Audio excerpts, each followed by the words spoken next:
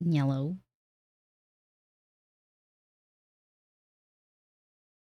It's me, Mario. I made coffee and it was really bad.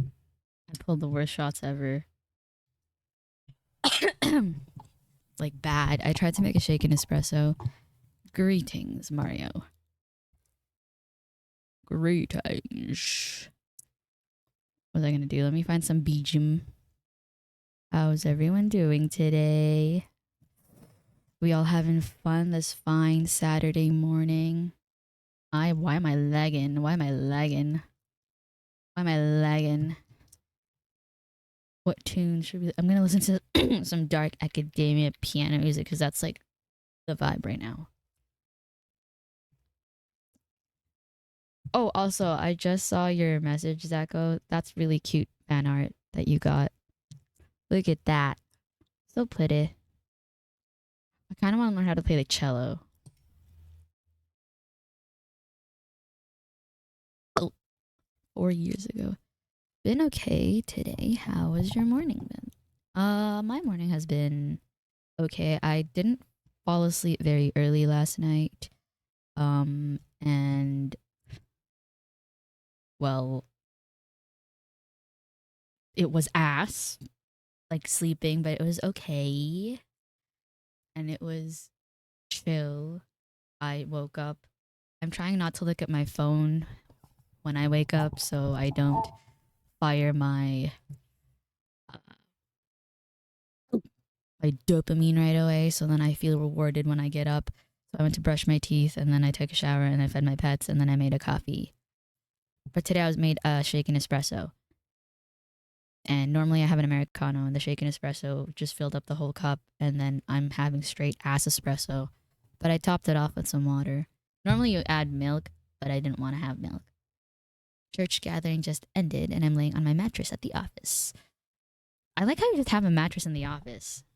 Is that for kids who are napping?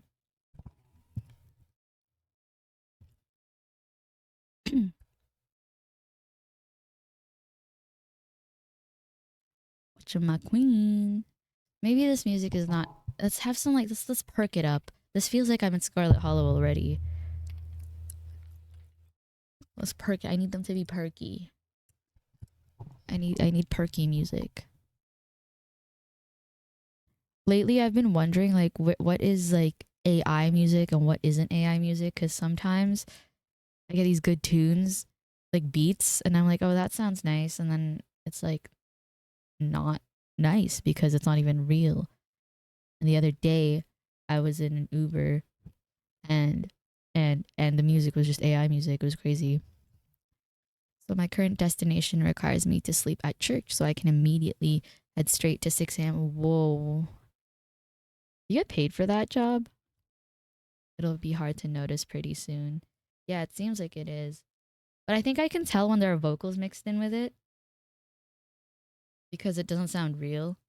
Or like you notice the lyrics are just words that make no sense. And it's just like talking but along to music. That's how I notice my Uber's music. It's my coffee, by the way.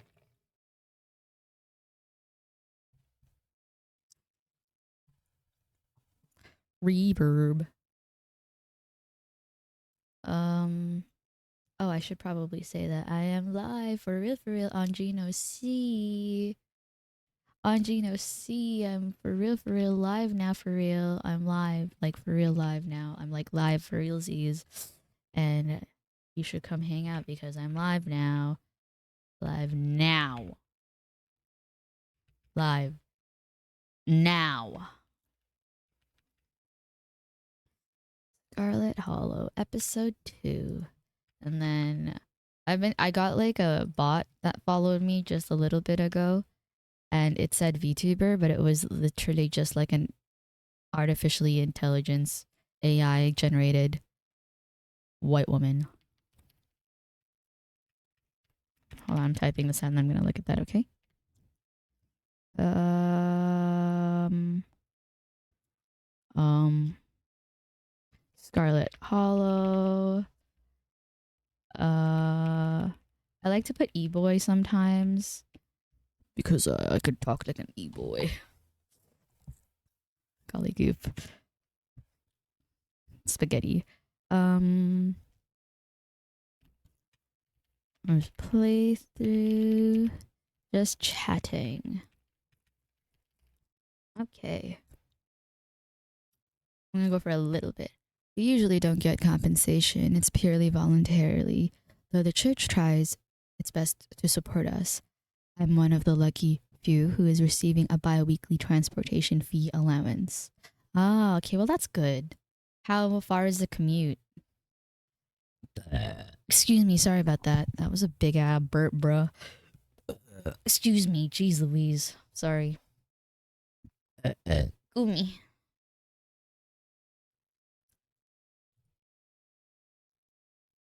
Whoa. Need to calibrate this. Am I laggy? Oh, I think I should turn off wallpaper engine then. Pause.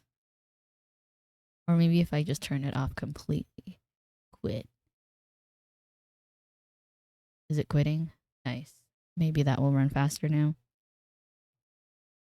Okay, I know I'm supposed to do like 15 minutes of just nothing, apparently. So we're getting there. We're getting to the 5-minute mark. I just have to talk for another 5 minutes and then I can play my game. Also, I'm finally doing my dual shit.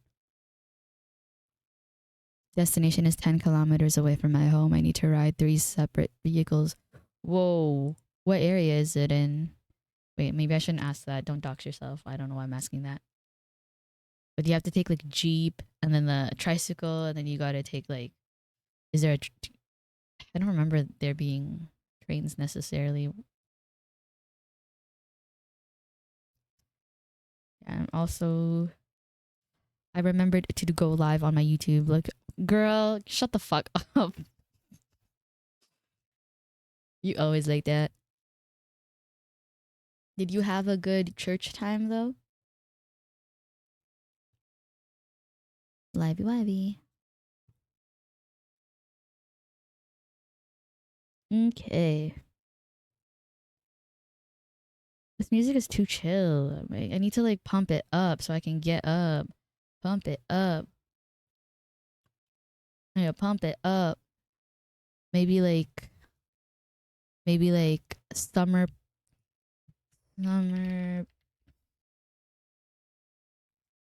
copyright. No copyright free. It was fun. I was teaching kids how to play it. What game? What game are you playing? Ah, this one was good. I remember when I was playing Paranormacite and I was playing this music. Gang Beasts. What the hell is that game? Ah, Bikini Bottom. Whoa. Okay, the lighting just changed. All right. Actually, I don't feel like listening to this.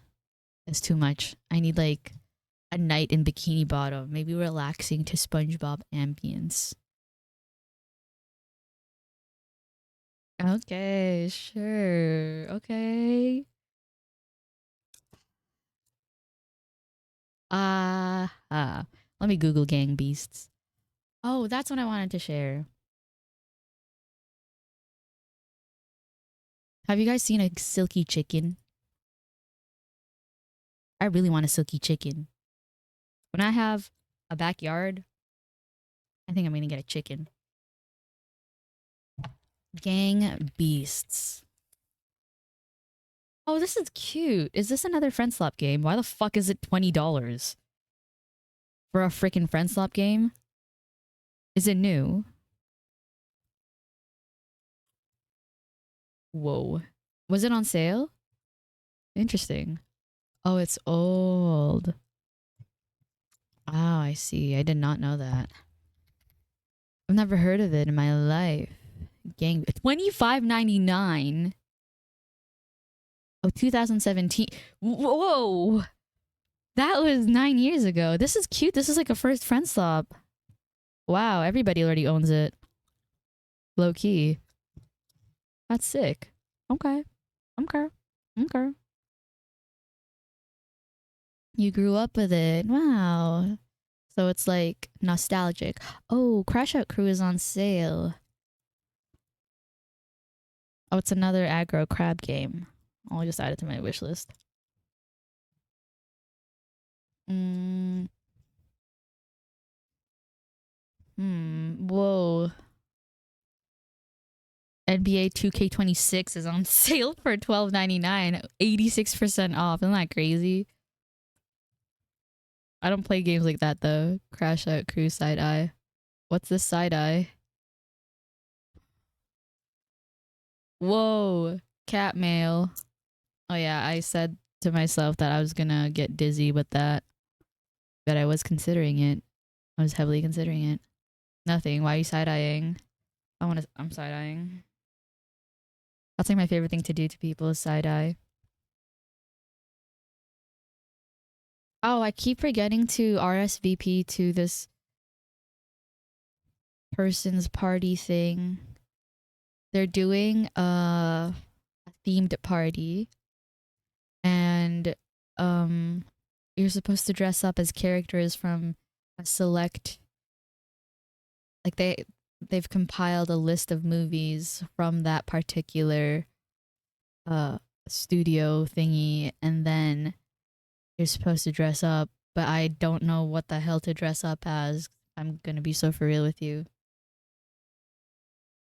Oh wait, perfect. Look, we're already 16 minutes in. You know what? My brother just messaged me. I wonder what.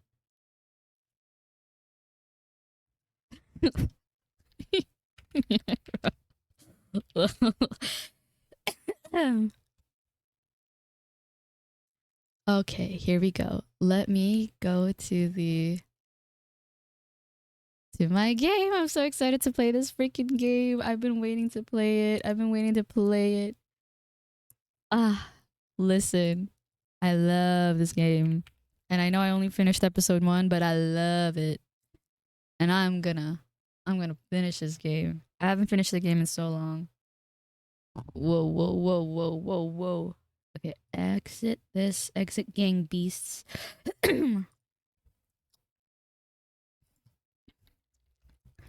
um okay. Live screen time. It's been really good so far. I agree. I'm glad you think so. Here I am. Here I am once again. Okay, and now we're gonna continue just to refresh everybody, aka the two of you. If you weren't here, basically we went into the forest because we fell down a ditch, and then this old guy named Duke with a shotgun almost shot us. But wait, maybe I should start from the beginning. Oh no, there's a thing on my mouse pad that I didn't even notice. What the fuck is that? It's a little black dot. Is it for my nail polish? Anyway, I hope not.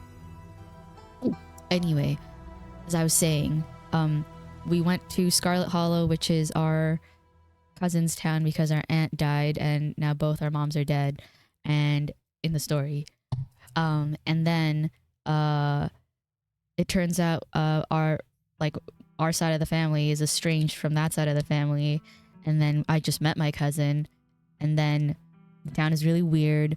I met a YouTuber, and then yeah, the ditch, Duke, shotgun. We find this thing with like lumps on it, and then Birdie the chicken dies because it's gross. And there's like a thing inside, like a parasitic thingy, and then it turns out they're just Michelin Man, skinny Michelin Man looking. Whoa.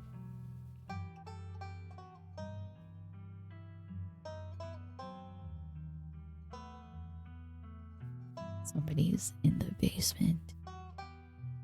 Somebody's outside my door right now. So I'm gonna talk quietly because I'm shy, and I hope they don't knock because I don't want to talk. Ooh. Anyway, long story short, that scared me because I was thinking about the scary part of the story because we were getting chased down by those faces, and the orientation of where my desk is does not face my door, so I am like scared. But it's okay. I'm just gonna continue and play the game. Hopefully nobody knocks. so weird. I don't know. Like, I live here too and I pay rent. I don't know. I'm just like shy. Like, why am I feeling shy in my own house? Continue. This is the end of episode 1. Episode 2 awaits. If you'd like to continue with this world state in episode 2, please save your game now. Okay, let's do an empty slot.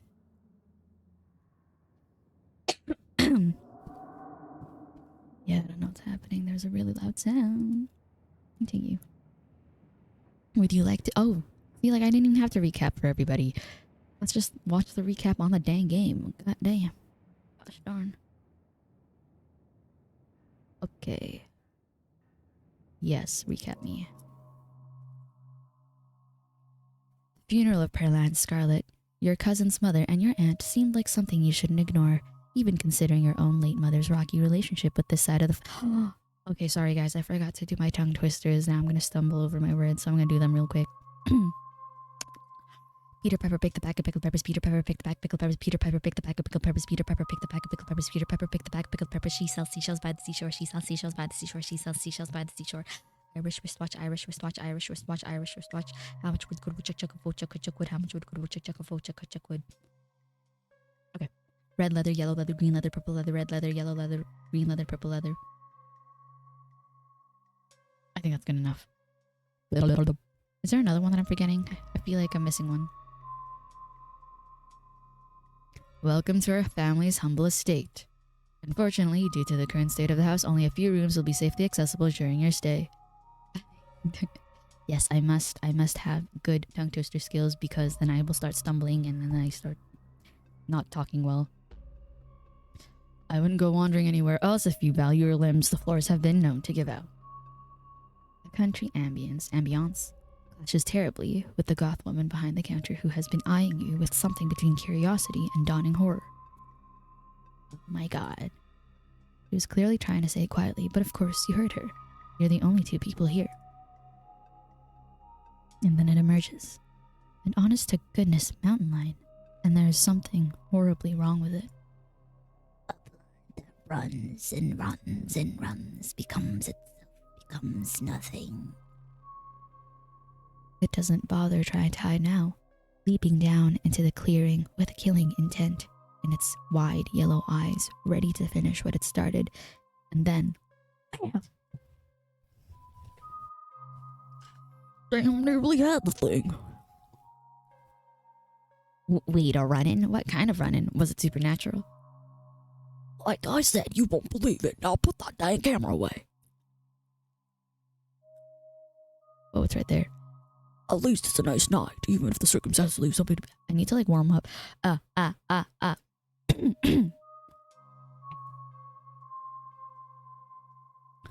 Help yourself to the jerky. And as for the beer, I was planning on having both cans myself. But I suppose I can be convinced to spare one. Duke, yeah, these ugly fucks. Oh no. Duke grapples with the thing as it grabs at his shotgun, pushing the barrel out of the way as it grasps for Birdie with oddly jointed limbs, while Stella stares in shocked silence as if paused, watching as the other creature attempts to wrestle Gretchen into the darkness, her desperate cries going unheeded. You die for Gretchen. I don't know why the fuck Stella didn't grab her dog. For the content? Like, what the hell? As of how good. You think so, even though I can't fucking speak right now? Like, properly. Also, I'm so itchy. I don't know why I'm itchy. They're still down here, guys. They're still down here. I can't do my full potential. They're still behind. They're recording everything kind of emo me off. No, seriously, because, like, why the fuck don't you get your damn dog? Ugh. Just snatch her away from the thing's misshapen hands. Oh, Suzu, my hero! You manage to grab her, but the creature isn't deterred. It rears back on its hind legs, its mouth opening, whisper tones sliding out alongside something sharp and unnatural. But then there is the deafening blast of Duke's shotgun, and suddenly it's gone. We have bad days, but your Dorothy voice acting will forever immortalize. Dude, Dorothy was locked in. My Dorothy voice was locked the fuck in. And Donovan D. Dawson. And Mirai Nikki, actually. Mirai Nikki. That's not the wrong. Mirai. Not Mirai Nikki. It's fucking Kira Miki. Sorry. I'm not dyslexic. But I was thinking of Mirai Nikki the other day.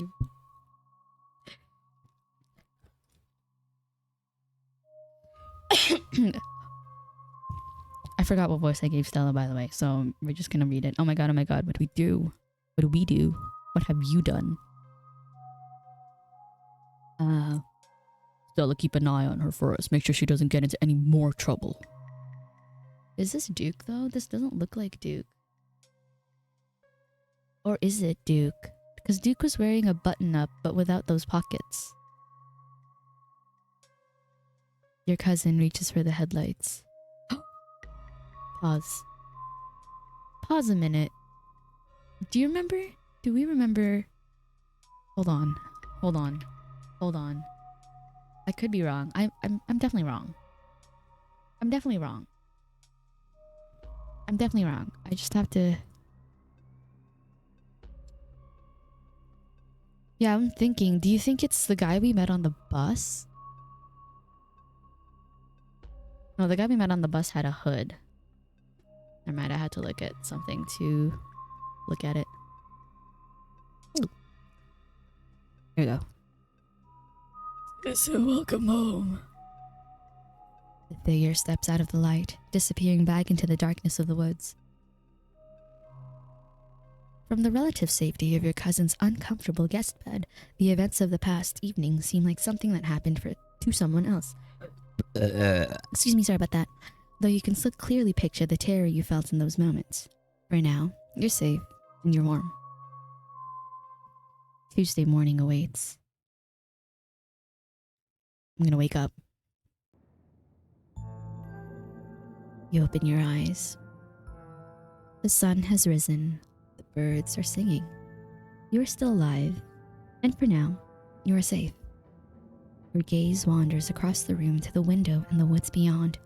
You wonder if the monsters are lurking there, right now, just beyond the trees, ready to pounce as soon as you leave the crumbling estate.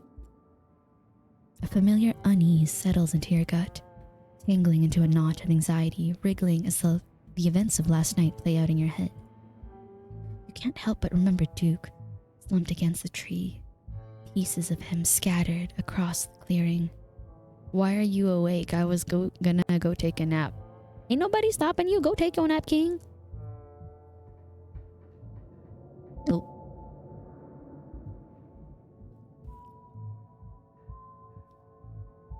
LOL. You are. It's a bedtime story. Yeah. Go, like, lie down a little bit. Just settle in. If you hear any loud noises, just keep your eyes closed. If you can't see them, they can't see you.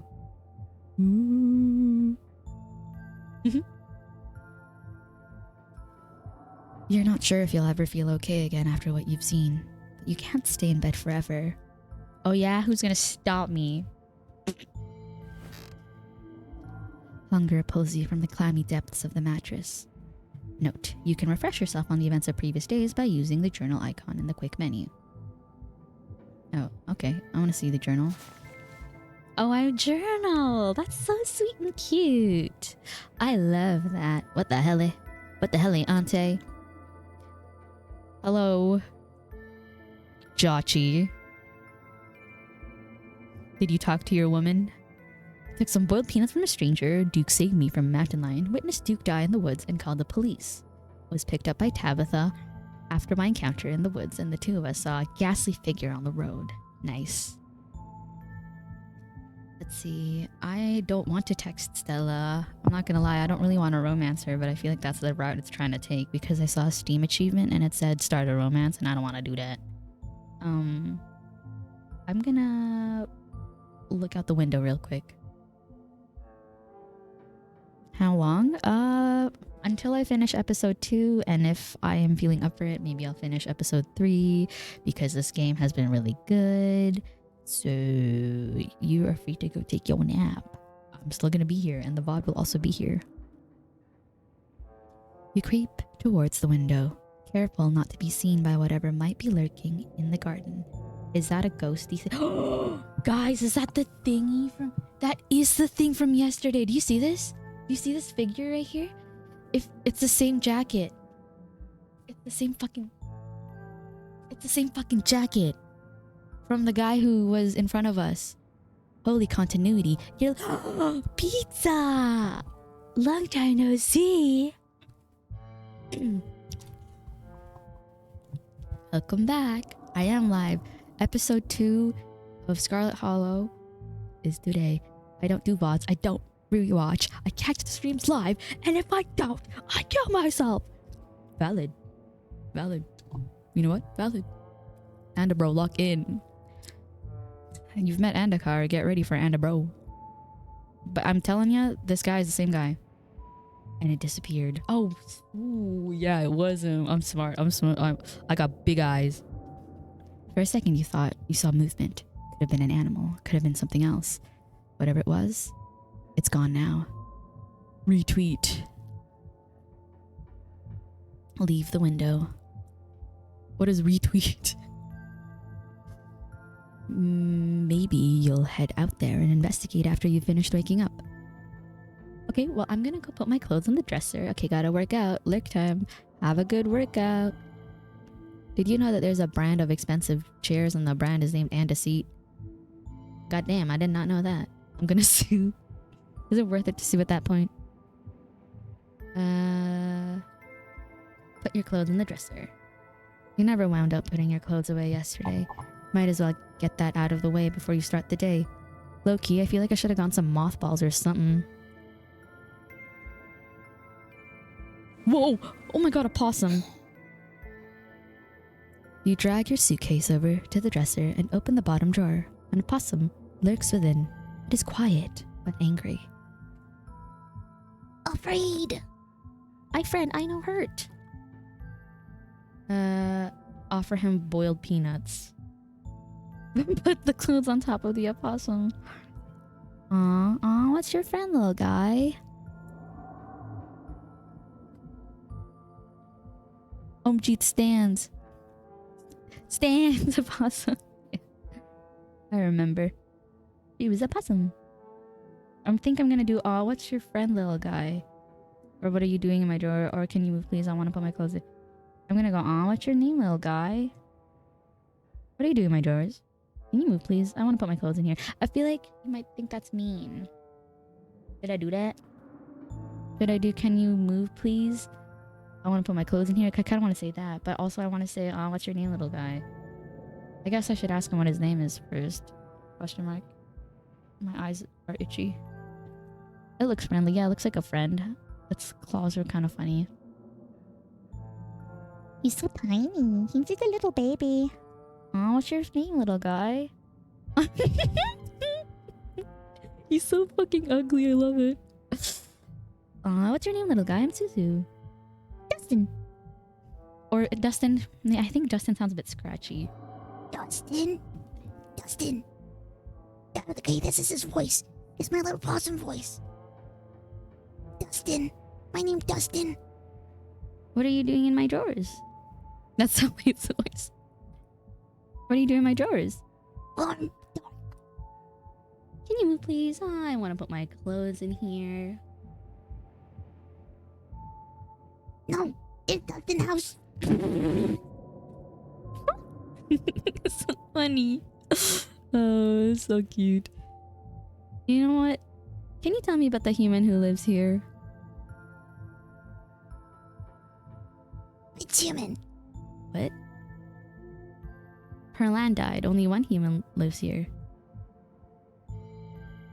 Dustin not good with names. 2 human live here. Okay, can you tell me about the humans who live here? Okay, Dustin, can you tell me about the 2 humans who live here?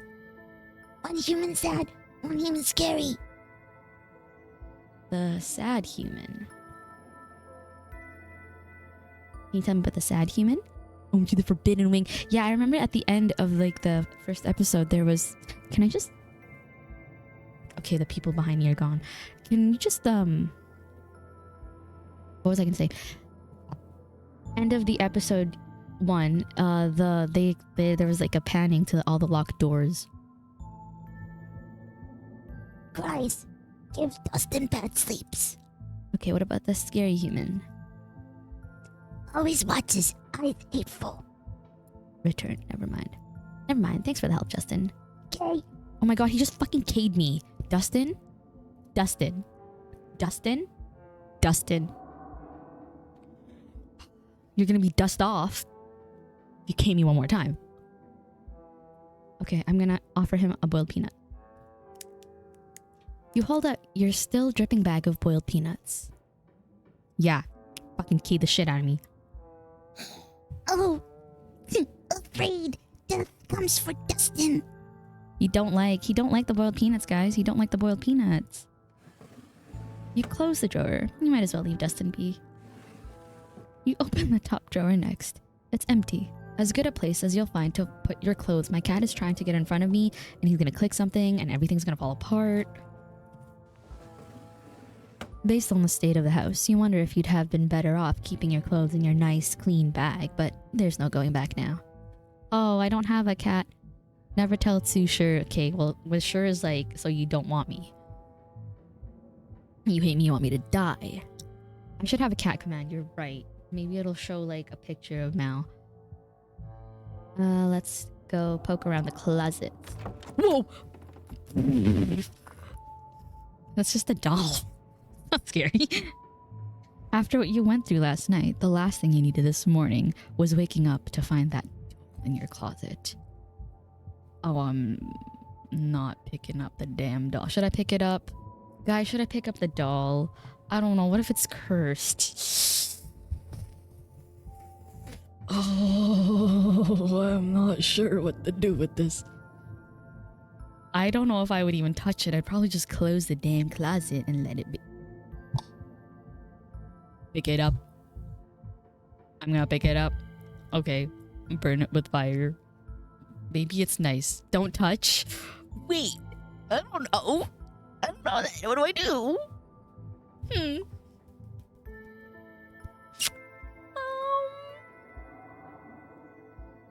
Pick it. Pick up the doll. Leave it be. Pick up the doll. You know, what if it's like watching me? You know, what if it's like watching me and I have to change its orientation? I want it to not watch me. So I'm going to pick it up and turn it away from me. That's a smart idea, right? Right? You're smarter than this? I have no brain. I'm going to pick it up. I'm going to do it. Whoa. You pick up the doll to examine it more closely. Oh, it's like Woody, Toy Story. It's what's the main guy's name from Toy Story? Because it's not his name that's under the boot. Or is it? I forgot the guy's name from Toy Story. Andy, yes. Andy with a backwards letter somewhere. Its foot reads property of Alexandra. There's no way you're taking this with you. You can have that. You close the closet behind you. I don't want to text Stella, so I'm gonna get dressed and head down to the kitchen. Oh, Frou Frou. You're back in the kitchen. Frou Frou eyes you from her favorite spot on the counter. Her pupil dilate and her tail twitches. I see you are still here. How unfortunate. Gretchen sends her regards. Hold on. Is that it? Is that all she said? C'est bare vitueux? The creature has not returned to whatever vile pit of hell it crawled from. Merde. Truly, ours is not a kind god. I don't want to be here either. Have you noticed anything weird around here? We ran into these horrible things in the woods last night and... Silence. Do you know what time it is? Quiet your awful little mouth. Your voice is the only horrible thing I have witnessed as of late. Hey. The police called last night. I guess you and Stella were serious about that old farmer guy.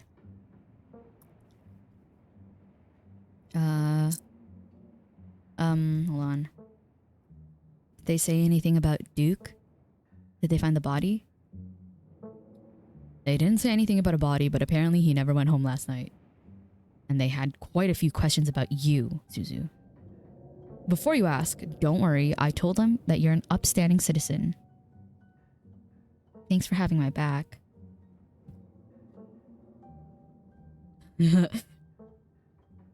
Sure. Evil French car, yes. What else is family for? I hate this smile, dude. But at least she's happy, you know?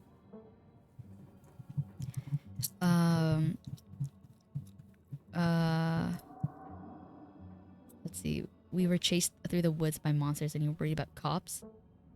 I'm sorry. Is there anything I can do to help out? You can stay out of trouble while I do my job. Oh, and I want you home by sunset. I don't want to hear complaints. Just do what I ask and we won't have any more problems. Tabitha takes a few steps toward the door. Sunset. Your cousin huffily exits the kitchen. Her footsteps fade down the hall, ending in the characteristic creak, then slam of the front door as it opens and closes behind her. Once again, you are the only human in the estate. It seems you make a bit of bad first impressions, no? The cat chuckles mockingly. A text from Stella. Hey, hope you're holding up okay, or as good as you can with all the stuff we saw last night. I was up most of the night on cryptid forums. No real answers yet. I'm at the library now if you want to join. I have scones. I'll be there in a bit, still waking up. I don't want to go out. But maybe I do. Maybe I want to explore.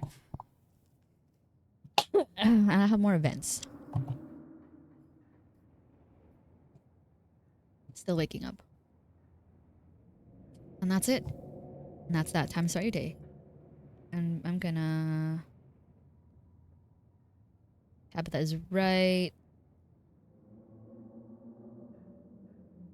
Investigate the garden. I'm not gonna lie, I kind of want to investigate the garden. Or maybe I'll make another PB&J. Sure, Stella might have scones at the library, but scones are for later. Or later. PB&J's now. You quickly scrape together the ingredients and gobble up a delicious breakfast. And that's that. Does that do anything? I think I want to investigate the garden, guys. As your eyes wander to the garden door, you shudder, remembering the brief glimpse of something you saw from your upstairs window. It was probably just a raccoon, but the uncertainty of what you saw gnaws at you and compels you to investigate, if only to prove it was nothing. At the very least, you don't see anything now. Hell no. Actually, I don't want to go out. I think that there's a lot going on back there, and I am afraid of that.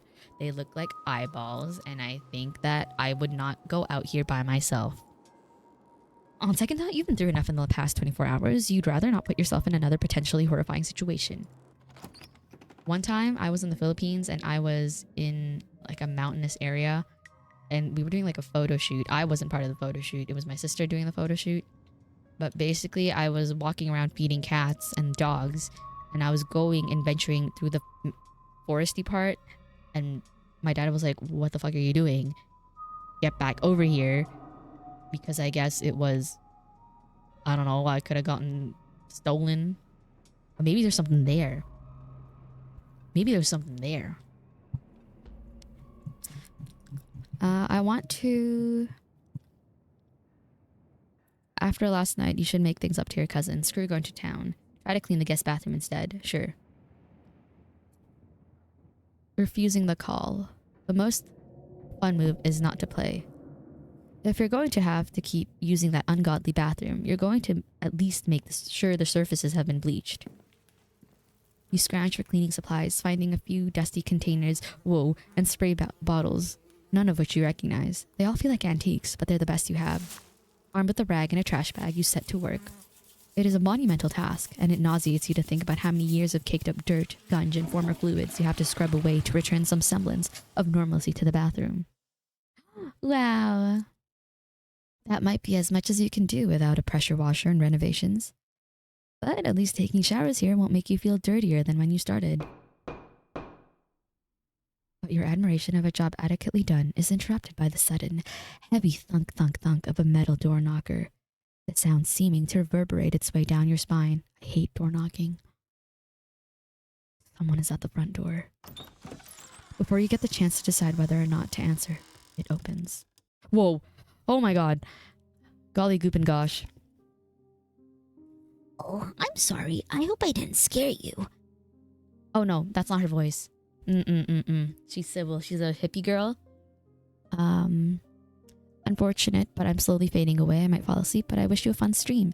Apologies for not being able to spend more time with you. That's okay. Don't worry about it. The VOD will be up here. And you can watch it whenever you want if you're interested in the story. I'll try not to get too distracted. But I'm going to be reading it. What would Sybil's voice be? Perhap. Well, I'll figure it out. My name is Sybil. I'm a family friend. Just thought I should stop by to check in on you. I think this is what she would sound like. 'Cause she's flowy and she probably does yoga and balances out her chakras.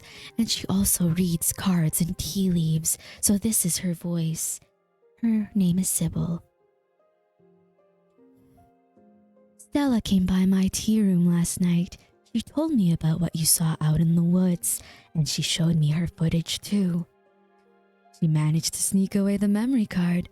Apparently the police are just holding on to an empty camera. Didn't trust them not to erase the whole thing. I can't say I blame her. I brought some fresh tea. Let's settle in somewhere and talk. You and the old hippie make your way back to the kitchen. She gives one of Tabitha's few mugs a thorough rinse before pouring you steaming tea from her thermos. The smell is amazing, a nostalgic earthy odor, reminiscent of fall, as if it was brewed with autumn leaves. You said you're a family friend? So you're Kanika's mom. You said you were a family friend? That I am. I used to know Vivian, in fact, before she left town. Maybe if you find yourself the time to kill one of these days, I could tell you unsavory tales of her youth. I was a little less close with Perlan, not for lack of trying. She was quite the character, bless her, and may she rest in peace. Is there any news about Duke? Do you know anything about what we saw last night? If you're going to tell me about those things in the woods, I don't want to hear it. I want to leave it behind me. I don't really want to drink her tea. Honestly, I don't trust it. Sorry. Is there any news about Duke? Or should I talk about... So you're Kanika's mom? Actually, I don't know. Maybe she is. Oh. Is there any news about Duke? So you're... Maybe I'll say that. So you're Kanika's mom? Oh, that's right. You've met each other already, haven't you? Said you'd come around yesterday. And yes, she's my daughter. You may meet Miles at some point. That's my youngest. Though it's odd to call him that now that he's nearly an adult. It's just the three of us down at the general store. Is there any... Do you want some boiled peanuts? Actually, I don't really want to offer her my boiled peanuts. But maybe she'll like them. Nah. Is there any news about Duke? What did you want to talk to me about? Thanks for the tea. Excuse me, sorry about that. Excuse me, sorry about that. Excuse me, sorry about that. Damn, I'm burping. I kind of want to ask, what did you want to talk to me about? Of course, I suppose it's time I cut to the chase, as difficult as it may be to discuss. I know what you two went through, and I know what you saw. Those things are real. Neither of you imagined them, and they're certainly no ordinary creatures. My grandmother called them ditchlings, and they're a terrible omen, a sign of great suffering and destruction to come. I've told Stella and my daughter what I know, though I'm afraid that's not much. I've never heard of ditchlings, and I feel like I know a lot of folktales. Guess I want to use my trait. Not everything is recorded in writing. Some things you've got to hear about from folks who have seen them firsthand. And when you get to be as old as I am, you hear a lot of things. You know, you should count yourself lucky. There aren't many people who have seen a ditchling and lived to tell about it. Or so they say. Whoa.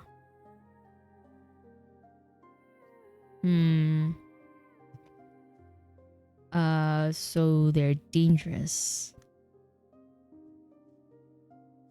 Are they going to start attacking people? I think you misunderstood me. They're not dangerous on their own. Think of them more like birds flocking before a storm. They're neither a threat on their own nor the cause of what's to come, merely a sign that things are not as they should be. What happened to Duke was an unfortunate accident and nothing more, a consequence of the three of you seeing something you weren't meant to see.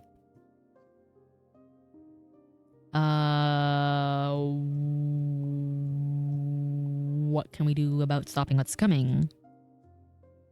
I'm afraid I don't have any good answers to that, but I suppose the best we can all do is stay close to our loved ones.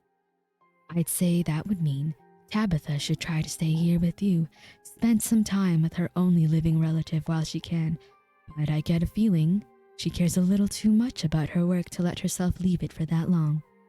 You could always go to her. Maybe that would bring her a little joy, even if she might struggle to admit as much. Well, there was a man on the way home last night. I don't know if this is something you know about, but when Tabitha and I were on our way home, there was this man on the road.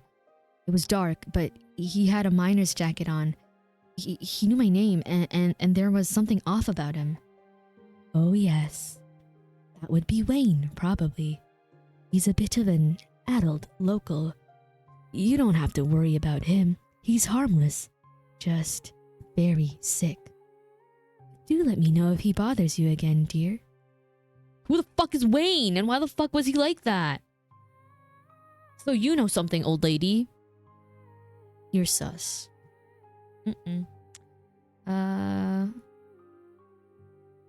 What kind of destruction are we talking about here? Or if something bad is coming, we need to get people out of here. Hello, Crow Sundervein. Welcome to my channel. This is Scarlet Hollow episode 2. Also, I keep forgetting to check because I'm... Okay, never mind. I'm good. I thought somebody else... I don't have like the double chats on. Leave and go where?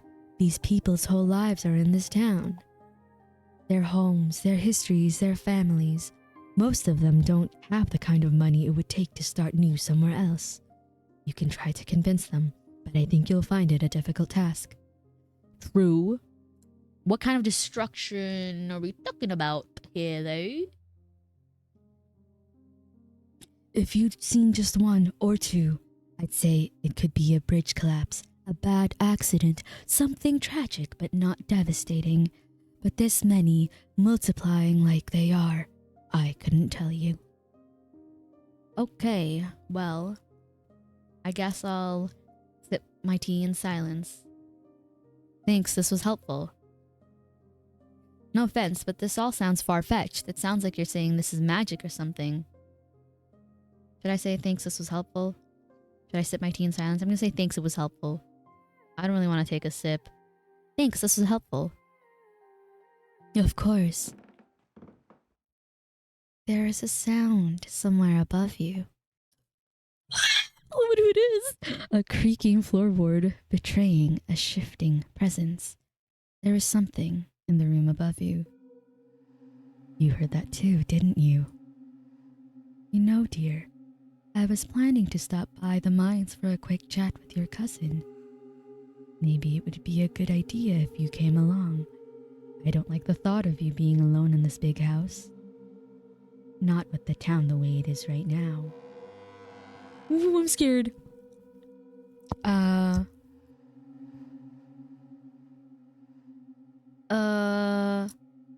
No thanks, nothing I'll say. That was probably just the possum. Nothing to worry about. I had a holding hands. I'm creaky forward. I was here by myself before. Nothing happened there. Let's see. I was kind of hoping to go back to town, but if you're already going that way, I guess I can do that after seeing Tabitha. Wonder what's up there. I think it's the other person. Or Dustin. Maybe Dustin got out of the drawer. How is Dustin even surviving there? Do you think he gets out of the dresser? Wonderful, let's go. Rats. Rats? Big fat heavy rats? Neither of you waits around to see if the sounds will continue. You quickly make your way back to the door and out into the inviting autumn air. You're once again surprised by the freshness of the mountain breeze. Wingless pigeons. That's scary. I do like pigeons. I think they're very cute. Do you like pigeons? Your lungs having grown accustomed to the stale, dusty air of the estate, not realizing how much they were being suffocated. At least it's a pleasant day for a walk. There really is nothing like the mountains in autumn. Let's see. Wow, thank you for the follow. Were you born here? Do you know much about my family? Is there a church in this town? I could use some religion. What do you think of Tabitha? Were you born here? How did you wind up in this town? My family has been in these hills for generations, possibly even longer than yours. I married into the general store, though. Before that, we were just your standard hill folk, kept to ourselves, fended for ourselves. That's why I know so much about the local flora. That kind of knowledge was vital for all the generations that came before me to survive out here. Ooh, I want to learn about the flowers. So you're not going to share any? Alright, whatever. Do you know much about my family and any history I should know about? Well, I am curious about my family, but I'm also curious if there's a Mr. Sybil. I'm gonna ask about Mr. Sybil. Yes, I'll ask about Mr. Sybil. So is there a Mr. Sybil? There was, but unfortunately he passed away. He passed about 1.5 years ago, give or take. Life up in the hills can be hard on people for all kinds of reasons, even if you never step foot in the mines. My illusion spell broke. No. What's the illusion spell? What you doing? Do you know much about my family? Any history I should know? I'm gonna do that. Any history I should know about? Oh yes, everyone around here knows quite a bit about your family. You founded the town, after all. Your family and the history of this town are completely intertwined. Hey dude. Hi Debbie. How's it going? How are your kitty cats? Your well, I'm not exactly sure how many greats that would be. Some distant grandfather of yours started the mine, which started the town. The town nearly collapsed into ruin after the collapse of 1918, and once again, your family pulled it back up. Now here we are. Oh no, it was a bad day. Moving my computer room downstairs. Nice. See ya. Okay, good luck. Drink water. All of my follows has been silent for a while. No notifications on streamers end at all. Was there a notification on mine? I didn't hear anything, but I just saw it in the chat. I saw you. Illusion spell. I'm immune to it. Next. I'm not sure what else there is to say. What do you want to know? I'm surprised my family is the only generation of founders of a mining town and want to control. I feel like that would offend her. Cause like, you want to own everything? You're a capitalist bitch. I'm gonna do a... Let's see. I collapsed like an economic big house loaded. Do you think we're still loaded? The collapse, like an economic collapse? We've certainly had our fair share of those, but no. There was a mine collapse in 1918. The town lost so many souls that day. Men and boys. This was before child labor laws came into effect in these parts. As if the collapse wouldn't have been bad enough tragedy on its own, there had to be children involved. It seems your family avoided most of the blame. especially since they managed to pull the town back together afterwards. Hard to remember to be angry at someone when they're the reason you have food on your table. Ad starts in 2 minutes, y'alls. Maybe I'll go pee when the ads start. LOL. Let's see. Is it really just me and Tabitha? Why are there so few of us left? Oh, I suppose fate is crueler to some than to others. In a lot of ways, your family Bitch, go to bed. The fuck you mean go piss, girl? has been very fortunate, but the Scarlets have seen their fair share of death as well. Maybe more than their fair share. Whoa, I am in my bed. Close your eyes, go to sleep. The big house. We must have been loaded. I kind of want to ask why we don't own the general store. Because, like, why don't we own the general store? It seems like something we should own. I mean this neutrally. Now it's a bit of a touchy subject. My husband's family has owned the store since the 20s or so, and the Scarlets have been trying to buy it off of them ever since. That continues to this very day. I know it's a big reason why my daughter is reluctant to leave town, as much as she's saying. She's always saying she will. Did you know Tabitha owns most of the houses around here? If she owned a general store too, well, Scarlet Hollow would be 2 steps away from a company town. I don't think Kanika likes that thought very much. Oh, she was nice about it. So our mine is the whole reason this town exists? I'd say so. If it fails, I'm not sure anybody would be able to stick around for very long. That being said, I suppose everything has to end eventually. One shouldn't plan on things to continue on exactly the same way forever. I'm gonna go pee. Newscast update from my chat room. Okay, I go urinate. I'm gonna go BRB screen because I've been needing to pee, but I just didn't go. We're back.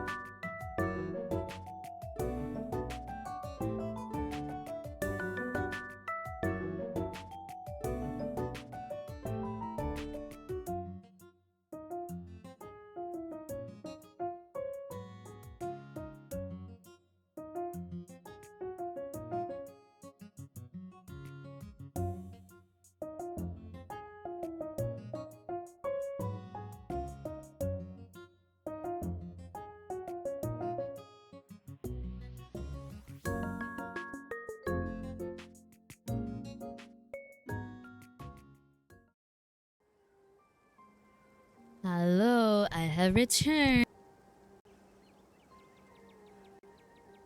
Go. Do this again. We'll do this again. Wait, I'm gonna drink some coffee.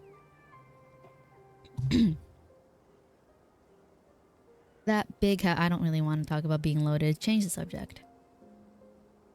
Is there a church in town? What do you think of Tabitha? She works too hard, but I suppose that's the burden she carries. She carries what? What? I suppose that's the burden she carries what with your family's mind. I hope that's the burden she carries what with your family's mind to run. I'm not sure what. Maybe I'm just too ethnic for this. It can't be doing her any good, though. I'm sure that has something to do with her disposition. Bless her heart. Continue on in silence. Whoa! Oh my god. So, okay, I don't know why I keep getting so... There's just things popping up on the screen. The two of you are interrupted by a woman jogging towards you.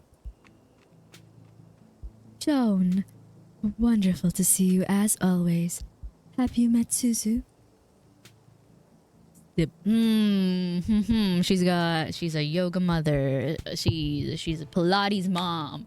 She's Pilates girl. She's business. Okay, what would her voice be? Joan. Sybil? No, we'll figure it out later. And no, we haven't met. Oh, maybe she sounds like this. Maybe it'll stick. No, we haven't met.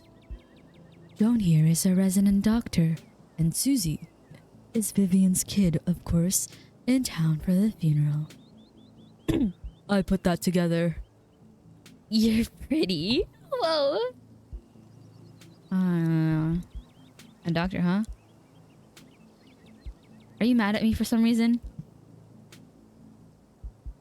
Flirt, you're pretty. Oh, ooh, I do want to say that. No, I can't. No, I can't do it. I'm not gonna do it. I'm too shy. Nod respectfully. Hi, Joan. Hi, Dr. Joan. Skoma dealer. Hello, Skoma dealer. Water. How's it going, Skoma dealer? Thank you for the water. Water. I only have coffee right now, so I'm gonna drink my Water. water. I mean, coffee. My water's too far. I made this coffee this morning. However, I sleep for reals now. Good night, Zacho. Have a good rest. Sweet dreams. Do we want to flirt with her? No, I can't say it. I can't say it. I'm gonna tell her. No, I'm just gonna nod respectfully. Or maybe I'll say, hi, Dr. Joan. I'll say hi, Dr. Joan. Hi, Dr. Joan. Oh. That's Dr. Kelly to you. People my son's age don't get first name privileges, even if they stick my title in front of it. How's Reese doing? Any better these days? Dr. Kelly lets out a small, frustrated sigh. He's surviving, same as usual. You know that. Her son has a rare condition. Do you make it a habit of sharing that kind of private information with anyone who wanders into town? Tell him Kanika says hello. I get the feeling she and Stella miss seeing him. Oh. You know, since you're here, maybe we should set them up for a visit this week. Doesn't that sound nice? Suzu could come too. Sybil, they're adults. We don't need to set them up on play dates. And you know how easy it is for him to tire himself out. It's not worth it. I need to get home and get him his meds. I can't stand around talking all day. I should have just nodded respectfully. I knew I should have done that. Ugh, that's what I get for trying to be perky and Dr. Joni. The woman starts her jog again, her pace faster than before, almost as if she's running away from the awkward interaction. She's a bit of a brusque woman, isn't she? But her heart's in the right place. Anyway, we should be on our way. It's not much farther now. Let's go. Whoa, whoa. Whoa. Whoa. She was right. It takes very little time to reach the Scarlet Hollow Mines. A humble exterior greets you at the place that made your family its fortune. Your cousin just so happens to be at the gates, but it seems you aren't the only visitors she's dealing with at the moment. This is ridiculous. You can't fire me for having a damn cold. This has got to be some kind of, I don't know, rights violation. You aren't fired, Terrence. You're laid off. Cutbacks had to be made, and obviously I am going to prioritize those cutbacks on workers who have a habit of missing shifts. I had mono. I was puking my guts out. I couldn't crawl my sorry ass into that pit, and you wouldn't have wanted me there anyway. And you only give us 3 days a year to get sick. It's a shit system. You don't have a note from a doctor. Looks like yes. He was wearing a miner's jacket. But apparently it was Wayne. A note from the doctor. I can't just take you at your word. If you wanted extra sick days, you could have had them with the proper paperwork. Don't forget, by not showing up, you put extra pressure on your coworkers to pick up your slack, and that's not fair to them. And if you have a tendency to get sick like that, maybe you shouldn't be working in a place like this to begin with. As for your lodgings, I'll give you 2 weeks to move out. To hell with you and your damn mind, and that shit house you had me living in. It'd all be better off a heap of rubble. The miner kicks the dirt in a final act of frustration, but wanders off, leaving Tabitha standing steadfast at the gates. Sybil? Suzu? What are you doing here? I wanted to have a word with your cousin here, and I had some business with you as well. Though it looks to me like you're busy, I wouldn't want to impose. Why don't you drop the tea room sometime this week, Tabitha? Yeah, sure. I'll swing by tomorrow. Wonderful. I'll be on my way, but it was lovely meeting you, Suzu. I'm sure we'll be seeing each other around town. The woman finally leaves, and you're alone with your cousin once again. Well, so much for you not intruding on my work. Come on, I guess I'll babysit you in my office. Oh, she likes me. She wants to hang out with me a little bit. Ooh. Oh, she's banned. Stella is banned. Her and her dog. Just don't make yourself a burden, alright? I have a lot of work to do today. She's using a peanut... She eats peanut butter for lunch, I guess. I'm the boss. So she's got all her files here. She's got a stack of paperwork. She looks overworked. She has a gun. I like her boots. I think she has cute socks. This table is definitely antique. And it's October. That cat is really cute. I think she likes cats because she has a cat. That plant is dying. I guess it makes sense to why she has so much peanut butter is because she eats it for lunch.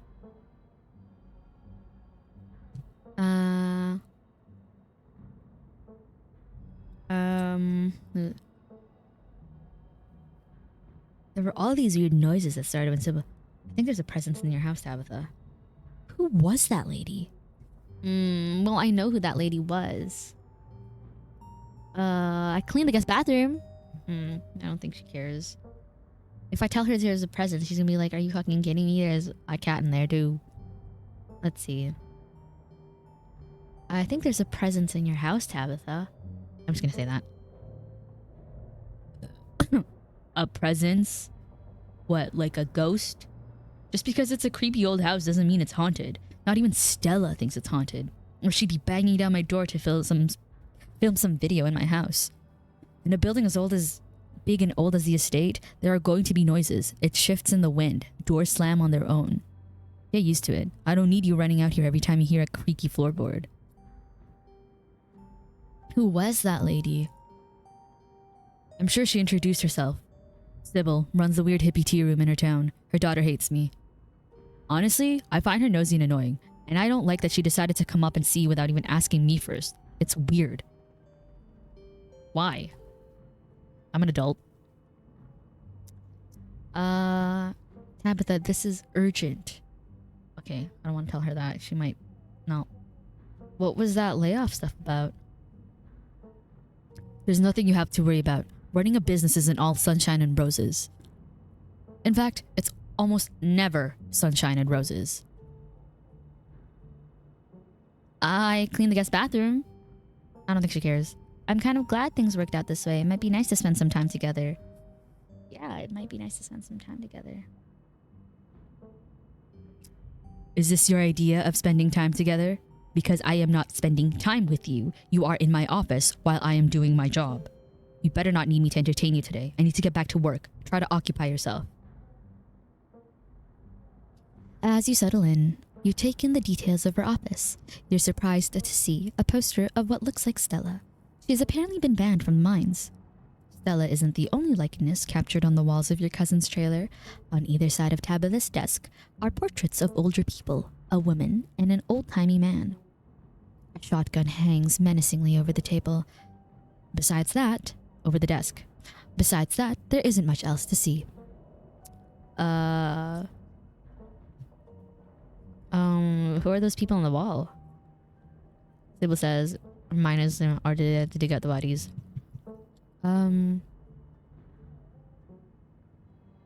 Well, I think her leadership was cool. I think it was cool that she stepped up like that because he was missing a lot of work.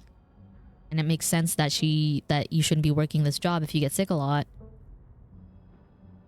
I really admired your leadership with that guy earlier. Yes, I'm good at my job. The Scarlets have cultivated generations of a certain kind of management style that has gotten the mine through some very difficult times. You can't let people run. Oh my god, there's people here again. I don't like it. I don't like it. Why is everyone down here? Why is everyone down here? Grandma Eddie learned that from Enoch. She instilled it in Perlan, and Perlan instilled it in me. I have to be quiet. I don't have to be quiet. I just choose to be quiet because I don't like being perceived. Vivian couldn't cut it. She would have been terrible at this. Who are those people on the wall? I'm sure you recognize Perlan at this point. And the one on the other one is Enoch, our great-great-grandfather who saved the mine from ruin after the collapse. The idea was to have all the family members who owned the mines up on this wall, but I don't think Perlan was too excited to have great-grandma Eddie staring down at her all day. So we're missing one. Can't blame her. I remember that woman well enough to know I she wouldn't want the reminder. You never call Perlan mom.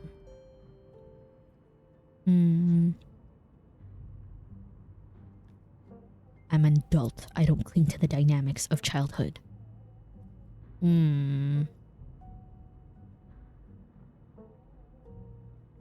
Let's see. Do your workers only get 3 days off? Do they also get vacations, or? I don't need to discuss the intricacies of how I run my business with you. I'm the one making decisions because I'm the one who knows what needs to be done for this place to stay running. I don't need someone who's never run as much as a startup to try and tell me how I should be operating. It's not like I can take any time off either. I'd kill for 3 days. God, you really talk a lot, don't you? Are the miners the same? Are the miners working in the same mine that collapsed? Did they have to dig it? Okay, I don't want to ask that. Why is there a gun in here? What's with the gun? It's Perlan's. She put it there to intimidate people. Always thought it was a little old-fashioned, but if it works, it works. You wouldn't have asked about it if it didn't leave an impression on you. Ew, why is she smiling like that? Please look at her. This fucking... Oh, she looks like she should pick her nose. Boom.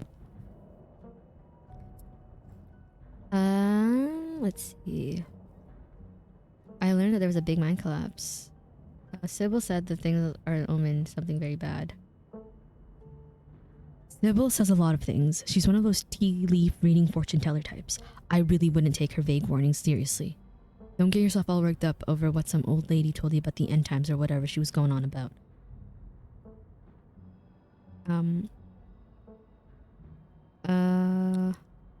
I learned there was a big mine collapse up here once. Do you think something like that could ever happen again? Why is there a poster of Stella saying she's banned from her property? Stella likes to poke around in places she shouldn't. She kept sneaking up here to film videos or whatever her excuse was. As if that's not a lawsuit waiting to happen. So she's banned. Sit quietly and let her do her work.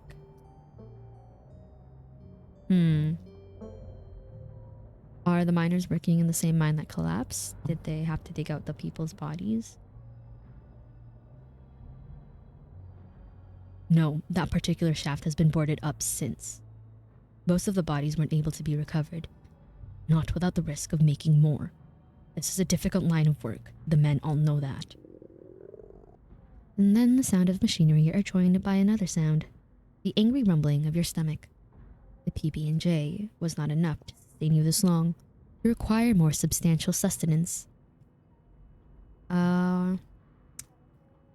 Say nothing. You are stoic and you won't be defeated by hunger. Yes.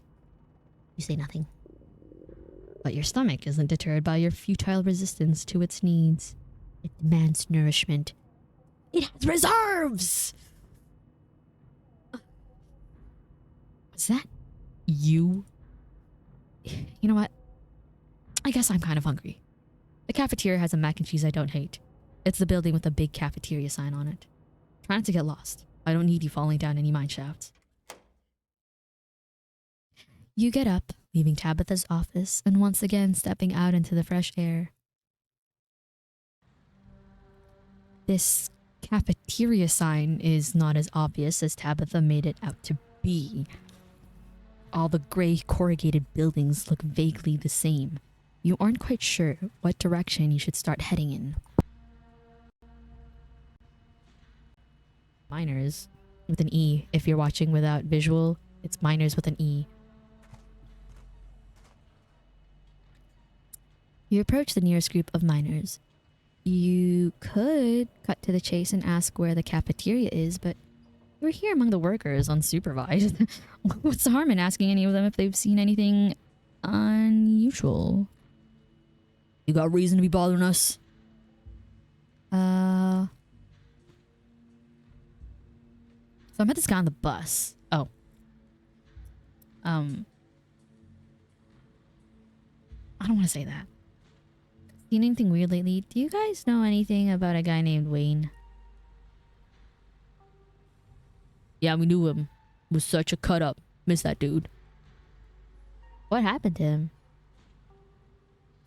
The miners shift for a moment, uncomfortably glancing at one another. Isn't that the guy y'all said was, he's gone. That's all that matters. Press them. What happened to him? Ain't our place to talk about. Least of all, not with the boss's cousin. Okay, you guys are loyal. Or also just trying to protect your jobs. But I wouldn't tell Tabitha. I'm good. So I met this guy on the bus. Have maybe seen anything weird lately? The miners look you up and down. Weird how? Like weird animal sightings. Nope. You been talking to that townie? The one the boss gave a lifetime ban to? Yeah, she's like a Bigfoot YouTuber or something. Her videos are actually pretty good. But you know, now that I think about it, it's pretty weird. I haven't been seeing many animals at all lately. Used to be, I'd see all sorts of critters. Now it's mostly birds. This is your first year up here, ain't it? Just not used to the seasons changing. All the animals are hibernating, that's all. I don't know. She's got a point. I've been up here 5 years now, and it's never been like this before. Maybe that's global warming then. I think they're calling it climate change now. Weird noises come from the woods. Not a peep. We're underground most of the day, though. You know, I heard something unusual the other night. Thought it might have been an owl or something, but it didn't sound right. It was an owl. You're just not used to the local wildlife yet. Miners getting sick? Like more than usual? Nope, nothing like that. I feel fit as a fox. We have good working conditions in the mine, and our health is wholly looked after. That sounds odd. Okay. So I met this guy on the bus. Wore a beanie and a shirt that said, "I want to yeah." He said he had some friends working up the mines here. A lot of people wear beanies. He gave me some boiled peanuts. Do y'all want any? Do you think I should offer them boiled peanuts? It's been about a day now since they've been in my bag. You know what? He also used to talk about he pushed joggers into the Baltimore Harbor. Does that ring any bells? None. Not a clue. Yeah, I think I remember someone like that. So what do you think of Tabitha? I don't want to ask them about my cousin. I like her actually, even though she's a pain in the ass. She's just broken and like broken. I'm looking for the cafeteria. I'm going to do you a favor and not tell you where it is. Oh, come on, Sax. Go easy on her. I am going easy on her. The cap is slop. You're better off grabbing a bite at the diner. Only good establishment in the town. I don't know. The mac and cheese is pretty decent. The mac and cheese is the only thing that's decent. And we all know why that is. Because Abatha likes it. Come on, let's get out of here. Our shift's about to start anyway. So much for getting a straight answer. The cafeteria remains a hidden treasure, and you remain without a map. Approach another group of miners with an E, if you're watching without visual. Well, if it isn't the boss's cousin, can we help you with something? How do you know I'm Tabitha's cousin? We saw you walk with her? Do any of you know a man named Wayne? Wayne? You mean Sam Wayne? Wait, what are you asking about him for? Wait, have you seen him? I saw him last night. Really creepy encounter, man. Wait, I shouldn't say it. I should lie. Oh, I should lie. I saw him last night. No, I shouldn't tell these miners. Then my cousin's gonna know that I've been talking to the miners. With an E. With an E. I suppose I will lie. Cause like, why? Cause like, he was like evil. No. Damn, I thought. He's dead, Isaacs. Get over it. No, come on, man. There's no way. How could he just die? I don't know. Why don't you ask his girlfriend? Yikes. You think... No, no way. Just saying. He wasn't exactly the first fella to fall for her charms.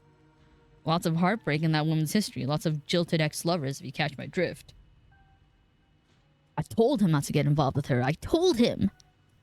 Who was Wayne seeing? Whoa. Now, if you don't know, there's no way I'm poking that wasp's nest. Forget we said anything. Yeah, I don't want to be on the next shopping block. Let me know. Come on. Don't dangle something like that. Look, I just don't want to cause any trouble. Enough people are losing their jobs as is. We've got mouths to feed. Losing their jobs, and in Sam Wayne's case, disappearing. We've already said too much. Come on, boys. As Smith and Rodriguez turn to leave, Isaacs hesitates. I'll be just a minute, guys. Your funeral, man. I wanted to ask you something in private. I'm about to grab something from the caf if you don't mind joining. How serendipitous. How serendipitous. Serendipitous. Bitch! I can say serendipity fine. Serendipitous. I'm ethnic.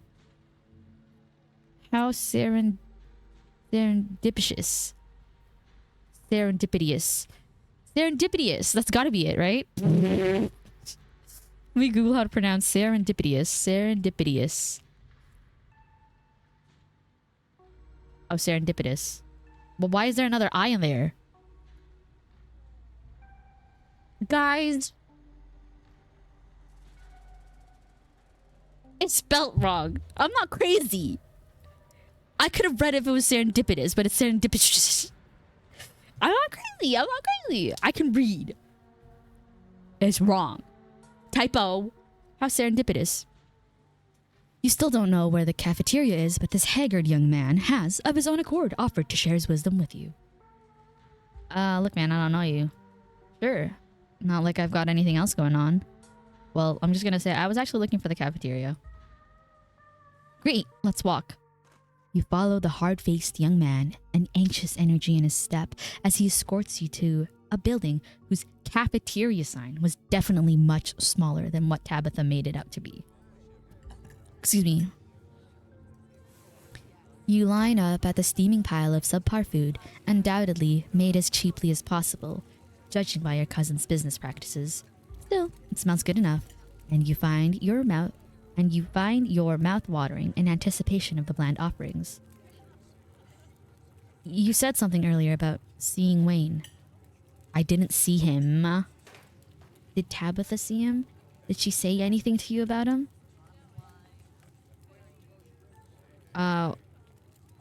Look, man. Why are you asking me? because Sam Wayne is a friend of mine and he's been missing for over a week now. And I seem to be the only person around here who gives two shits about it. And I'd be willing to bet the last person who saw him was... Oh, are we talking about a certain young man who may or may not have caught the boss's eye? That Sam Wayne fella, isn't it? Whatever. If anyone asks, we never talked. Got it? I don't want to disappear, too. What's got that kid jumpy? Like he never heard of a guy running off because he got broke up with before. Yeah, I've skipped town over less. Oh, it's my lucky day they got chicken and dumplings. Damn, I'm hungry. Actually, I'm not. I have coffee.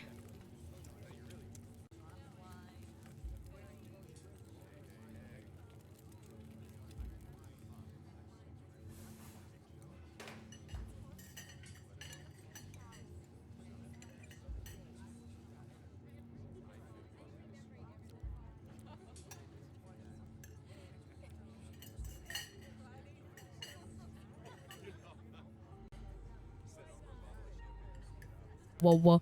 Okay, I fixed it. Whoopsies, I disconnected my microphone. What do you guys know about this Wayne fella? All I know is a certain someone got involved with somebody he shouldn't have, and nobody in camp seen him since. I figured he'd just run off to live in that big mansion with his belle. The thought of strapping a young man like him with that sour-faced broad always left such a bad taste in my mouth. As if you would fall on your knees if a woman of means showed the slight bit of interest in you. Or any woman at all. Fair enough. Wait, are we talking about Perlan? Wait, are we talking about Tabitha? Yep. You best get going. We wouldn't want that hot meal to go cold. No reason to stay here any longer. You step back out into the weak sunlight, clutching the containers of various beige slops, and start making your way back towards her trailer. Anything odd? This is sus. But you don't make it far. Something stops you. A strange uneasiness, a feeling of being watched, the smell of sick flesh. Oh my god! Suzu, I wish you could have stayed at the estate. Whoa. It's dangerous here. In the clear light of day, his jacket is visible in perfect detail. This really is the Sam Wayne Isaacs was telling you about. Or, at the very least, someone or something in his clothes. Jesus Christ. What the fuck, man? Are you going to keep doing this? Do you need help? What do you mean dangerous? Because it's a mine? Say nothing. Oh, hey, some buddy of yours was looking for you. I'm gonna say that. Oh, hey, some buddy of yours was looking for you. Wait, what if he goes after Isaacs then? Jesus Christ. What the fuck, man? Are you guys doing this? Do you need help? I'm gonna ask if he needs help. You know, maybe he needs help. But I kind of want to say some buddy of yours was looking for you. Isaacs was looking for you. The figure. Wayne doesn't respond to this.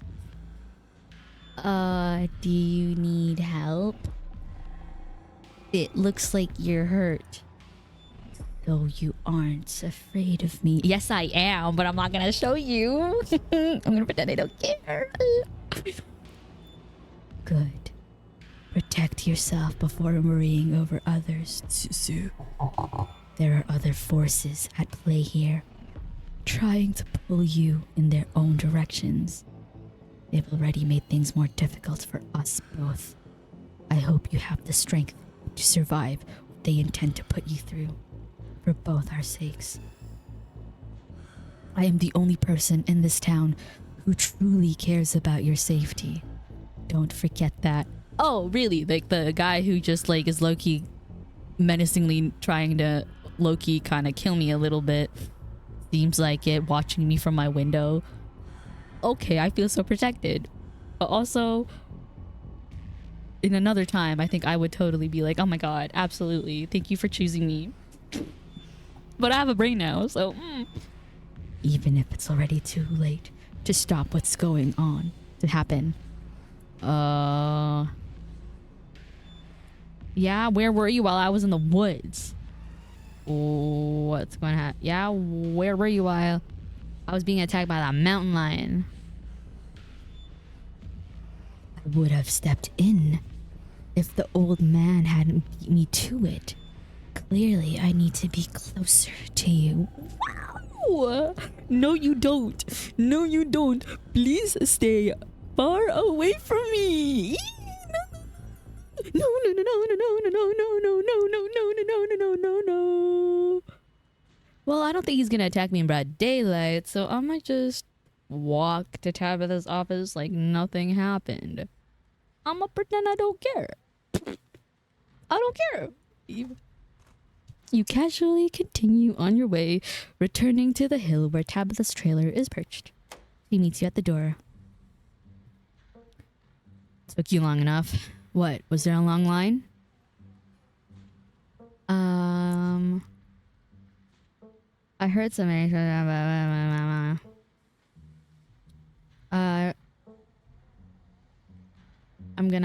ran into that mysterious miner guy from last night. He said mysterious things to me. How do you know it was the same guy? Not like we got a good look. All we really saw was a jacket, a mining jacket, that all the miners wear. And this guy you ran into at the mines also had one because he is a miner who works here with an E. If you want my opinion, I'd say they're playing some elaborate prank on you, which I will put an end to. But in the meantime, don't let them get to you so What'd I say?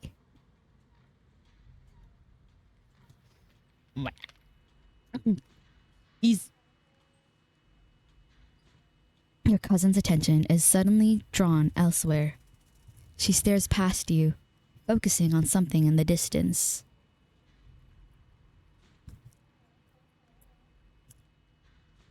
Wow.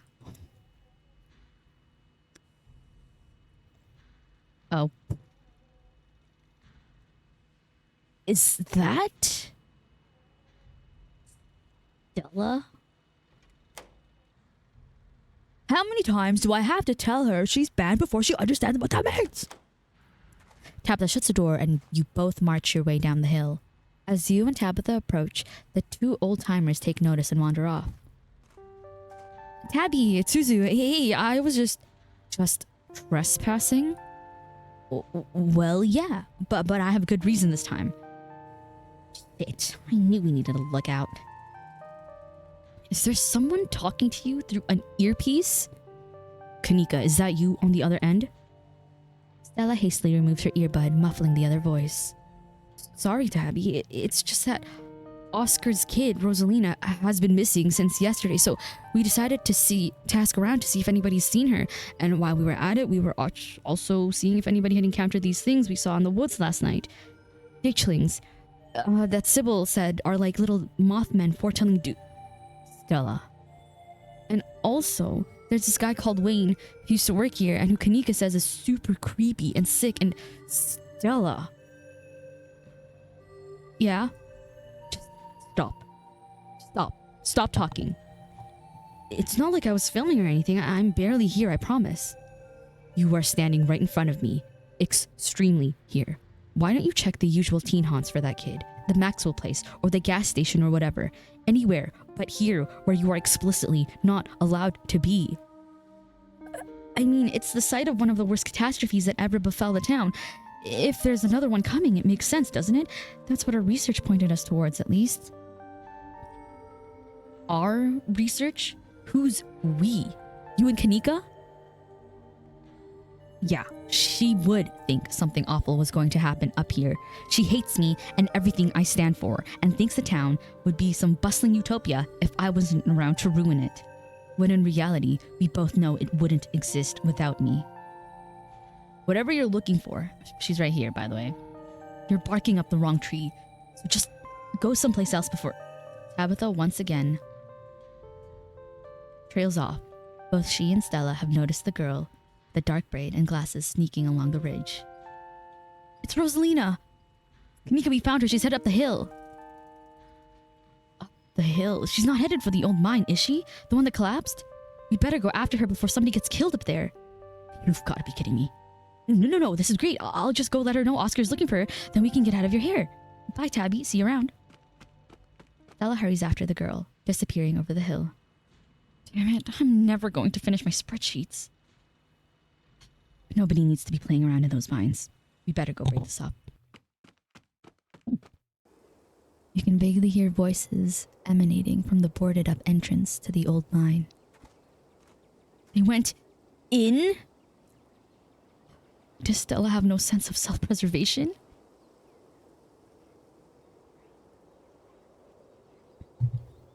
Oh my god. We have to go in there, don't we? I don't like the thought of you walking around an abandoned coal mine, but I'd rather not leave you out here unattended while it gets dark. You should be safe enough with me, there to guide the way. Tabitha huffs her way up to the mine entrance and disappears into the darkness. Follow her. What the fuck is that thing? Oh my god, there's a ditchling. Is that a ditchling watching us? Right here? Christ on a cracker. Fuck. Oh, guys, I'm scared. The inside of the mine is warmer than you'd expected. The air thick and wet. The ceiling hangs much lower than you are tall, forcing you and Tabitha to hunch over, your legs bent in a painful squat as you begin to navigate its maze of corridors. I take it you know which mine we're in. I take it you're going to tell me either way. I am. This is the one you asked me about earlier. The one where a collapse killed 168 people. A man named Charles Shaw decided it was okay to use faulty wood for support struts. And the entire mine came down. It almost ruined our family. A lucky few died instantaneously. But for most of the souls who perished here, it was slow and agonizing. Trapped under rubble and left to slowly succumb to crush injuries or burns or dehydration. It took a week to clear out most of the rubble and recover bodies. The few survivors who were dragged out were never the same. I can't say I blame them. I get it, it's dangerous. What makes you so sure it was Charles Shaw's fault? It doesn't really matter whose fault it is. It's ancient history at this point. 100 years on, who cares about pointing fingers and passing blame? Everyone involved is long dead. What I care about are the 168 people who climbed down to their deaths that day, unaware of the hand they'd been dealt until they were literally buried by it. Uh-oh, children in the mines. Ah! When the miners are in the mines, with an E. None of us know the price we have to pay until our debt is due. Tabitha's ruminations are interrupted by a thunderous knock echoing from deeper in the mine. Oh, who lives in a pineapple under the sea? SpongeBob. It sounds like rocks shifting somewhere deeper in the mine. We should be careful. That's how I feel. Have you not been careful up until this point? Did I give you my whole tragedies of the past spiel thing for nothing? Come on, it came from this way. Tabitha hastens her pace and quickly disappears deeper into the mine. You take a deep breath and follow suit. Boy, I sure do hope that fucking Wayne guy ain't here. The deeper you progress into the mine, the heavier the air becomes. Coal dust hangs in thick clouds around you, even though this place was abandoned over a century ago. Going through the tight corridors, you and Tabitha can pick up snippets of a tense argument. And Minecraft. Gonna be more doughboys in here, I know it. Oh my god, please no, please no, please. I can't believe your dad sent people to follow you. That's messed up. I think that qualifies as harassment. You're right, Becca. It is messed up. I don't need him telling me where I can be. You could at least check in so he knows you're not dead. He loves you and worries about you. He's really not asking for much. Come on, kiddos. There's some real spooky stuff going on in town right now. You shouldn't be hanging out down here. We're not kids. Yeah, we're teens. Well, you look like a bunch of kids to me. Are those canned strawberry margarita? Where did you even get those? Oh, I know. This isn't you, Miles. It had better not be you. Yeah, whatever. It was me. What are you doing here? Looks like we found our trespassers. I can't believe that Stella managed to drag Kanika out here. She avoids me like the plague. What's the deal with you and Kanika? Honestly, I have no idea. I don't hold anything against her, aside from the fact that she's always hated me. She probably just got jealous that Stella and I started spending time together. But that was years ago, so who knows? What do you think of Kanika? I think the two of us are more alike than she'd ever care to admit. I respect her, but don't tell her I said that. I wouldn't want to appear weak. I think she just hates our family. She doesn't know our family. She knows me, barely. But have you given her a chance to get to know you? Or did you close yourself off because of what you think she thinks of you? It's a vicious cycle that someone has to choose to break. Well, I shouldn't have to be the one who chooses to break it. I've given up on other people understanding me. I've tried, and it never works. Remain silent. Well, let's just move on, all right?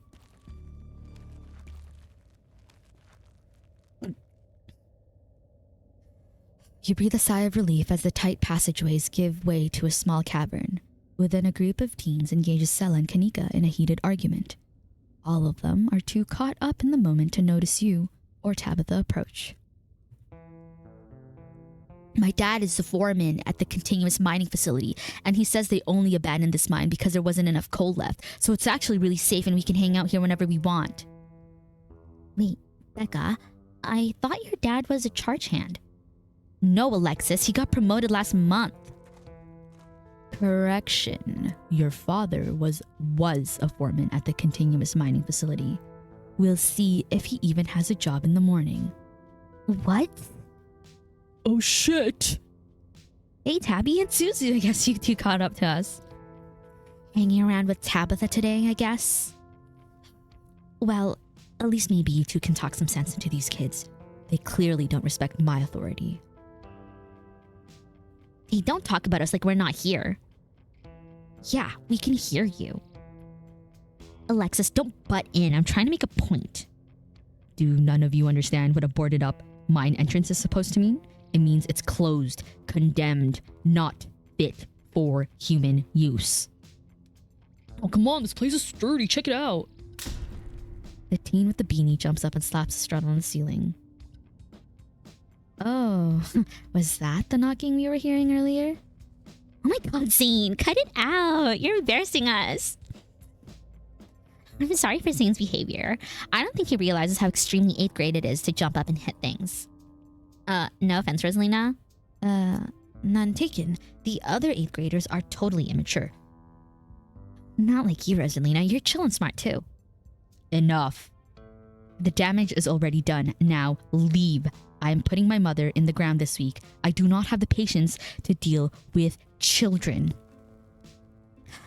I can't believe I actually agree with Tabitha about anything, but this is the worst place I've ever been in my entire life. I would like to see the sun again before I die. Aw, come on, guys. Maybe it's not a big deal. We used to do dangerous things all the time, and I still do dangerous things now. Who are we to tell them where they can hang out? I don't know who you think you are in this situation, Stella, but I own this mine. It is entirely within my rights to tell them to leave, much like it is entirely within my rights to tell you to leave. Was your lifetime ban from my mines not clear enough? Was not a clear enough message for you? Hell yeah, Tabitha, tear the sad 20-something to shreds. Hey, I'm defending you. And I'm not sad. Where'd you get that idea? My Stella can't possibly be sad with me around. How absolutely rude. Those pups need to learn some manners. Running a clickbaity YouTube channel where you run around in the woods chasing nothing is extremely sad. So what? So she's sad. So what? Give it a few years and you'll be sad too. The passage of time is inescapable. Look, we just wanted to give Rosalina a good time. Her home life sucks right now. Yeah, tell them about where you have to sleep, Rosalina. We've been living in the library for the past couple of weeks. Dad says we can't stay at our house. They've got a hot plate and a couple cots in one of the back rooms. It's actually pretty sick setup. No, it isn't, Zane. Rosalina deserves better. I don't care about your home life. If you're going to do your underage drinking, go do it in the woods. Just get off my property. Tabitha. Look, Rosalina, I'm sure Oscar has good intention for all that. He's a good guy, and he cares about you. He thinks our house is haunted. Oh. Wait, what? And I care because... Because it's such a bullshit excuse. I bet he couldn't afford it anymore and is lying to you save face. What a coward. Becca, I don't think you can, say that about other people's families. Isn't that, bullying or something? Shut up, Zane. Back up. He says it's haunted? I can't believe he didn't mention it to me. I can investigate. There's no ghost, Stella. It would be cool if there was, but Becca's right. I just wish he would be honest with me and tell me what's really going on. It's like he doesn't think I can handle it. Like, I'm still a little kid. You're all children, and none of you realize how good you have it. Back in the day, each and every one of you would have been pulling 12-hour shifts in this exact mine. If it weren't for child labor laws, the 5 of you might have some actual character. Exactly. Rosalina's not that mature anyways. She still sleeps with stuffed animals. That doesn't mean she's not mature. I still have pork chop, you know. I rest my case. Wait, what did you say about child labor? This is between you and your dad, and the two of you should talk about that isn't here. I'm not going to weigh in on this. This is between you and your dad, and the two of you should talk about it anywhere that isn't here. I couldn't agree more. Yeah, if Rosalina's house is haunted, we should break in and Ghostbust it or something. Sounds pretty rad to me. Whatever gets you delinquents out of my mind. Oh my god, Zane. You can't ghost bust if there is no ghost. Also, Rosalina lives there. She can't break into her own house. There's no ghost that you know of. I bet if we could figure it out how to bust it, if it's actually real. And if it isn't real, well, problem solved. Excuse me, sorry about that. You know, Rosalina, you could always stay over at my house until Stella ghost busts your place. We have a finished basement with a pillow couch. Why are we talking about this like it's a thing? It's not a thing. There is no ghost. I don't care, and I can't believe I've wasted this much time trying to argue with children. I'm washing my hands of this and calling the cops. Feel free to leave before they show up. You hear that, Miles? We're leaving. I suggest the rest of you kids leave this mine before someone gets black lung or gets crushed by rocks or meets any one of the terrible fates people tend to meet in abandoned mines. Kanika is interrupted by a pair of thunderous rocks. That wasn't me, I swear. Then what was it? Come on, Stella, didn't you have a whole list of perfectly natural explanations for scary mine noises? It's Tommy knockers for sure. I don't know why. I know this isn't why we came down here, but we've got to check it out. They're an old Cornish myth named for the knocking sound you can sometimes hear in the mines right before the... I'm gonna fucking punch Stella in the face. She's actually pissing me the fuck off. Some say the knocking's a warning, while others say it's the spirits themselves bringing down the mines. Stella. I mean, that's not all they do. They're also sometimes just mischievous. Stella! Nobody is going deeper into the mine. Nobody is staying in the mine. You're all leaving. Please listen to Tabitha before my heart gives out. It'll be fun, Meeks. It will not. Wait a second. Where'd the 3 of you run off to? Are you kidding me? Unbelievable. Kanika, maybe if you weren't so scared of the dark or whatever, you would have noticed them sneak off. I noticed them sneak off, and I've been zoning out the whole time we've been here. Ugh. They must have squeezed through that child-sized tunnel. Dang, I've always wondered where that goes. I've never been able to get these hips through there. Okay. It's probably for the best, dear.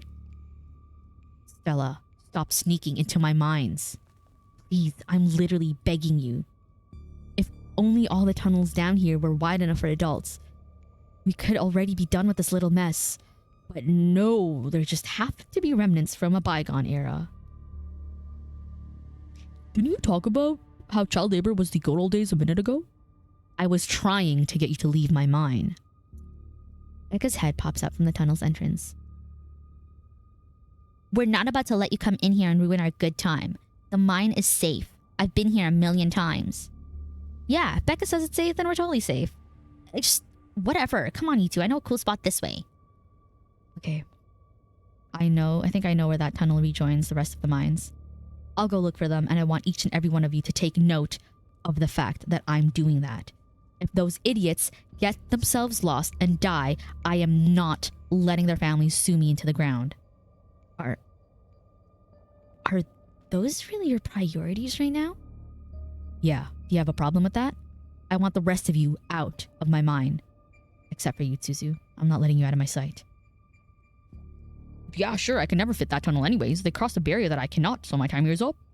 But only because Stella promised me a ghost hunt tomorrow. Whatever, I still have to do my dailies anyways, and the service down here sucks. I will happily escort these two knuckleheads out. You are not about to weasel your way into this, Stella. Aw, come on, Tab. I actually don't like Stella. I'm gonna be dead ass. I don't like Stella. She PMO. She been PMO. Come on, Tabby. I've been down here a ton. I can totally help out. There's no getting rid of you, is there? I won't waste my time arguing.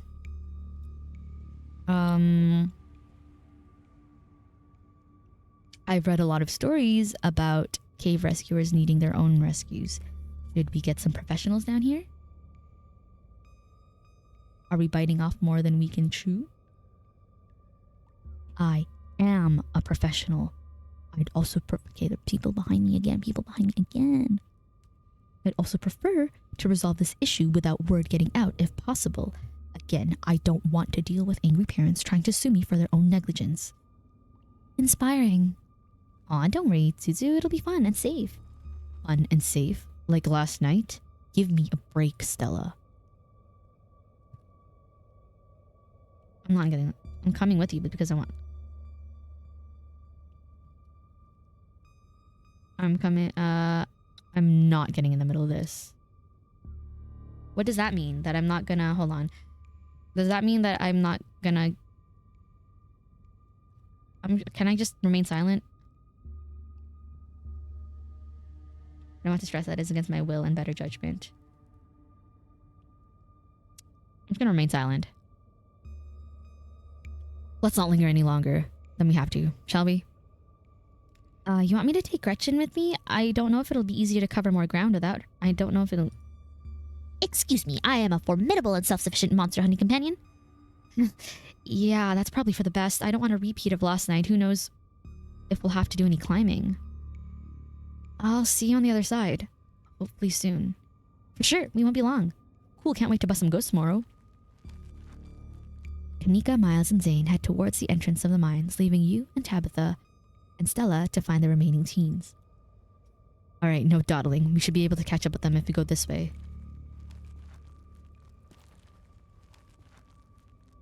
As the three of you move deeper into the mine, you hear echoes of a conversation bounce across walls. Becca, why are we doing this again? I thought you thought Tabitha was like really cool, but why are you trying to get her all mad? We're doing this because Tabitha is really cool. She doesn't let anyone boss her around, so we can't just let her boss us around. Oh, you hear that, Tabby? Someone thinks you're cool. I can't believe she used to hang out with a nobody like Stella. Ugh. Hey. I don't know. I think Stella's kind of cool. Her videos are really neat. Oh, come on. She doesn't even have a sponsor. What kind of YouTuber doesn't have a sponsor? I mean, Not yet, but I'm in talks with Meat Rice. And I make plenty of from ads and donations. I'm just glad they're not gossiping about. I'm just pressing on. I'm just gonna. How does it feel to have a teen girl think you're cool? I don't care. I'm just gonna press on. Whoa! Another knock. Closer. Interrupts your thoughts. Followed by another. Followed by another. Is it just me, or is that knocking coming from the same direction as those kids? It's not just you. Okay, that knocking is starting to freak me out. Calm down, Rosalina. It's just mind sounds. Did you guys see that? No, it was just a shadow. No reason to get freaked out. I saw it. Shut up. There's nothing down here. Stop trying to scare me. Those poor kids. I knew coming in. Let's see. That sounds just the act of mine. That sounds just the act of mine echoing through the walls, right? Yeah, it's Tommy knockers. I'm sure of it. It's not Tommy knockers. That being said, it's also definitely not the act of mine. We use a machine these days and it sounds nothing like that. It's probably just rocks falling somewhere deeper in the mine, which is also bad for obvious reasons. Oh my god, I hate these children right now. Are we sure the tunnel they went through is going to meet back up with us? Yes, I'm familiar with the old maps of this place. There should be a central chamber not too far from where everything joins back up.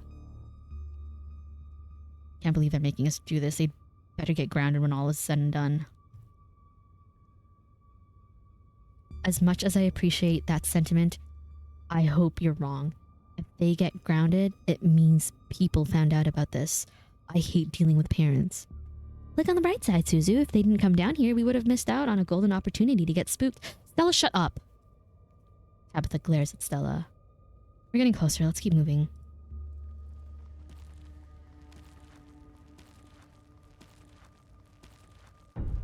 As you progress deeper into the mine, the knocking grows more frequent. It's still distant, but it's much louder than before. The tunnel ends abruptly in front of you. A century-old ladder is the only way forward. In the darkness beyond, you can still hear the echoes of terrified teens, their panicked arguing bouncing down the pitch-black corridors. And here we are. The tunnel they crawled through passes through the chamber below it. Shouldn't be hard to find them once we get down there. I've never been this far in. Congratulations, Stella. You got what you wanted. Tabitha crawls up to the ladder and disappears over its edge. Alright, let's do this. Stella hoists herself over the edge and begins to climb down. I have no choice. I guess I'm going down the pit. Oh god, please. I'm pretty sure this is the way back. Come on. Pretty sure? I thought you'd been down here before. Okay, I didn't get this far in, but whatever, it doesn't matter. I definitely remember the way out. Hurry, I don't want to be down here anymore.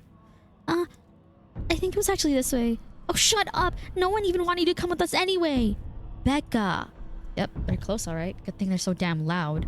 Sounds like they're really lost.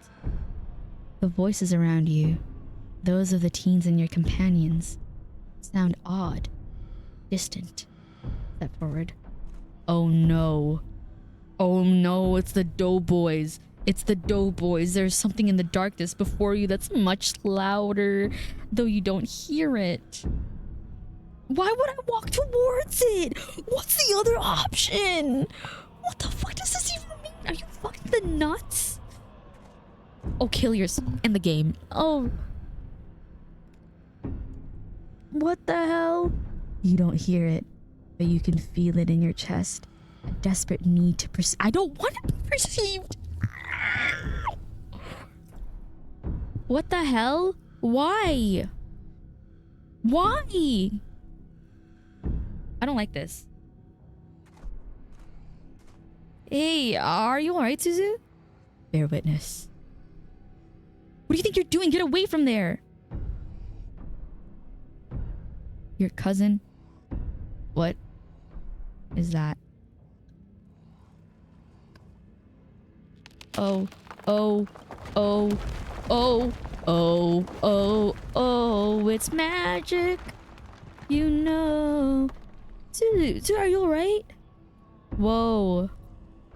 Oh, thank God you're alive. It looked like you had a seizure or something, and you and Tabby just conked out. I'm fine. You can barely open your eyes. You're not fine. Neither of you move a muscle. I don't want you straining yourselves while you're still recovering from whatever that was. I'm going to get you both. Where are you going? I'll be back soon, I promise. What the fuck is happening? What the fuck is happening right now? You fade back out of consciousness as your companion clambers out of the pit, intent on your rescue. No! Okay. You raise up on your elbows, head still swimming from the visions, your surroundings coming back into focus. Your head throbs as the knocking continues, now magnitudes more intense than ever. Through it, you once again hear the panicked voices of bickering teenagers echoing down the stone corridors. Becca, you're just getting us more lost. It's this way. If you're so sure, then why don't you just leave? I can't believe I let Alexis talk me into inviting you in the first place. Becca, I'm just trying to help. I said go! Okay, I will. Alexis, you don't have to go with her. You know that, right? Pick a side, Alexis. I'm sure Becca knows where we're going. She wouldn't just lie. Sorry, Rosalina. The increasingly desperate voices of the teens are drowned out by the thunderous knocking. You can practically feel the ground shake beneath you. You can almost see the walls vibrate with the intensity of the hellish sound. God, that knocking is not helping my headache. What the hell just happened?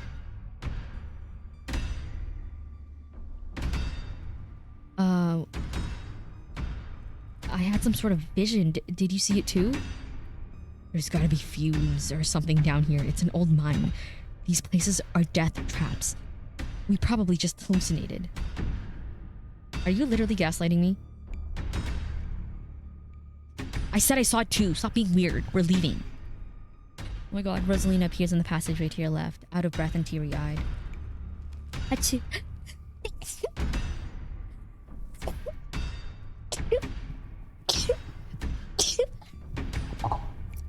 Excuse me, sorry about that. Woof. I'm so sorry I snuck off like that. I just wanted Alexis to think I was cool. The entire cavern shakes with the sound of rockfall. I don't know what the hell is up with this knocking, but that is the sound of a mine collapse. Quickly, up that ladder, both of you. Wait, but Becca and Alexis are still down there. You can't just leave them there. I know which way they're going. They'll listen to you this time, I promise. Do you have a death wish, little girl? This isn't a movie. The best thing we can do to help those girls right now is to not be buried alive ourselves. Oh no. Oh no. Oh no, what do I do? Take Rosalina and leave? Or go after Becca and Alexis? I'm gonna be so for real. I really do agree with Tabitha that, how am I supposed to get them help if I'm dead? And if I'm crushed too? I think I'm gonna take Rosalina and leave. Oh, golly goop. But I can't just leave those two kids in there. Ooh, I'm not her. I don't have like... I don't like this. What do I do? Take Rosalina and leave. Go after Alex. Well, you know what? I am gonna save. Boom, bitch. Yeah, I just walk away too. Like, I don't know. I can't leave those kids there. But I also can't die because how am I gonna help those kids if I'm dead? Take Rosalina and leave. Go after Becca and Alexis. I need to take Rosalina and leave. You reach towards Rosalina.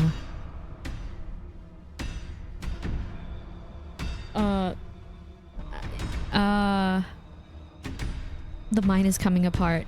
Rosalina, I'm sorry, but there's nothing. They made their choice. Your dad wouldn't want you to die down here. Rosalina, I'm so sorry. There's nothing we could do about this. Your dad wouldn't want you to die down here. Okay. I'm so sorry, but there's nothing we can do about this. People who know what they're doing can go back for them after we're all safe. Ooh, what if they don't make it? What if this is the only chance we have to help them? They already crossed that bridge. You can cross it too if you want. I don't care. Rosalina hesitates for a moment. Alexis, Becca, the way out is this way. If you just follow my voice, we'll be able to make it out. Okay, let's go. She grabs your hand and the two of you start climbing. This way, come on. Your cousin moves with the kind of swiftness you'd expect from someone who's spent her entire life working in and around coal mines. Becca, Alexis, can you still hear me? The knocking drowns out Rosalina's desperate shouts as the three of you crawl closer and closer to the entrance. I'm so sorry I left you guys. It's deafening now, as if someone were trying to break through the walls with fists of iron. You continue to push forward, your burning muscles giving way to pure adrenaline. Then the sound of splintering wood. You pick up the pace. The entrance is so close. I'm so sorry. Push through. Oh, and there it is. Freedom. Three of you manage to squeeze through the entrance just as the walls of the mine come crashing down. Alexis? You think the other two... Maybe they got out. It's possible, right? Maybe there's another entrance or something. Or maybe they're still alive in there? Oh, God. I'm so sorry. Rosalina, are you okay? Your dad's on his way. He should be here any minute. I'm so sorry. I'm going back to camp. I'll be back with some men, and they can start digging. I'll call Earl. Oh my God. It takes a bit of time, but eventually Tabitha arrives with men and a machine to start digging through the rubble. You, Stella, and Kanika are afforded a quiet moment to yourselves as the others get to work. Yeah, she literally just left us down there. Do you think Becca and Alexis are okay? There were survivors in the last collapse. At least Rosalina's safe. I left them down there. Oh gosh. Don't say that. If you and Tabby didn't pull Rosalina out when you did, you all might have wound up buried down there. I think you did the right thing. My vision.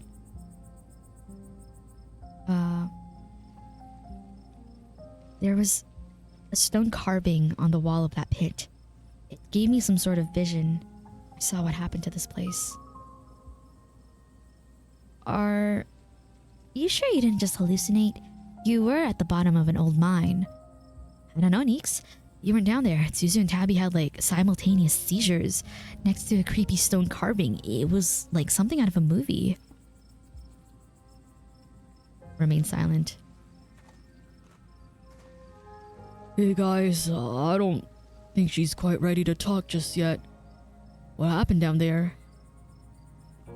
Oscar, Suzy pulled her out of the mine collapse. We don't know what happened to her friends.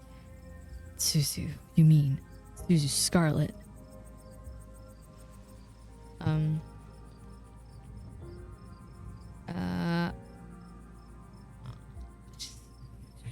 She's okay, Oscar. I made sure. Rosalina made it out of there because she stood up for herself. You should be proud. He's a good kid, Oscar. Thanks. She's okay, Oscar. I made sure of that. Thank you, Suzu. I just wish I could have kept her from going in there in the first place. If I just paid closer attention to her, maybe none of this would have happened. And those kids wouldn't be down there. Can't help but feel like it was my responsibility to prevent this, and I blew it. Teens are reckless. There's only so much you can do. And the shorter the leash, the worse the relationship. Don't blame yourself for choices someone else made. As a former reckless teen myself and as a current reckless adult, Yeah, she's right. I guess that's true. I've tried to let Rosalina make her own mistakes and learn from them. That's for staying up late or going too fast on her skateboard, not this. Have you met the kids Rosalina hangs out with? Yeah, Rosalina's lived here since she was 2. She basically grew up with them. They're a little older than her, and yeah, they get into some trouble, but I didn't think they were bad kids or anything. Especially that Alexis. Gosh, that poor girl. Always acted like a dog somebody had kicked. Now she's in there. It's not right. It's gonna be okay, Oscar. They weren't bad kids. Just reckless. Yeah, we can't blame them for stuff like this. There's something terrible down that mine. I think it was the Tommy knockers. I can't believe they're actually real, but I got some audio of the knocking on my phone. It must have been furious that we went down there. This is all my fault. She'd been so angry with me. If I'd just been able to provide more stability, she wouldn't be doing things like this, putting herself in danger. Remain silent. I don't need to embarrass him.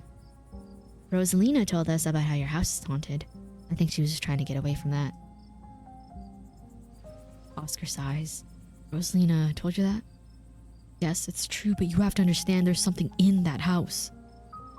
We believe you, Oscar. I couldn't let it hurt her, and since I didn't know how to get rid of it, I set up a back room at the library for us. That's all I could figure out how to fix things. I know she hates it, but I thought it would be better for her.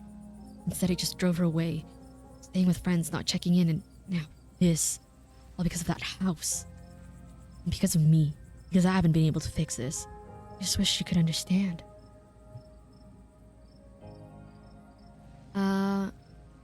You don't have to be alone in this. We can help. Yeah, we'll totally help you get rid of your ghost. Or more likely, we'll figure out what non-ghost thing it actually is. Either way, though, we're here for you. Thanks, guys. That really means a lot. I shouldn't have kept this to myself. But I was so afraid of seeming ridiculous.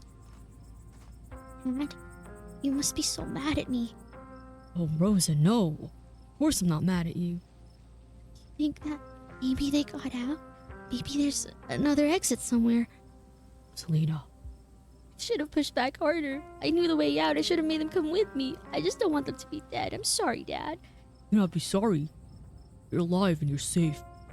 You couldn't have got back for them, right? We wouldn't have made it out if we went back.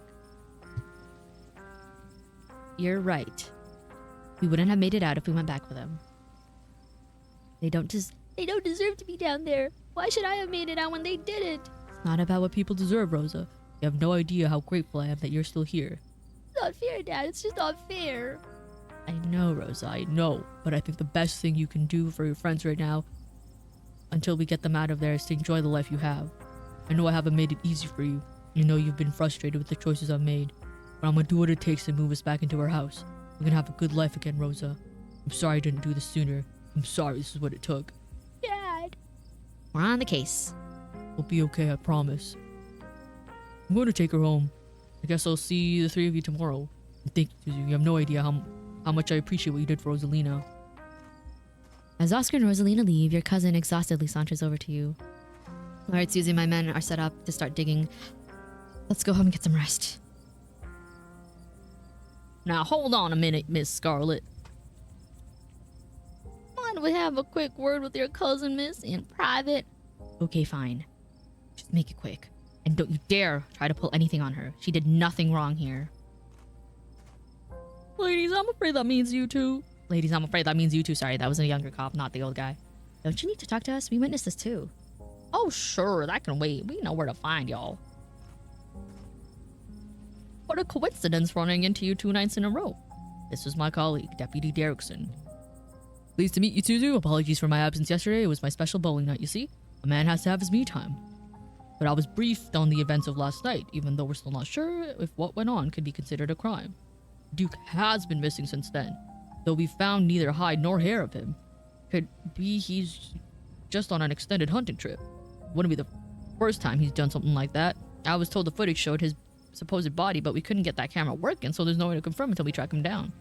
Now, I understand both of these were terrible, unfortunate accidents, had nothing to do with you being in the area, but as officers of the law, you have to understand. As officers of the law, you have to understand that we get a little suspicious when we see the same face multiple times in a row. And, what exactly were these teenagers doing in a shuttered mine owned by your family? And why were you down there with them? You gotta understand where we're coming from. 2 kids, 15 and 14, are buried alive down there. Maybe they're dead, and you were on the premises.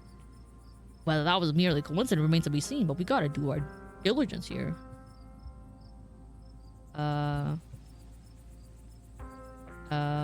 We saw some... You're out of your depths here. We saw some teens sneak into an abandoned mine, so we went after them. I don't have to talk to you. I know my rights. Kind of want to say that. But I'm going to say we saw some teens walk because it's a small town. What are they going to do? It was a mine collapse. Did I do that? Here we go. We saw some teens sneak into an abandoned mine, so we went after them. We were just trying to do the right thing. Of course. Of course, very noble of you. Pardon our questions. Just trying to gather all the facts, see? Just being thorough, our duty as officers of the law. Well, if there's anything, nothing more you can tell us, suppose we'll let you on about your day. But we may be in touch. Have a good one. Okay. Deputy Derrickson tips his hat to you. The two officers wander back into the mine, Derrickson taking notes as they examine the scene. You make your way towards Stella and Kanika. I can't believe just 2 nights in a row. Is it my fault, Meeks? Well, yeah, actually, Stella. Oh my god. Oh, don't tell him nothing. I honestly, low-key, I feel a little bit mad at Stella because she's been PMO this entire time. Stella really is grinding my gears. She's just grinding my freaking gears right now. It's literally ridiculous because in the forest, you know, if she just had decided to go home, you know, and like if she had gotten her dog, then maybe I could have helped Duke if she hadn't froze up. But you know, I guess that's what happens. Fight or flight. Some people freeze. Oh. Stella, no, this is all just an awful coincidence. It's not your fault. Oh, hey, I guess the cops are done with you? What, are they gonna take you in for being present at the accident? Sorry if they gave you a hard time. Small town cops, you know. Always lay everything on the drifters, even acts of God, I guess. Excellent. You didn't get arrested. Now come on, let's get back to the estate. I'd like to get some rest before I have to deal with the fallout of everything that happened tonight. I'll see you tomorrow, okay, Suzu? Tomorrow? Tomorrow? You've already ruined my evenings on 2 consecutive nights, Stella. What do you think you'll be doing with my cousin tomorrow? We're going out hunting at Oscar's, remember? We talked about it in the mines. You were there. I didn't think you were serious. Suzu, you have her number, right? Keep me posted on what she's doing. Let me know if this ghost hunt actually happens. It's weird that you care about what she's doing so much. Clearly, I have to. Come on, let's go. Tabitha starts walking to her car, pulling you by your arm. I'll text you when we're back. Are you kidnapping me? See you tomorrow, guys. You can practically feel Tabitha roll her eyes as she drags you to her car. She likes me. I like my cousin. I think she's gonna be my best friend. It's only us two. We're the only people left. Tabitha doesn't say a word as the car cuts along the darkened road. You try to keep an eye on the surrounding wilderness as she drives, wary of what might lurk behind the tree line.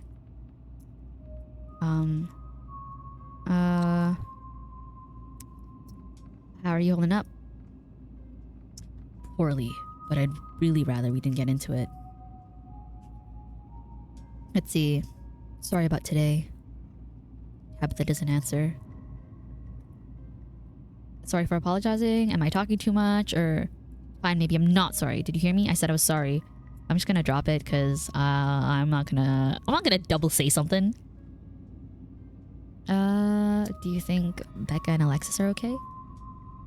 We won't know for days at the earliest. Their parents should have kept tighter reins on them. I never got into any trouble like this when I was a teen, and I have Pearl Ann to thank for it. Hated it at the time, but that strictness paid off. What am I telling you this for? Whoa, are we bonding? You can tell me stuff. I'd like to know more about you. And about Pearl Ann, for that matter. Maybe later this week. I don't have the energy to get into it right now, but I think I'd like that. Whoa! I knew it. She's warming up to me. I'm just gonna be quiet. It's on the road. I didn't say anything. Why do you treat Stella like that? Didn't you two used to be friends? It was a different time in my life. I just wish she'd get that we're not in high school anymore. I'm a different person than whoever she thinks she knows. I'm just gonna ride in silence because I don't mind being dragged off. Loki, she has every right to. She wants to protect me and I feel protected. Your eyes wander back to the tree line as you and Tabitha sink back into silence.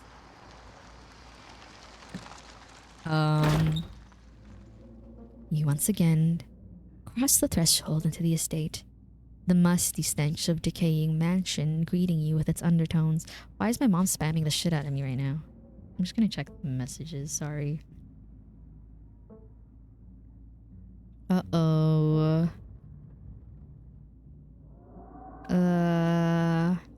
Okay. Let's see. The XGF went on my Facebook feed. Oh. What? What do that mean?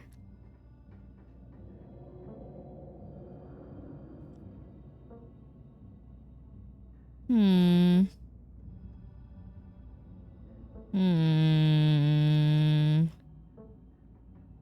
Ooh, huh.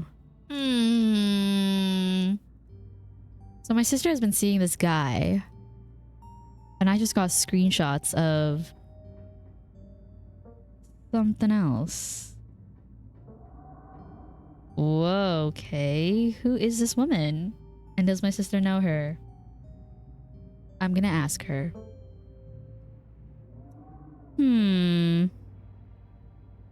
I'm gonna ask her later. Anyway. You once again cross the threshold into the estate, the musty stench of the decaying mansion greeting you with its undertones of mildew and wood rot. Well, this day was a lot more stressful than it needed to be, and I am sure it's the precursor to a horrifically stressful week. I'm going to bed. I suggest you do the same.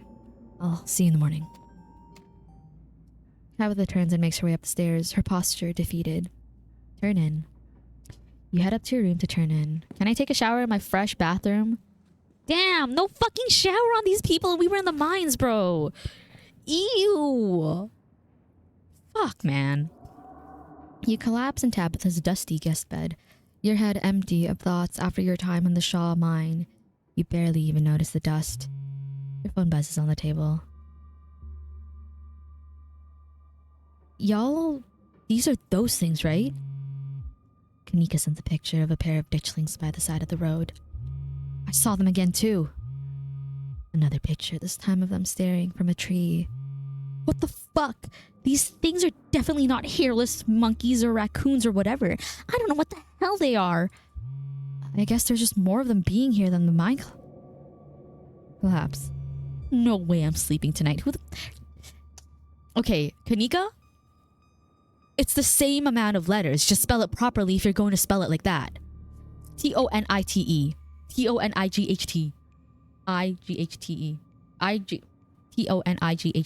GHT. Or maybe it's like one letter less.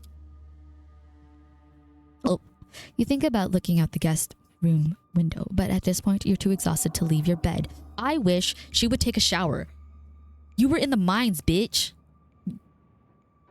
Okay, whatever. It's fine, it's whatever. I guess you're just like sleeping in your old clothes. No nothing of that. The adrenaline from this evening is finally wearing off. Replaced by a creeping exhaustion that threatens to overwhelm you. Your limbs feel heavy, your eyelids slipping down over your eyes even as you stare down at the ominous pictures on your phone. If it weren't for the pit of dread balling in your stomach, you would almost feel comfortable as you settle in between the covers, your tired bones sinking into the decrepit mattress. When you close your eyes, your thoughts drift to Alexis and Becca, terrified and alone, if not already dead. Whoa! Whoa! Whoa! Whoa! Whoa! Whoa! Whoa! Whoa! Whoa! Whoa! The door is open! The door is open! The door is open! The door is open! The door is open! Whoa! Your eyes shoot back open. Your heart pounding as the door to your room swings open. Oh God! Go. It's just free. I was so scared. I was thinking it was fucking Wayne. Wayne the miner with an E, the weirdo. Fuck, bro. Just a cat. It's always just a cat. Oh, so you like me now, Frou Frou, huh? I knew I could charm you. Don't read into this. The woman kicked me out. I just want a warm place to sleep. Why would she kick you out? I'm pretty sure she wants you there. It's nice to see another living being, even one as unfriendly as Tabitha's cat. The comfort of her presence sets your mind at ease. You finally slip into a deep sleep. Oh, cock and balls. Please don't do this to me, right? I'm closing my eyes. I'm not looking. I'm not looking. I'm not looking. I'm not looking. I'm not looking. I'm not looking. I'm not looking. I'm not looking. I'm not looking. I'm not looking. I'm not looking. I'm not looking. I'm not looking. I'm not looking. I'm not looking. I'm looking. Oh, it's just credits. Oh, she's sad. What the hell? What the hell is happening? What the hell is going on? Like Donkey Kong. Why that door open like that though? What's going on? Please don't do this to me right now. Are we exploring the house? Gulps. Pohap, I die. Whoa, please don't jump scare. I'm pre-screaming. Oh.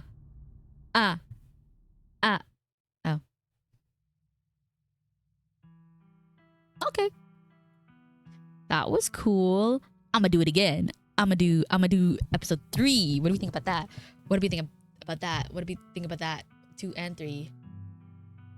Episode 2 and 3. Should we keep going? And episode 3. 2 and 3. Maybe it didn't mean Tabitha was the one who kicked it out. Yeah. What did she say again? The woman. We don't know who the woman is. So, yeah. Let's save this. Save. Monday chapter end. Tuesday chapter end. Return. This is so beautiful. I do love this game. I do really like this game, but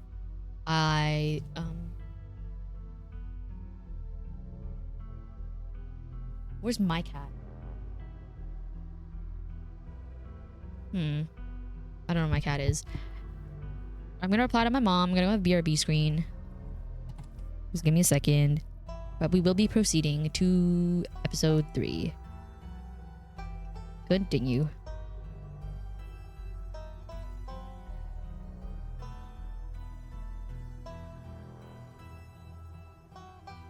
Oh dear. Oh my. Who's that girl? Who's that girl? ... No. We don't need a recap right now because we just finished it. I need to switch ears because my ear hurts. Woof. Ugh. I changed my ears.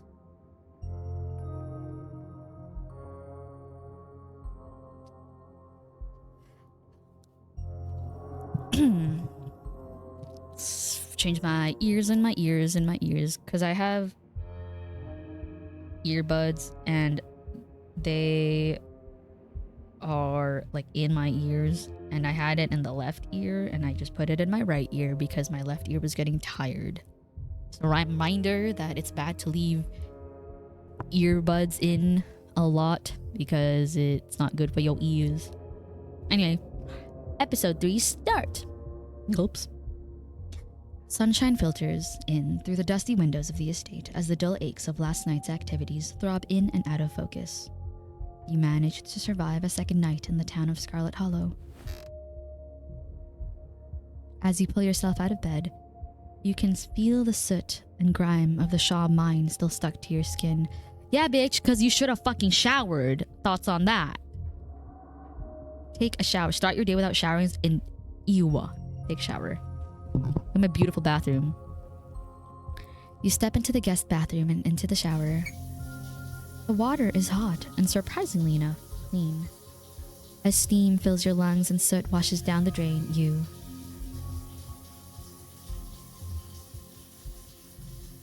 Scrub feverishly, trying to scrape the memories from your skin as if they're the part of the dirt that coats you.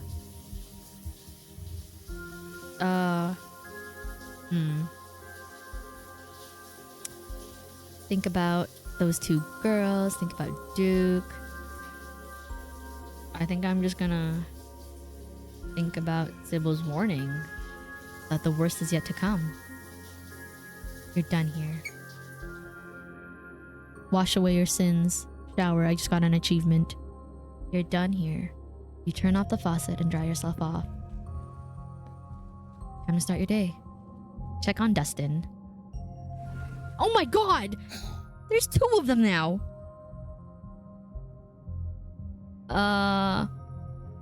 Morning, Dustin. Who's your friend? Her name, Mom. She can visit. Dustin, you brought your mother into my dresser. I, Dustin, Mom. Gotta stay with Dustin till glass house empty. Dustin says you're not dangerous. Dustin is fool. All human dangerous. Mom not understand Dustin. What happened to your glass house? Asshole squatter move in. Kick Dustin Mom out. Squatter try to eat Mom. Squatter evil. Squatter may be asshole, but Squatter not evil. Just try to survive just like all creature. Dustin still have much to learn. I had a rough night, guys. Can you be my friend today? Was it because of Cat Monster? Dustin was scared too. If Cat Monster want to eat Dustin, Cat Monster will have to go do Dustin Mom first. Dustin Mom will kill. Then Dustin Mom and Mom eat like kings. This nature. Okay, well, I gotta go now. Bye, Dustin and Dustin's mom. Can't believe he brought his mother to move in. I have returned. Are we cooking? I have not cooked in a hot minute. Oh, we're impersonating possums. Yeah, we're cooking. Okay. They just say K to me. That's that. I'm gonna look out the window. You hold your breath and approach the bedroom window. You saw something out there, out of the corner of your eye yesterday morning, and you can't help but anticipate what might be out there. You breathe a sigh of relief. Nothing's out there watching you. At least, nothing you can see. Do we have somebody here that we cannot see? Any eyes? Any eyes? I feel like I'm playing a game of I Spy. Boom. Turn back. You turn back to the guest room. Guys, I think I'm gonna check the closet to see the doll again. Every time you see that doll, your heart skips a beat. It hasn't moved, right? Turn back. That's enough of this closet. You turn back to the guest room. I'm gonna message my group chat with Stella and Kanika. Just cause that's fucked up.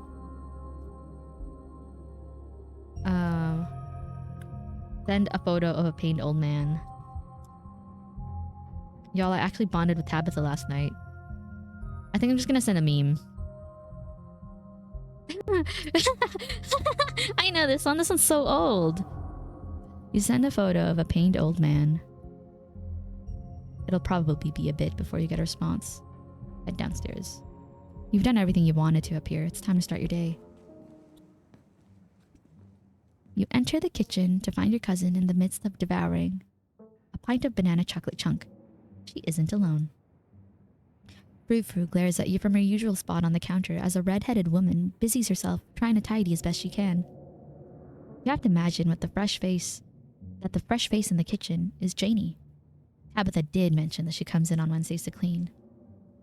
Vile women destroying the natural order of my kitchen. Tabitha's eyes dart to the corner of the room, almost as if she's ashamed of being caught in the act of stress-eating ice cream for breakfast. Bonjour. Ugh. Bonjour, sacre bleu.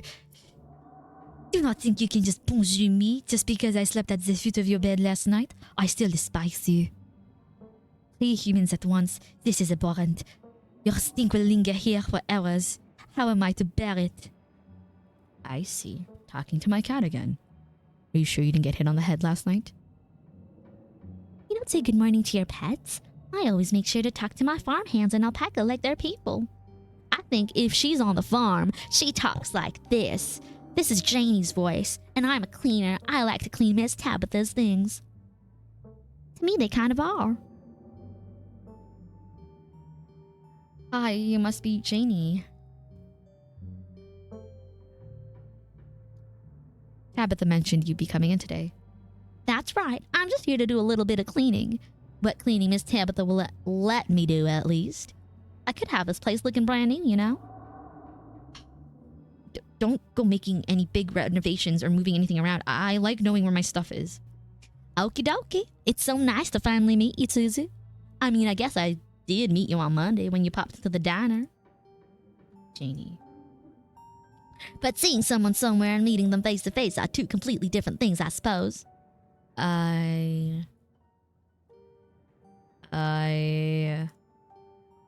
All I'm trying to say is that it's wonderful to finally actually meet you, and I'm so happy part of the family is here to keep Miss Tabitha company, well, with everything that's... Janie. Oh, I'm sorry, Miss Tabitha. Am I being too much again? Tabitha grumbles in acknowledgement. Nobody lives out in the garden, right? Gosh, I wouldn't know. Miss Tabitha won't let me touch the place. Nobody lives in the garden. Why are you even asking? Remain silent. Good, I'm glad you have the sense to drop it.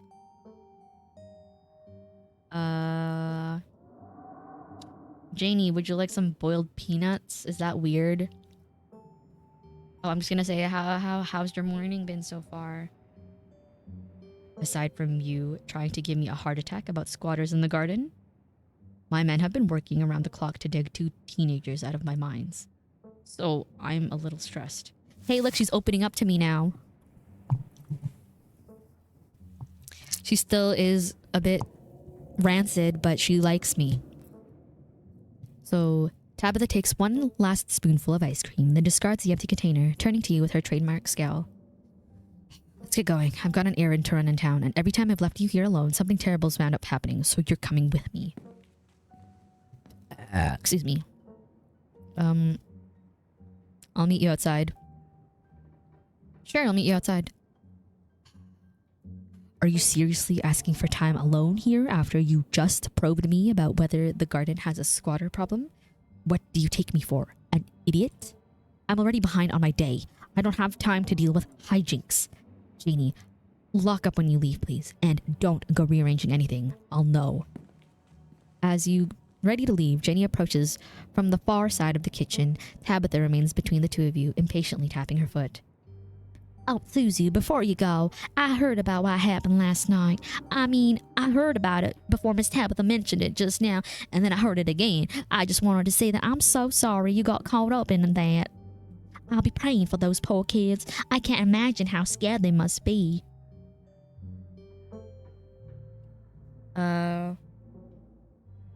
Thanks. Last night was a lot. If you ever need anyone, my husband is the local pastor. He's a gentleman and always willing to lend an ear. He's actually been going a little stir crazy ever since we moved here. But with nobody really attending sermons, it'll probably do him a lot good if you talk through your worries. Sounds wonderful. Thank you for the offer. Maybe. We'll see. Oh, take your time, of course. You're here all week. After all, just know that you can stop by the church anytime. The door is always open. Why do you clean this place? I don't really ask myself that sort of question. It's a job I get paid, and of course I've known the family for a little while, so it seemed like a decent thing to do to make a little extra money. Plus, one of these days, maybe she'll let me really spruce up the place. Can you imagine it back at its full glory? It'll be a lot of work, but what a project. Keep dreaming, Janie. Enough dawdling. We're leaving. Okay. You and Tabitha walk through the doors of the estate into her car. The ride to town is uneventful, your cousin unsurprisingly more focused on the road than on making conversation. Alright, we're just popping into the general store for a few minutes. What are we doing at the general store? Picking up tea from Sybil. Oh neat, what kind of tea? You drink tea? Yeah, whatever. I do a lot of stuff you don't know about. After everything that's happened the past 2 days, it's nice to just go on an errand. Exactly. You and Tabitha turn as the door to the general store bursts open. A flustered Kanika exists, shouting behind her. Fine. Okay, keep coddling him. Keep letting him get away with stuff you never would have let me so much as think about. I'm sick of carrying this family. Kanika storms off, the door slowly drifting shut behind her. Ugh. Other people and their drama. If more people kept things to themselves, they'd be a lot happier. Like you, Tabitha? That's very Hemingway of you. It worked out great for all his characters too. And for him. How dare you compare me to him? The man wrote sentences like he was a child. I don't have time to read books anymore anyway. I read expense reports now. Come on, let's go. Yeah, but he's there every day. And I don't know what voice to give Avery. And I know he comes. No, he's not country. I know he's not country. That's Janie. I'm just gonna read him normally. Yeah, but he's there every day, and I know he comes in to see you every now and then, so... I hardly think... Oh, this is Sybil. I hardly think Mr. Tremaine not coming into the diner for 1 day is something to worry about. Well, if you say so. See you around, Sybil. Have a good one, dear. Tabitha, long time no see. Feels like you never make it all the way down to Main Street. Okay. Hey, I'm sure it goes without saying anything, but I just want you to know that all of us at the diner really feel for you. Anything you need, just let us know, okay? What? Avery nods politely and then leaves without saying another word. Who the hell is that? That was Avery, Tabitha. From the diner. Don't you live here? I should be asking you who people are. Well, I don't want to say that to her. She's gonna be mad. I'm just saying that was Avery from the diner. Okay, sure. Anyways, it's not important. Good morning, Sybil. Good morning, you two. Hope you're doing well after last night's activities. Is the new blend ready? Of course. Suzu, if you'd like to keep Miles company, Tabitha and I will just be a minute. Is Kanika okay? Of course, she just needs time to cool down. Emotions are a little high considering everything that happened yesterday. She'll settle down soon enough. I'm just glad both of my little ones made it out okay. Sybil motions for Tabitha to follow, and they both disappear into the tea room, closing the door behind them with the tinkling of bells. I'm just gonna wait quietly because I don't want to talk to this kid. It isn't long before your thoughts are interrupted by the tinkling of bells announcing another patron. Excuse me. Oh, but you're Susie, weren't you? My name is Bo. I'm Duke's boy. It's a pleasure to meet you. Your policeman told me you saw what happened to my daddy.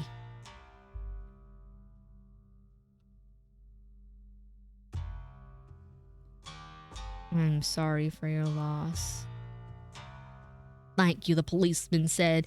He might just be out hunting somewhere, but me and my mama both know he ain't coming back. Mama's pretty broken up about it. I'm trying to hold it together since I'm the man of the house now, but it ain't easy. Me and him was supposed to bring Big Betty to the state fair this week, but now he's gone, and as of this morning, so was she. So I suppose if I'm not going to the fair, I may as well make myself useful and get out in the woods to look for what's left of my daddy. You was there, right? Could you tell me where to look so I can try and find him?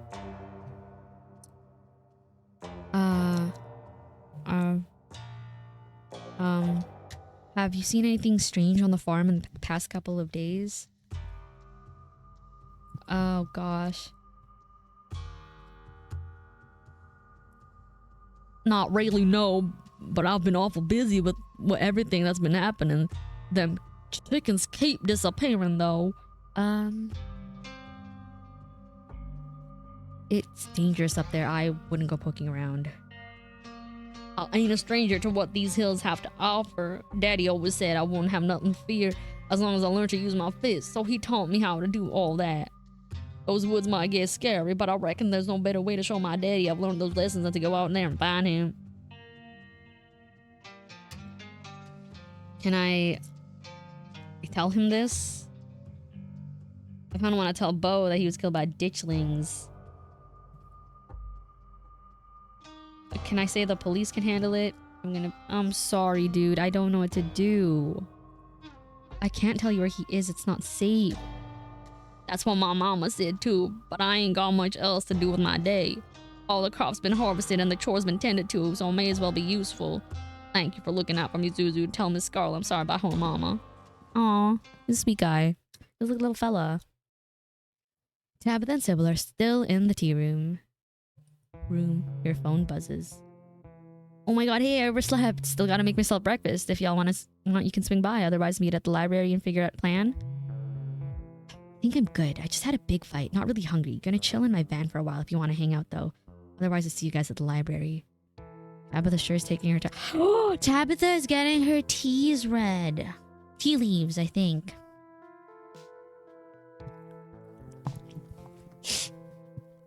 I'm gonna go... I kind of want to wait for my cousin, but I think I'll go after Kanika. You follow the direction Kanika started off in and soon find yourself in a disused parking lot hidden behind the shuttered shops on Main Street. She's sitting alone in the back of her van. Hey, Suzu. Sorry if you stopped in to find me at the store. I'm taking a mental health day. Plus, I feel like ass. I'm exhausted and a little out of it. Must have inhaled too much coal dust last night. Whoa. Do you think something in the mines made you sick? Sounds like you were having some kind of argument? Yeah, family stuff. Are you sure you want me to get into it? I don't want to dump all that drama on you. Only if you're comfortable sharing. We've only known each other for a couple of days. Are you sure you trust me like that? I'd say either one of these things. We've only known each other for a couple of days. Are you sure you trust me like that? Only if you're comfortable sharing. I'll just say this. Only if you're comfortable sharing. I don't want to pressure you into saying something you'd rather keep private. I mean, we went through a life or death situation together last night. That's gotta count for something. So after I got home last night, I had to deal with my brother. He really made me feel like I was the bad guy, especially once we got home. Like, what happened to those two girls was my fault, and Mom didn't help. He never does. He's always takes his side, saying he's young and allowed to make mistakes that I could never dream of getting away with. When we told her what happened, she just said the same shit she always does about family and getting along and sent us to bed with tea. Her favorite method of conflict resolution. As if a little hot leaf water ever really helped anybody. What's the deal with her and tea anyway? I don't know if you've seen the sign in the tea room, but apparently tea is life. It's like she thinks she's some kind of witch. It kind of boiled over this morning though. She wound up blaming me for letting Miles sneak off into the mines, saying that if I'd been working like I was supposed to, he wouldn't have gotten in trouble. Like I'm supposed to be in charge of a sullen teenager every second of the day, while working.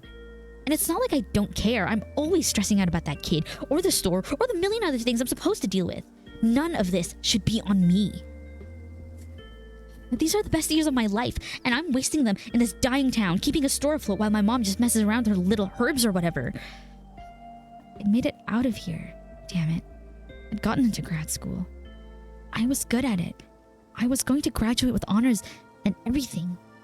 But Dad died, and I came back for the funeral, and then I had to stick around just to help Mom sort out a few things. And first it was a month, then 2, and now I'm here over a year later. And those few things became my life. I don't want to be this person. If I could, I'd just drive this van all the way to the coast, lie down on the beach, and never come back. Uh, what about Stella? I should spend more time with her.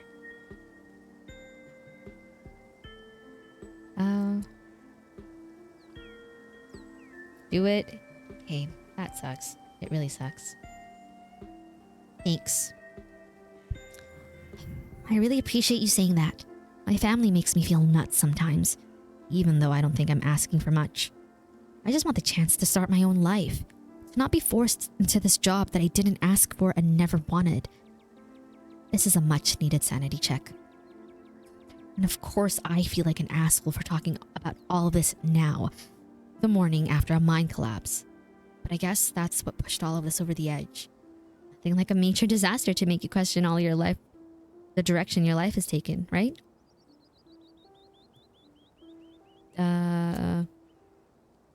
Do you think something in the mines made you sick?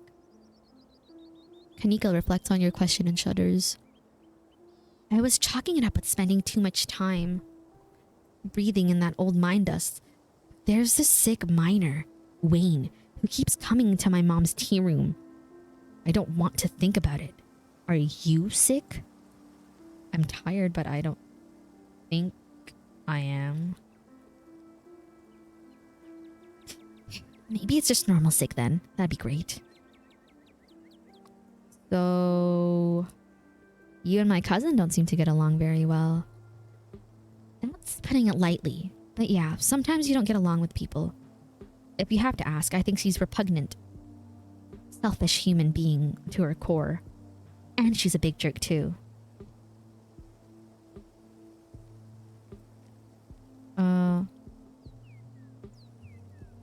I think she puts up a tough front, but she's softer than she seems.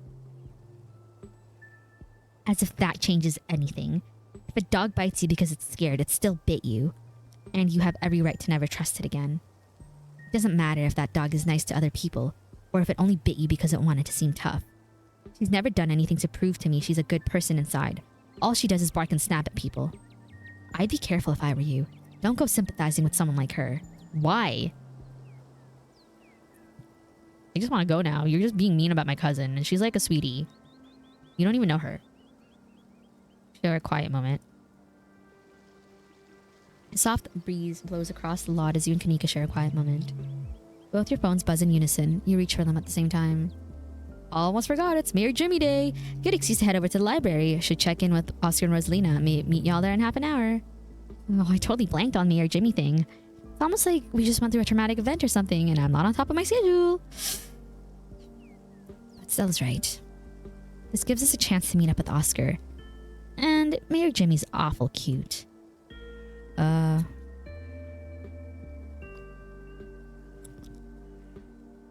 Why is meeting the mayor such a big event?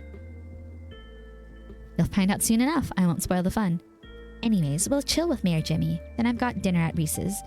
Then we do some ghost hunting tonight. Thank God we have so much going on today. I really needed the distraction. Shall we?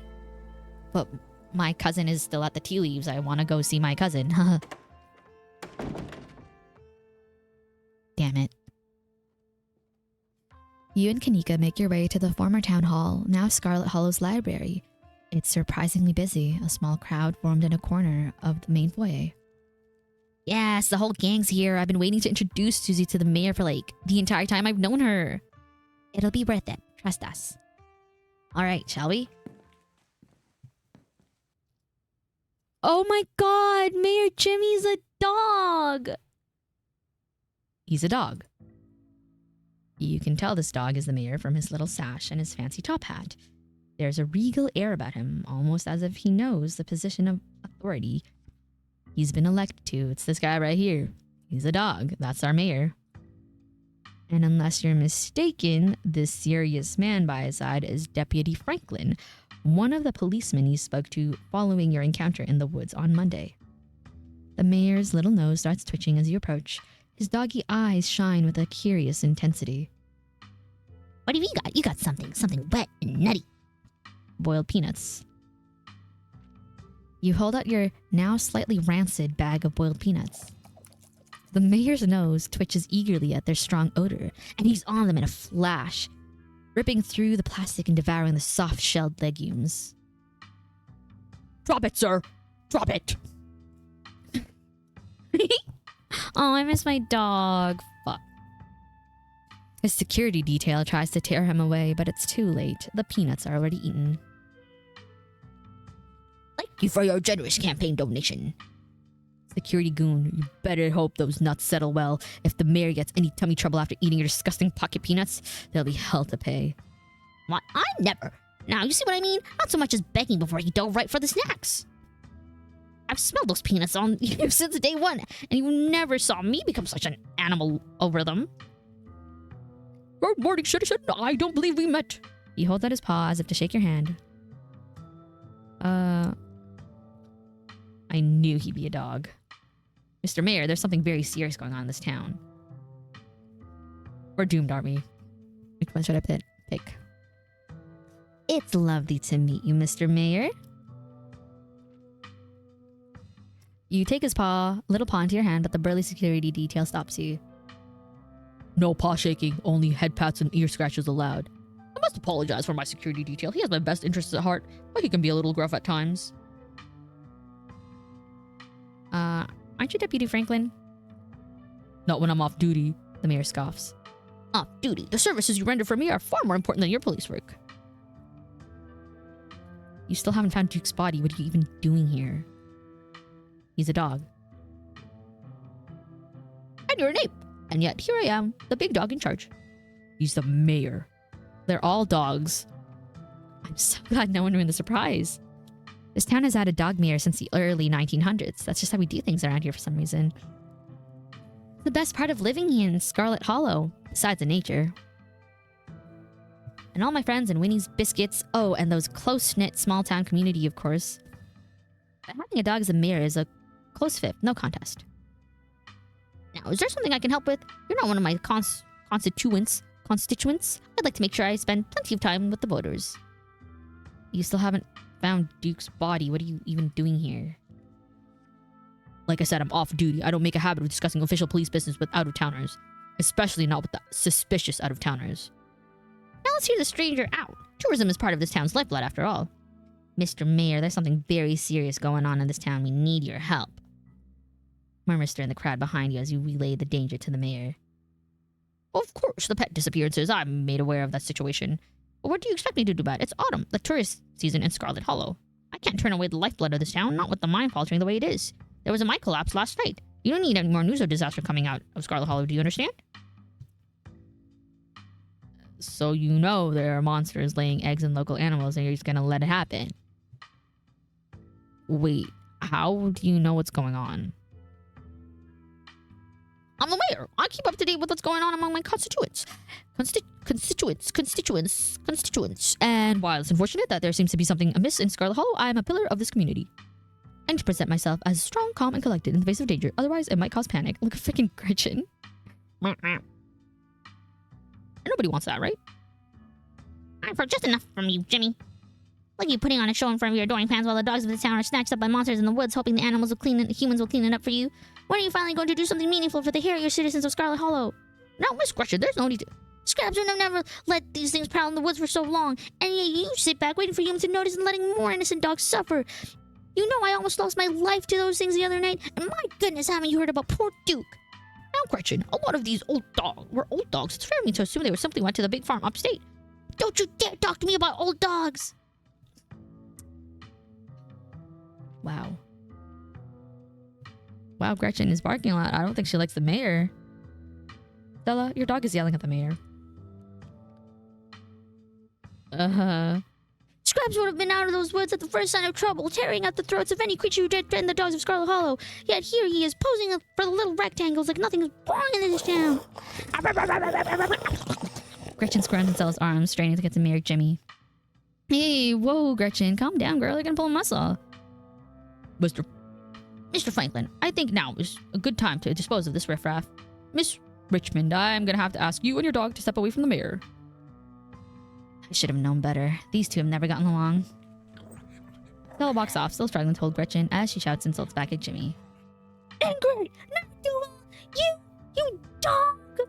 Okay. Kanika's quick to follow. Okay, bye, Jimmy. It looks like everyone is already talking to Oscar in the next room. Before you can catch up to your companions, you're intercepted by a nervous man with a cross around his neck.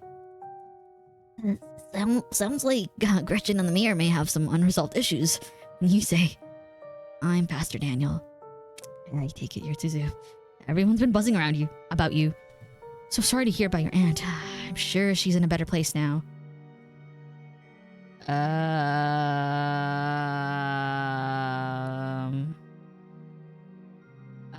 The mayor is a huckster and a fraud. Let's not kid it. I doubt Perlan's in a better place. It sounds like she was awful. Oh, I'm sure she wasn't that bad. Most people are good deep down inside. It's best not to speak ill of the dead. Hey, do you know anything about ghosts? I've never encountered one myself, but I've heard stories of... He sounds like a little pussy-ass bitch to me. Like, I feel like this is like little pussy-ass bitch posture right now. I don't know what voice I could give him. But I've heard stories of folks who have been visited by their loved ones from beyond the grave, and it seems like it provides them with some sort of... The bus guy, yeah. Ghosts? No, actually, I think he's like... I've never encountered one myself, but I've heard stories of folks who have been visited by their loved ones from beyond the grave. It seems like it provides them with some sort of spiritual healing. Like their beloved relatives are watching over them even in death. Is this about Perlan? Or perhaps your mother? Have you been visited by her? Never mind. No. Never mind. Okie dokie then. Oh, Janie mentioned you this morning. That woman is the light of my life. I'm glad you had a good nap. I'm so glad she's there to help your cousin through this rough patch. I should go. It was nice meeting you, though. Of course, and if you find yourself in need of counseling or spiritual guidance, you know where to find me. Thanks for the offer, but I'm fine. Even after everything that happened last night? Not to doubt your resolve, but I know I would need to do some serious praying work to work through the emotions from something like that. Heck, I had to pray over it anyway, and I wasn't even there to witness it. Well, if you ever feel like you're struggling and could use a good listener, you know where to find me. It was lovely to meet you, and have a blessed day. I don't know why his head is so small, actually. The pastor leaves UB and joins the line to see the mayor. Nothing to do now but to catch up with your companions. I'm not gonna lie. Whoa, why the... He's just wearing a wife beater. You find them already talking to Oscar deeper into the library. Are you sure we can't just get it over with while the sun is up? I don't know if I can handle getting scared shitless in the dark 2 nights in a row.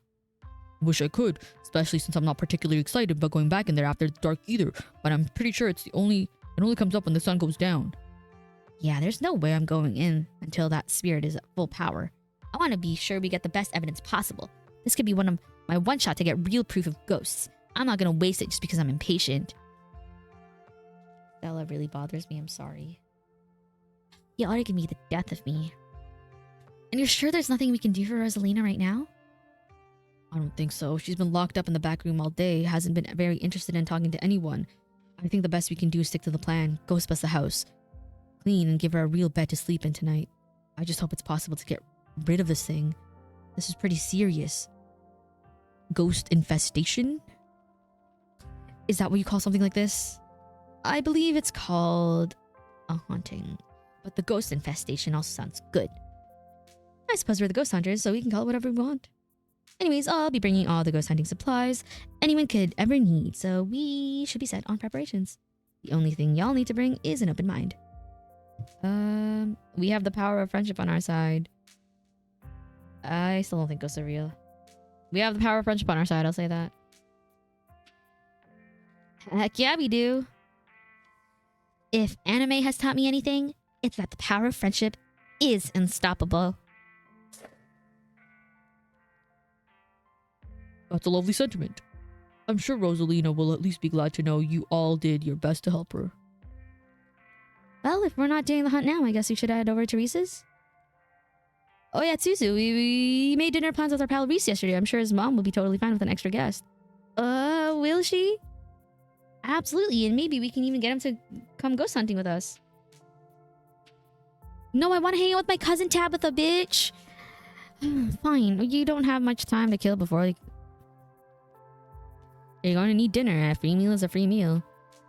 I'm gonna get back at it. See y'all tonight. Time to go.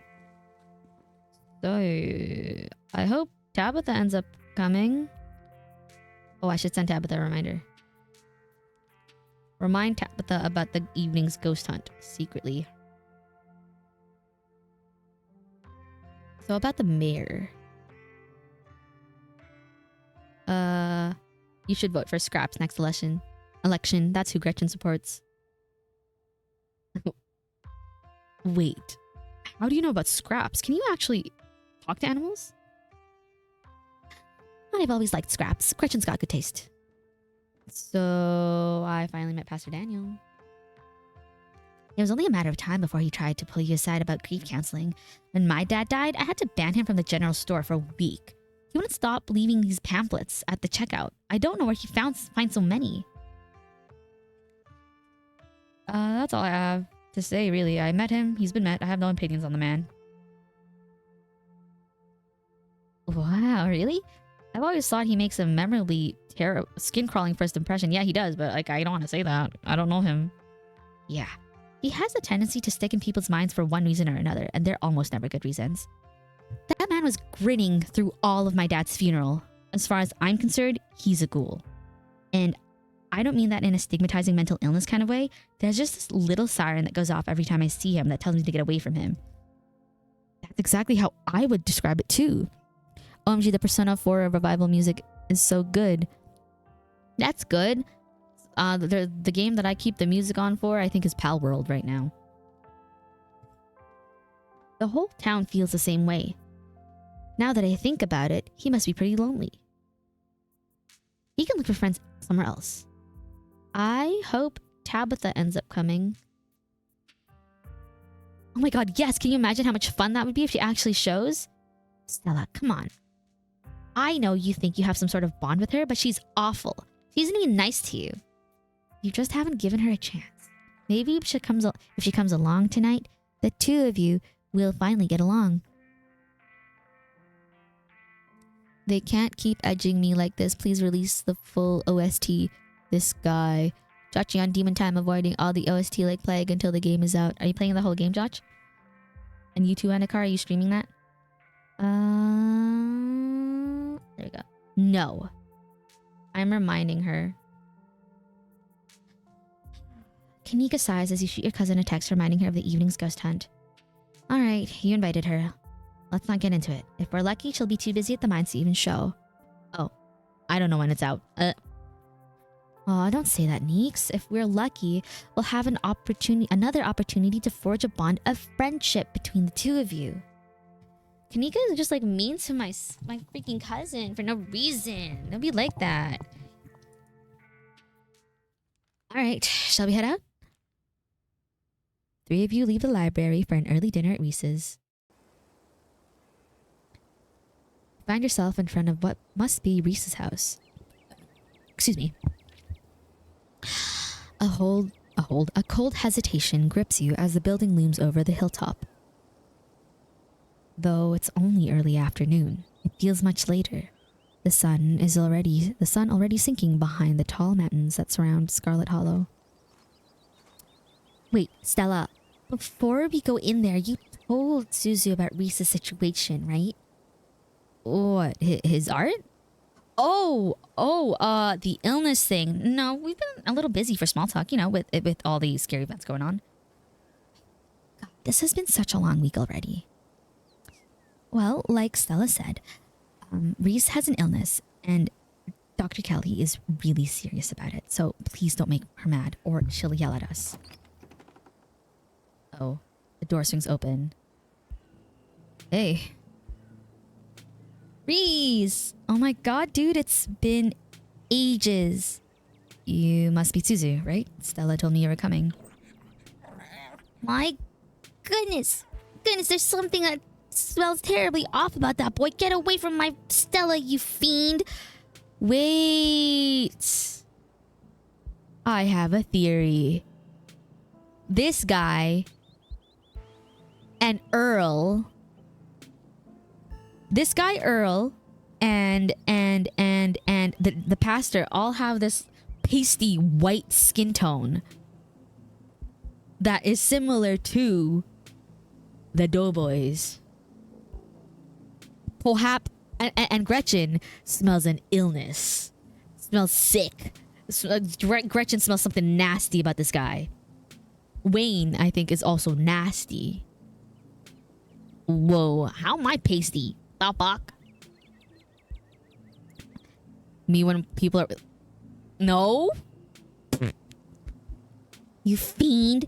Gretchen starts yelping at Reese, straining against Stella's grip as she tries to get between them. Are they here already? I knew you'd show up early, Stella. And you brought another guest. And the dog. Great. Yeah, I thought you might cheer Reese up. I don't know what's gotten to her all of a sudden. The dog stays outside. But it's okay, Stella. We can let her chill in my van for a bit. I'll run the AC and leave her some treats.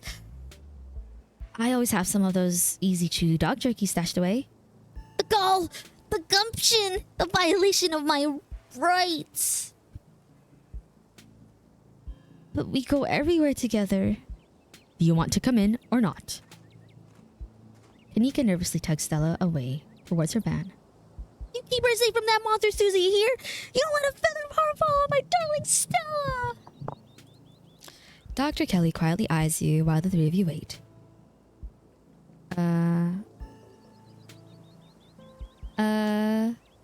Hi, Dr. Kelly. Come in. Let's get this over with. You follow Reese and Dr. Kelly inside. Stella and Kanika aren't far behind you. The house feels cold.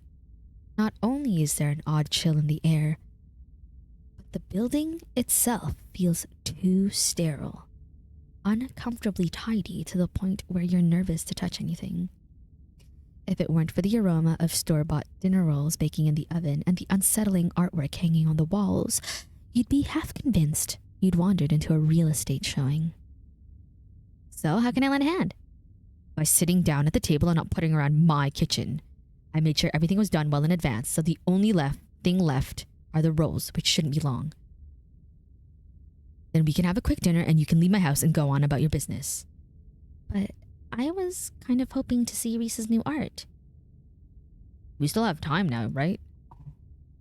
You aren't seriously considering subjecting your friends to your disaster of a room, are you? It's not that bad. You can still see the floor. Dr. Kelly raises a single questioning eyebrow. I don't mind a little mess. Yeah, I doubt it could be any worse than the way I keep my room. Okay, fine. As long as you stay out of the kitchen, I don't care what you get up to. Cool. We'll just be downstairs. You won't even know we're here. You make your way towards the basement stairs. Whoa.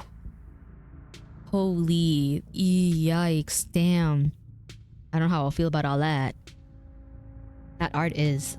It looks like the Doughboys. He looks like he's being haunted by them. This is the basement of a tortured artist.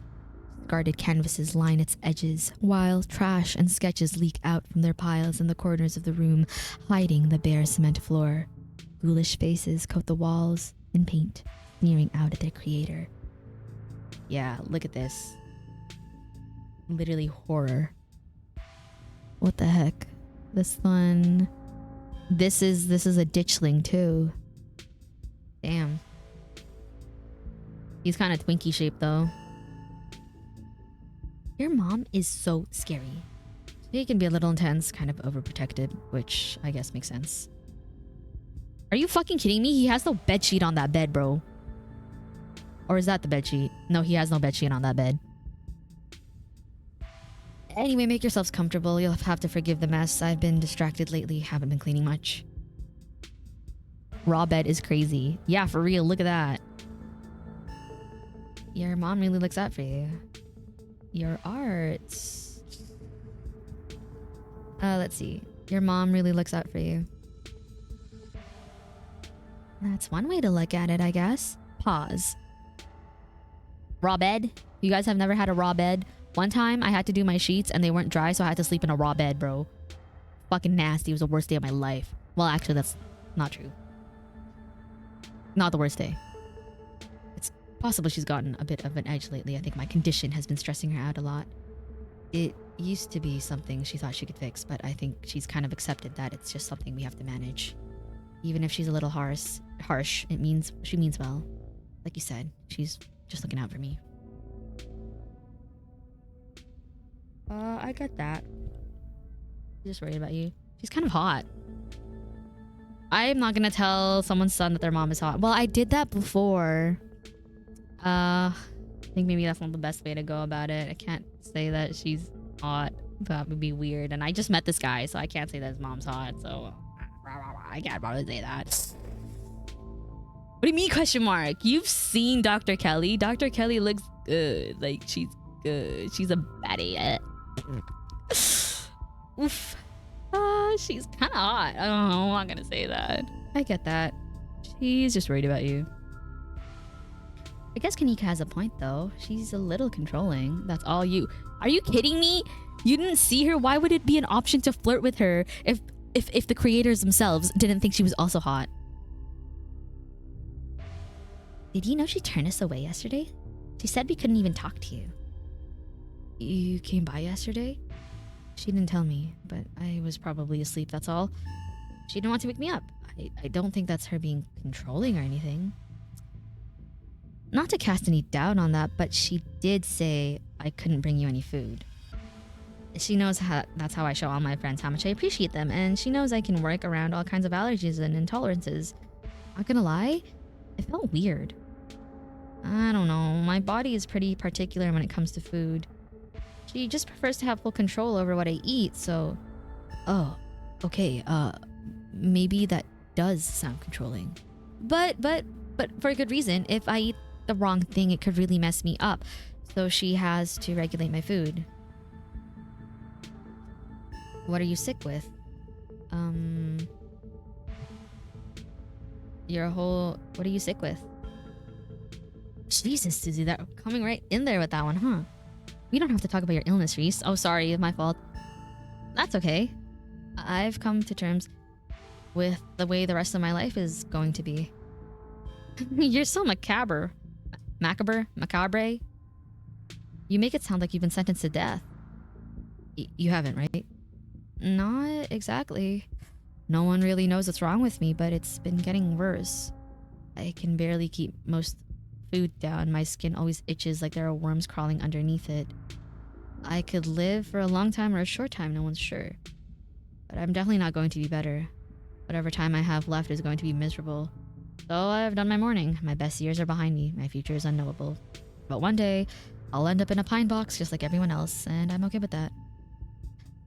Damn, Reese, I may be a goth, but that's some real nihilistic shit. We'll make sure to come by more often from here on out. Friendship heals all wounds, right? Thanks, guys, but you really shouldn't have to worry. You really shouldn't worry about me. I have my art. I'm doing fine, really. But what's your diagnosis, though? I'm afraid the answer isn't very illuminating because it's not any one particular thing. It's just a whole mess of nasty little things that add up to one big diagnosis of bad genes. I guess I pulled the losing card in the DNA lottery. Hey, it isn't all bad. Some of it is weird, just like this. Whoa. Hyperelasticity. Kind of cool, right? Whoa. Does that not hurt? No, it feels fine. Like I said, it gets itchy under the skin sometimes, but I don't know if that's the elasticity, the medicine, or some other part of my condition.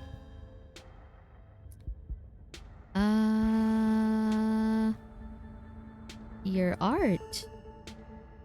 Real Goya Black period vibes with a healthy dose of Beksinski. Thank you, I think. Yes, that's a good thing. And thank you, I really appreciate it. It's To be honest, I don't really know much about art history. It's not exactly a popular subject in tiny K-12 rural schools, so my arts education was lacking. I am working in the dark as far as influence. And you're doing great, man. You know, you could gain a real following if you ever posted these online, just saying. Nah, I think I'm okay sticking to sparsely populated late night live streams. That's all the social media I can handle.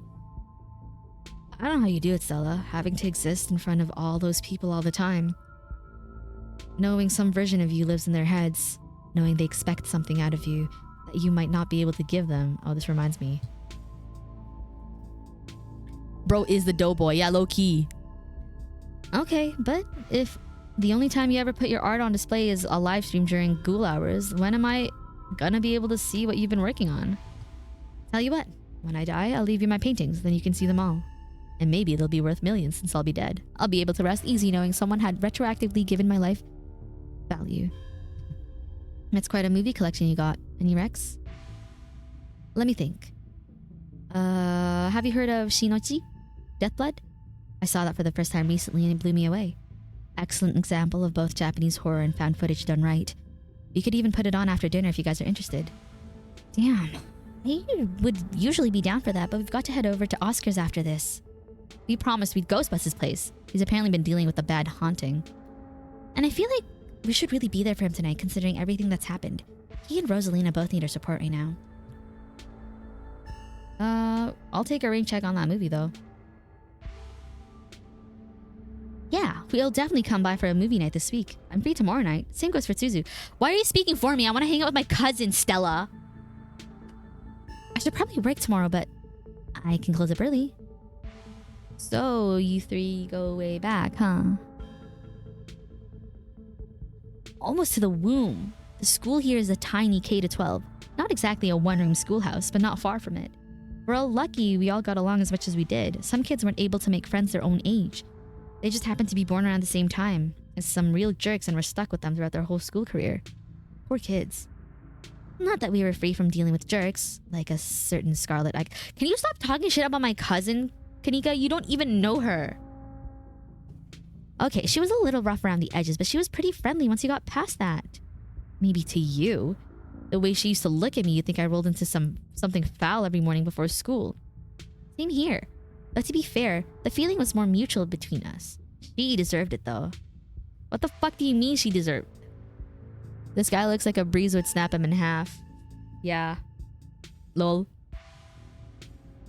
Wanna come ghost hunting with us tonight? Feels like this game is pushing you away from Tabitha, TBH. Yeah, and I like Tabitha, and I think she's all alone and she's just a little broken and her mom was really mean to her and she has no other family. So I don't understand why everyone's ganging up on her. But I guess yeah, she's a little rough and she's a little... But I was like that. I literally was like that when I was 15. My friend Jay was the one who got through to me. She really softened me up. I kid you not. I was so rugged, but she was I guess she'd be like my Stella. No, wow. Yeah, I do relate to her because she's just a little sad, a little bit. And usually I don't like characters like that, because they have no reason to be the way that they are other than for being an asshole. But you can see Tabitha, and she clearly has situations. And her mom just died, bro. This is this balding spot, I guess. Or maybe that's just his hairline. That's a fucked up hairline, though. We'd love to have you. That would be so amazing, but I haven't had the best luck leaving the house lately. Even just walking to town is enough to put me in bed for a week. It sucks. But make sure you bring your camera, Stella. I want to see everything that happens. If you need someone to pose for your paintings this week. So has Stella told you about everything that's happened the past couple of days? Excuse me. Every detail. I wish I could see some of it myself, but, He gestures in futility towards the walls of the basement. Are you sure you can't just sneak out one of these days? Nights? The doc isn't keeping me prisoner here, Stella. I'm sick. You know that. I'm sorry, man. I didn't mean to... There's nothing to apologize for. And I appreciate the effort. Really, I do. There's just nothing you can really rescue me from. That die's already been cast. But we were talking about the past couple of days, weren't we? Let's see. Hello. So I was heckin' tired earlier and was sure I was about to fall asleep. Brain decided it was the best time to self-reflect. And now I can't sleep. How is thee? What are you self-reflecting about? Question mark. I'm okay. I am having a lot of fun with this game. We're actually on episode 3, so the stream is longer than I anticipated for it to be, but I'm having fun so far. I mean, if having bad experiences like that would make you an asshole, I would be the biggest asshole ever. Right? I don't know. I think some people just have different defense mechanisms, and there are certain flavors of people that get along and some that don't, and that's okay. Do you have any thoughts on the ditchlings we've been seeing? Yeah, they've been coming up to my window at night. Wait, really? Is that why you texted me that they look like something out of your nightmares? Yeah, I thought I was hallucinating. I hadn't put it together that we might have been seeing the same thing until just now. I've been sketching them, really. Tell me what you think. He pulls out a sketchbook from one of the piles in his room. Okay, that's exactly what I saw when I was on my way home last night. What does that mean? That they've been lurking... What does it mean that they've been lurking around here, though? I don't know. But I like the company. They're kind of beautiful in a sad way, if you ask me. I agree to disagree with you there. Those things are going to be stuck in my nightmares until the day I die. It's very out of left. That's true. Okay. Well, I appreciate your consideration. And I'll read it when I get to it. And I'll reply when I can. I hope you feel better soon. What do you think of my cousin? She was always so distant and mean. I probably would have thought she had it out for me, personally, if she wasn't like that toward everyone. Or if I thought she even knew my name. But people change. Maybe she's nicer now. She's still terrible. You guys just never take the chance to get to know her. She's actually really funny and sweet. I'll pass. Thanks. Girl, guess I can spend more time with you and chat. If you'd like to. You should also still try getting some rest. It's fucking 4 in the morning for you at this point, isn't it? Or no, 3. Do you think the town is doomed? I think everything is probably doomed at some point, but I guess that's answering a different question. Do I think the town of Scarlet Hollow is on the brink of collapse? Probably not, but it's not like I have a perspective on what it's like out there. There could be rioting on Main Street, and if Stella or the doc didn't tell me, I just wouldn't know. I would totally tell you if there's a riot. Would Dr. Kelly tell you, though? I mean, yeah, I'd hope so, but the point I'm trying to make is that other people are my eyes out there. What do you think is going on with Wayne? Who? That sick weirdo who keeps coming to the general store. Oh yeah, that slasher creep. I appreciate the classic Jason vibe he has going on. Here's hoping he doesn't live up to the look, for all our sakes. Dinner's gotta be ready by now, right? Should I tell him if you need someone to pose for your paintings at the end of the week? Oh, I don't really want to be stuck in the basement. Remain silent. Reese's mom shouts from the kitchen. Dinner's on the table! Guess that's it for catching up. Make sure you all wash your hands with soap. I don't want anyone sharing their germs. Sure thing, Doc. Yes, ma'am. Go wash your hands. I'm just gonna go wash my hands. Paint me like one of your French girls. Oh, actually, I don't want to be seen, so don't paint me at all. Don't even look at me. Don't even look at me. Don't even look at me. Don't even look at me. Don't even look at me. Don't even look at me. I don't even exist. No use to saying anything here. It's probably best to just silently comply. You make your way towards the sink, but are stopped in your tracks by the pull of an odd door at the end of the hallway. It feels out of place, like you've accidentally wandered into a different, older house. But more than that, you feel something radiating out from behind it. Something cold, dark and cold. Something that reminds you of the dusty tunnels you narrowly escaped last night. An oppressive hum just beyond your hearing fills the air. Oh no, she's gonna have another vision. And you feel strange. You are compelled to approach the door, drawn in as if hypnotized. Open the door, open the door. Hello? This is all it says is open the door. I don't want to open the damn door. Whoa. Does it matter how many? 1, 2, 3, 4. 5, 6, 7, 8, 9, 10, 11, 12, 13, 14, 15, 16, 17, 18, 19, 20, 21, 22, 23, 24, 25, 25, 25, 25, 26. Yeah, it's saying I should open the door. Wait, was I on 25 or 26? Can somebody please remind me so I don't have to start over? Oh, I'm gonna start over if someone doesn't tell me. I don't forgot what number I was on. Did I say 25 or 26?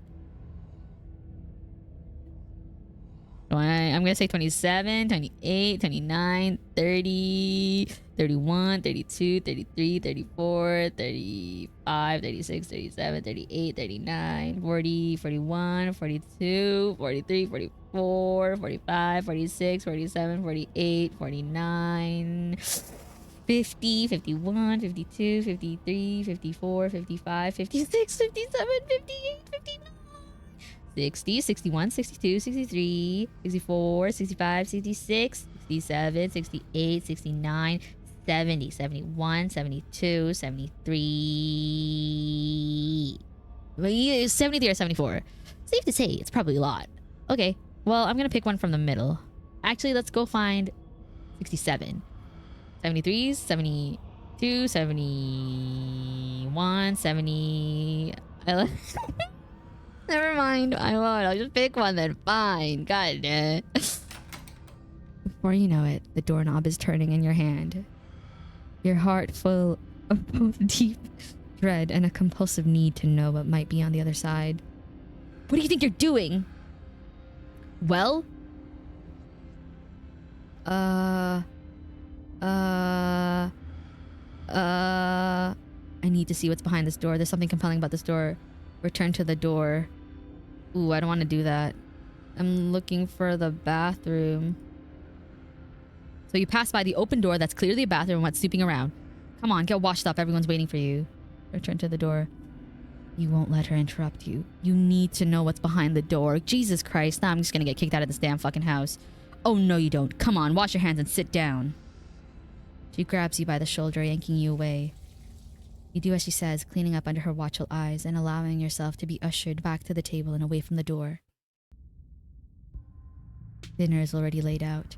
Dinner rolls, spaghetti, and a light salad. Kanika anxiously picks at her food. Stella is nervously talkative, and Reese is suddenly quiet and tense, his shoulder tight as his mother perches on the chair next to his.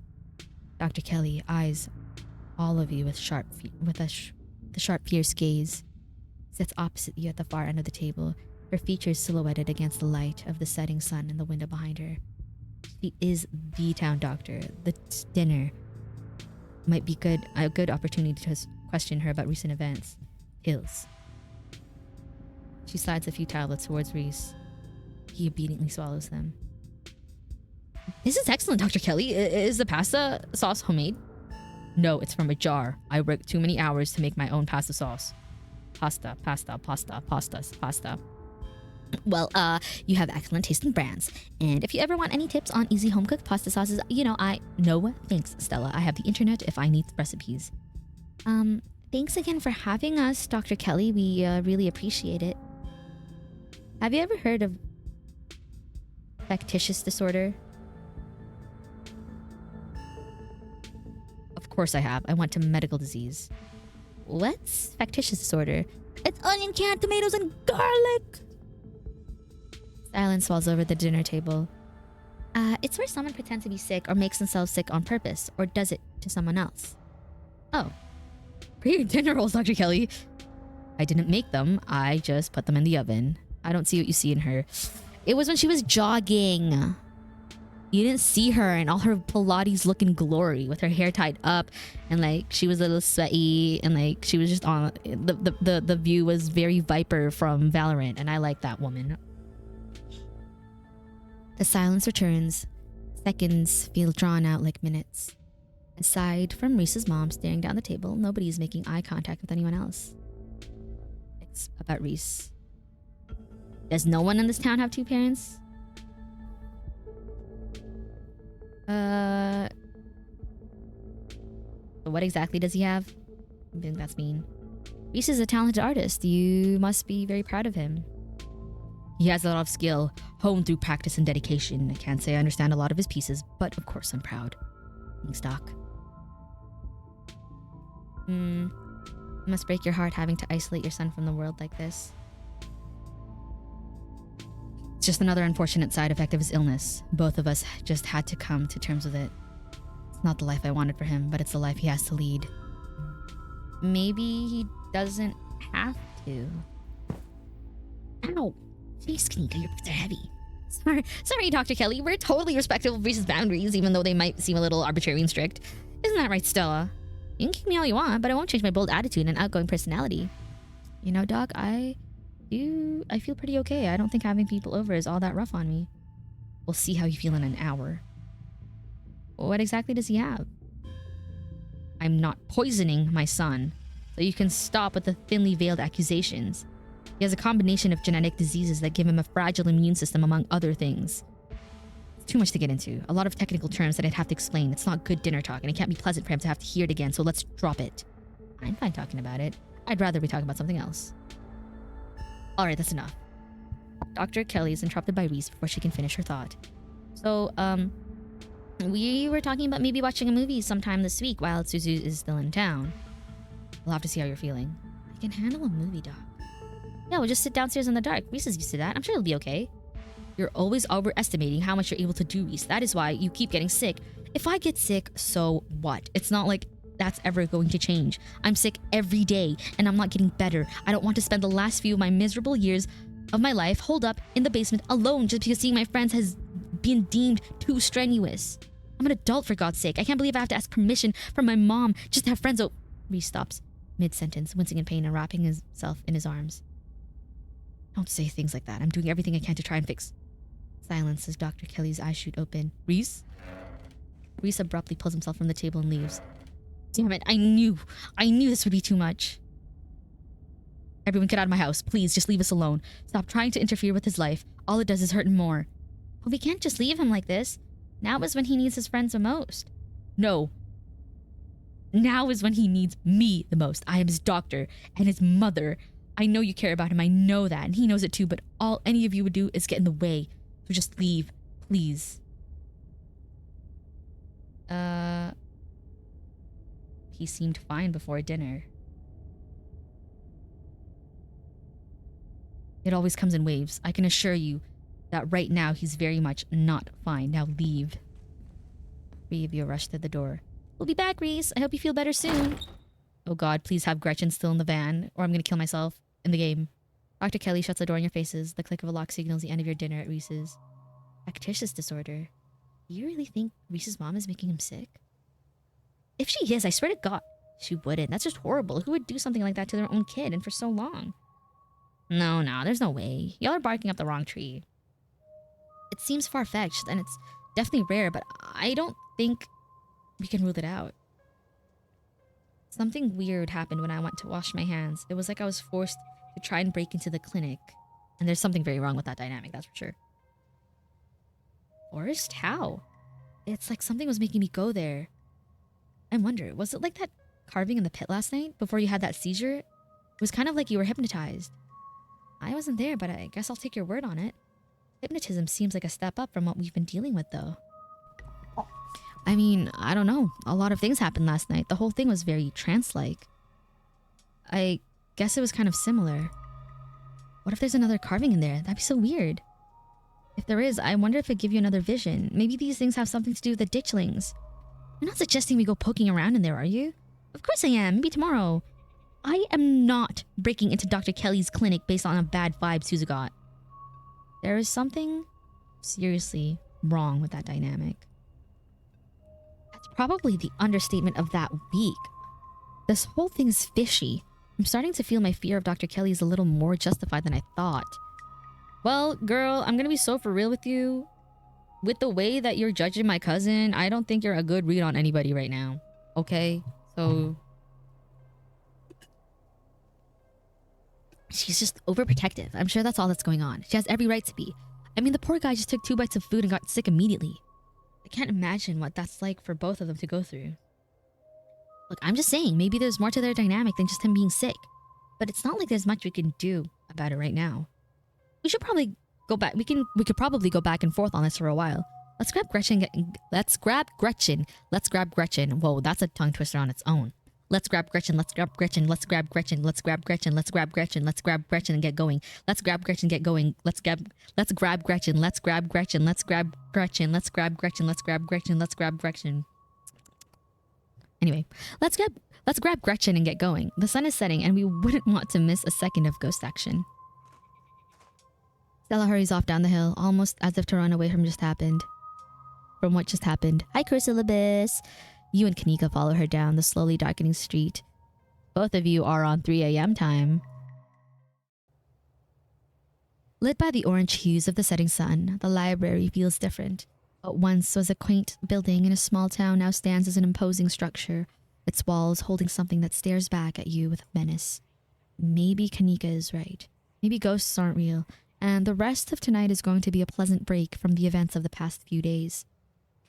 Your thoughts jump to the ghost books you've read over the years. So often the ghosts and stories are metaphors for something else. Are real ghosts metaphors too? Enter the library. Just as its exterior, there's a cat here. Oh, and excuse me, sorry about that. I just noticed this fucking painting. Excuse me, sorry about that. Just as its exterior was intimidating in the setting sun, this painting, the inside of the library is dark, its shadows deep and foreboding. The meet and greet with the mayor ended quite some time ago, and the throngs of visitors took whatever joy was in this place with them as they left. Whoa. Hey, Oscar, are you back yet? You can't yell in the library. It's against the rules. It's after hours. Rules only apply before 5 p.m. Now it's our domain. Hey, you're here sooner than I expected. Hope dinner went okay? Yeah, it went okay. Reese wasn't feeling up for a longer hangout, unfortunately. I'm sorry to hear that. It's okay. It just means we have more time to hunt ghosts. I've come fully loaded. Got my EMF reader, temperature gauge, spirit box, infrared camera, UV light, video cameras, salt, flashlights for everybody in case ghost messes with the electricity, parabolic microphone, Sharpies, and paper for automatic writing, matches, and candles for rituals. And you've got your specter-sniffing compatriot by your side, too. This nose can sniff out any ne'er-do we might find. Whether spirit or scoundrel. Oh, and a Ouija board. Ouija board. I know they're toys, but you never know what might come in handy.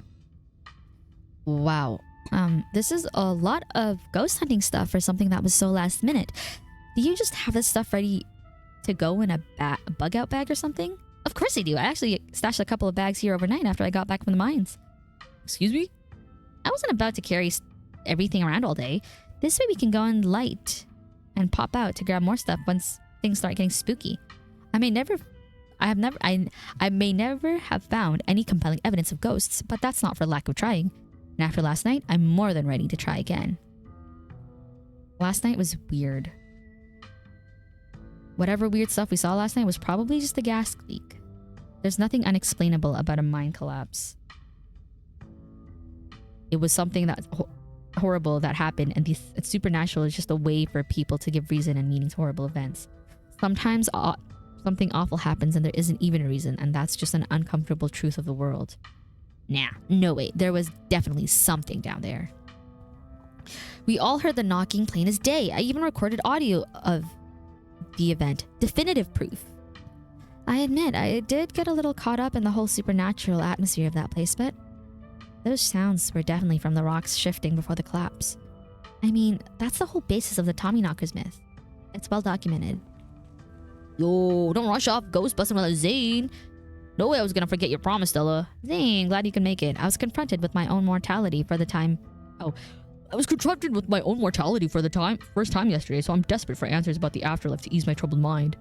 Now let's go mess with some real ghosts. Oh my, this certainly is a lot of humans for one little ghost hunt. I do hope this means my dear Stella will be safe this evening, and whatever foul creatures lurk in the shadows choose to prey on someone else. Okay, Gretchen, thank you. I hope my house is big enough for 5 ghost hunters at once. If this is everyone, we can go ahead and... That's everyone. Wait, what about Tabby? What about her? She's not here. Let's get... Kanika? You're pissing me off. You're not my friend anymore. I don't like you anymore. Let's get started. I guess she can catch up to us when she gets here. Well, if y'all are itching to get started, it's through the back. Follow me. Hey, human, kick ghost ass, okay? All my stuff in there. Who the fuck is Pixel? Oh, Pixel's this other cat. Hi, Pixel. Guys, I want to wait for my freaking cousin, y'all. Looks like the sun has almost set. This is when stuff usually starts to kick in. I haven't been back inside for about a week, so I have no idea what to expect. Hey.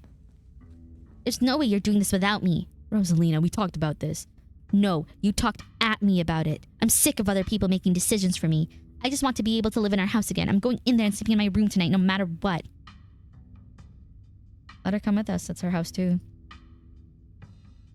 Yes, I'm glad you agree. It's best to give this pup a chance to face her obstacles head on. Take it from an old soul like me.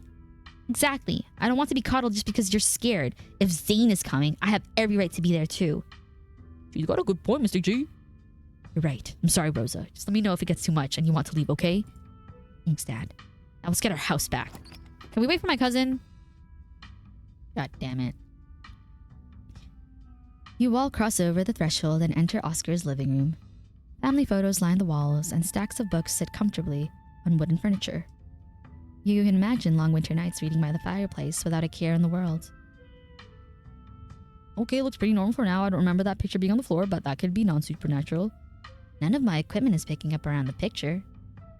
What? Wait, what else is here? Oh, toys. I'll set up a camera in case it falls again. It could be important evidence. You might want to save your cameras for Rosalina's room. That's where I've seen the ghost manifest. It's just down the... Oscar and Kanika startle as the door swings open. Hold it. You're not taking my cousin along on any more of your hijinks without me. Yay, that's my baby.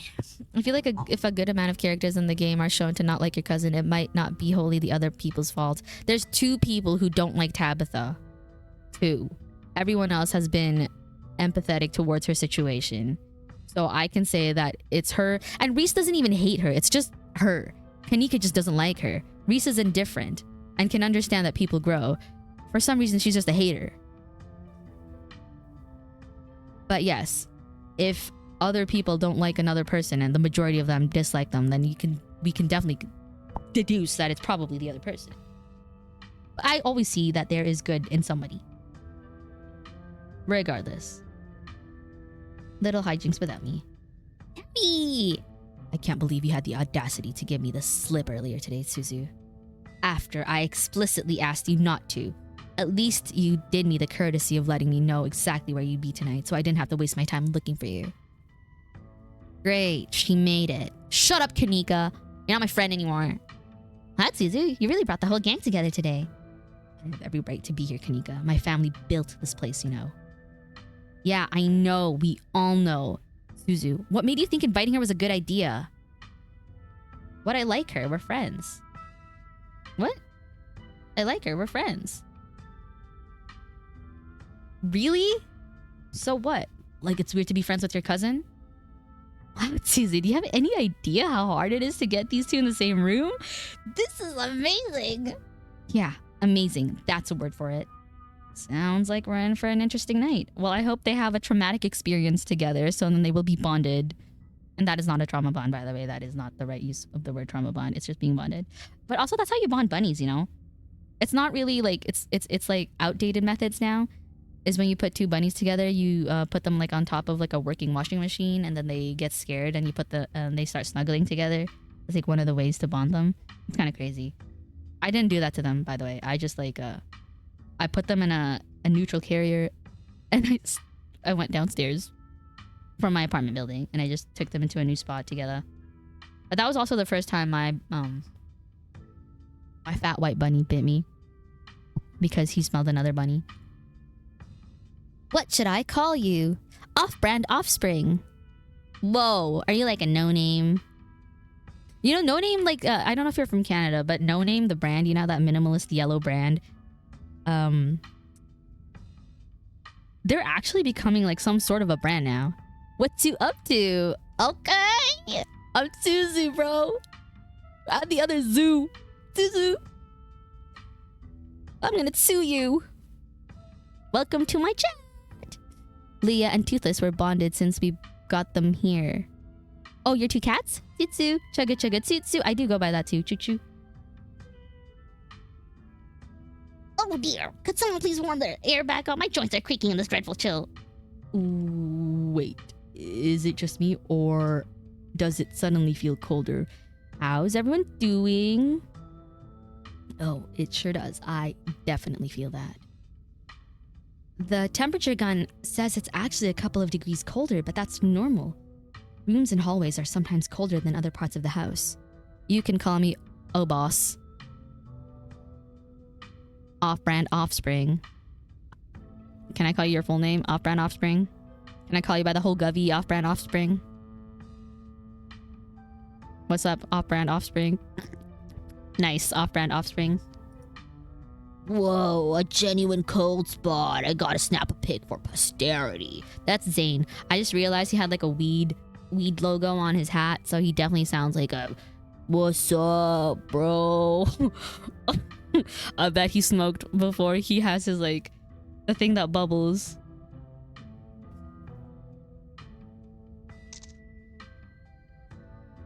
That's it.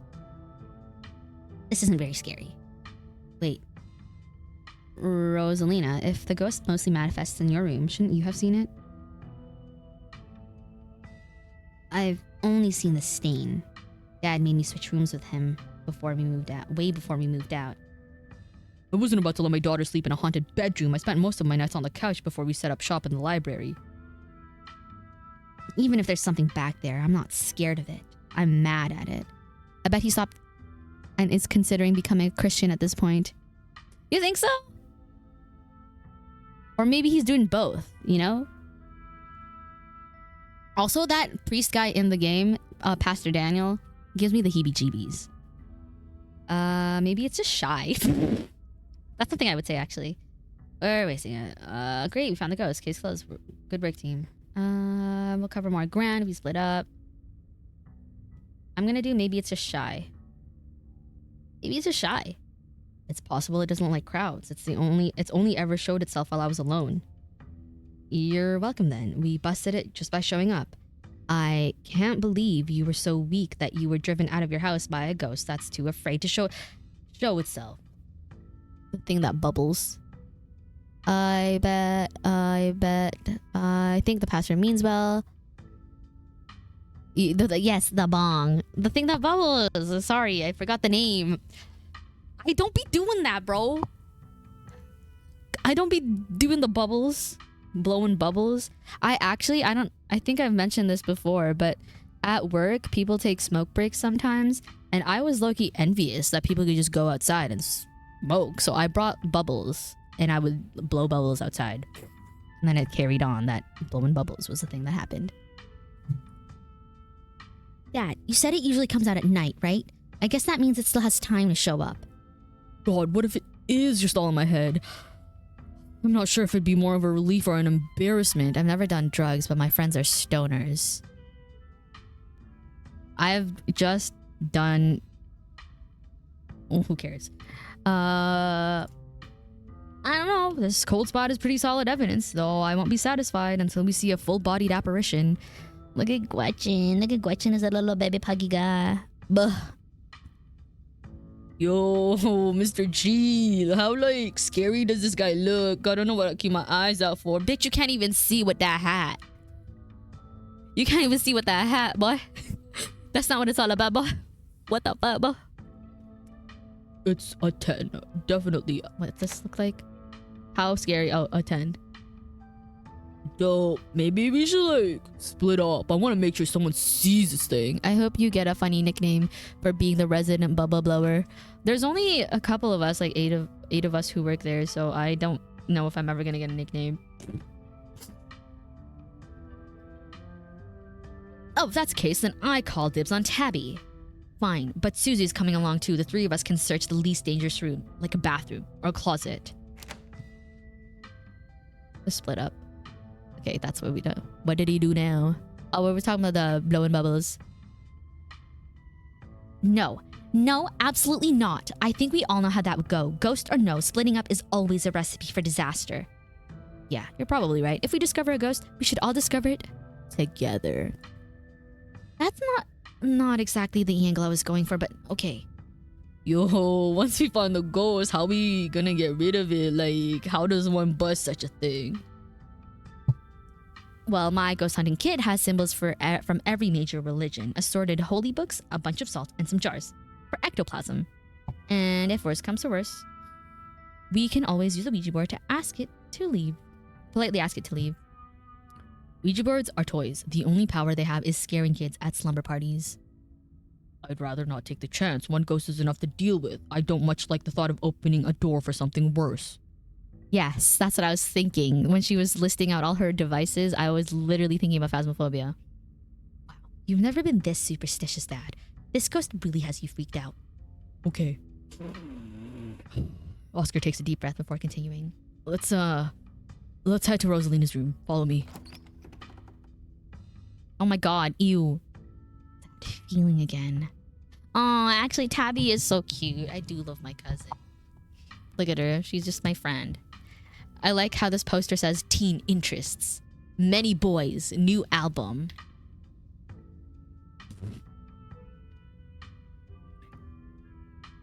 Tabby is really pretty. I agree. Like the mines, like the door to the clinic, a dusty, suffocating, dizzying feeling. Something is in this house. Though whether it's a ghost or something worse.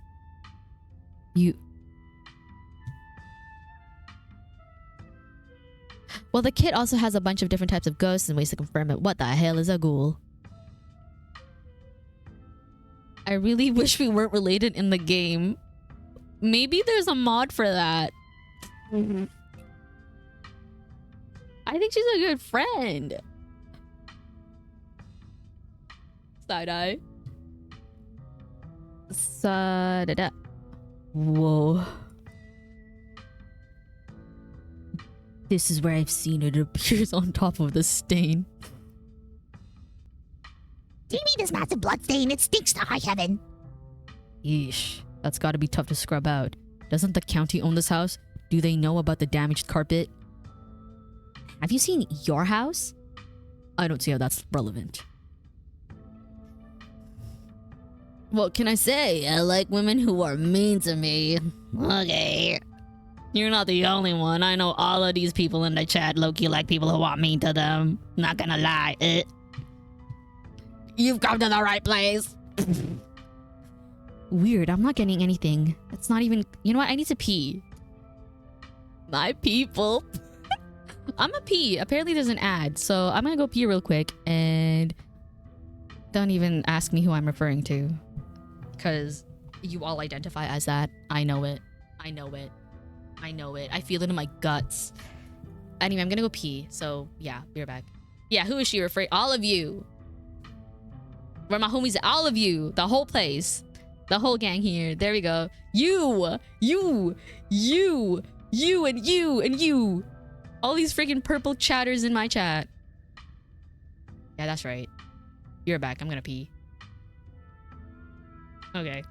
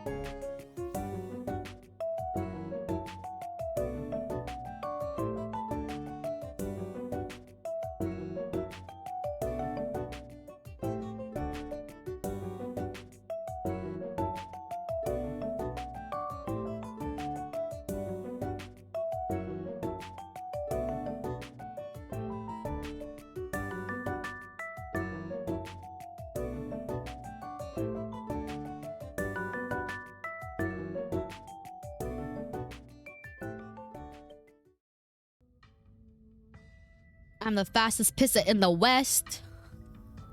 Or the north. And the north. And the northwest. Actually, I'm more east. I'm the fastest pisser in the EST. Whatever. What's wrong with purple, though? Anyway. Then your equipment is wrong. The stain is definitely paranormal. I've scrubbed it out too many times to count. It just keeps coming back. It's just a stain, Dad. Can't we just cover it back up? I don't mind sleeping in here. Let's get scientific about this. If you scrub the stain out a bunch, maybe that's part of a summoning ritual. I've never heard of a bleach-activated ghost before. She's funny. You don't use bleach to clean a carpet, Tabitha. Whatever. How was I supposed to know that? Not everybody gets to learn how to clean things. Y'all are offering. What do you call an undercover spider? A spider under my covers? A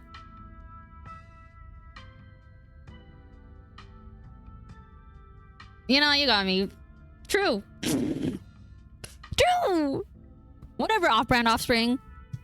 If y'all are offering free carpet cleaning, be my guest. Gretchen says it's a blood stain. Are you sure?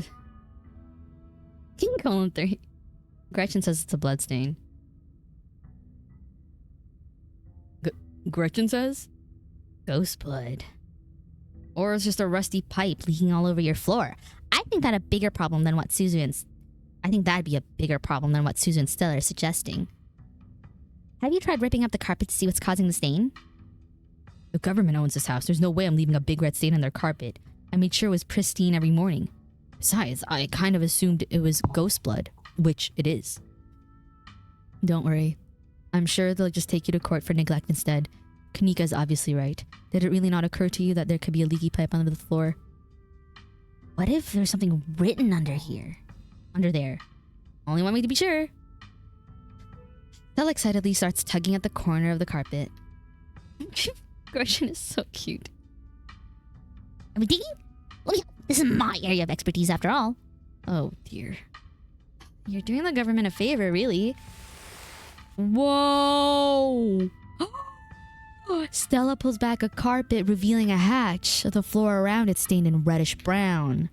Okay. So we're getting somewhere. This carpet is disgusting, by the way. And can somebody pick up the dog? Can somebody pick up the damn dog? Why are you letting it? She don't even got no booties. I give up. Why is that a furry? Okay, maybe I don't want to sleep in here. Nope, nope, nope. A hatch. Oh, can't relate because we don't got carpet in my house. A hatch. Nope, nope, nope. We're not going down there, right? I think I just stare at it because I don't know any of these people. This is even better than finding a message. But there's no basement in this house. At least we weren't told about a basement. And look at all the red stuff coming from underneath. Oh yeah, this is super haunted. All right, you got a basement chock full of ghosts. I can just feel it. Y'all know last month was super rainy. It's clearly been a long time since anyone stepped foot in the basement or crawl space or whatever it is under that hatch. There must be a leak that flooded the whole area under the house. The water dissolved the caulk around the edge and leaked through to the carpet. And it's red because North Carolina has red-ass dirt. It's as simple as that. It's not blood. Hold on. Can we look back at this for a second? Blood. Gretchen says it's a blood stain. Human blood. I've seen it. The stain. Why didn't Oscar tell us it was a blood stain to begin with? Because I had to say Gretchen said it's a blood stain. Or a rusty pipe.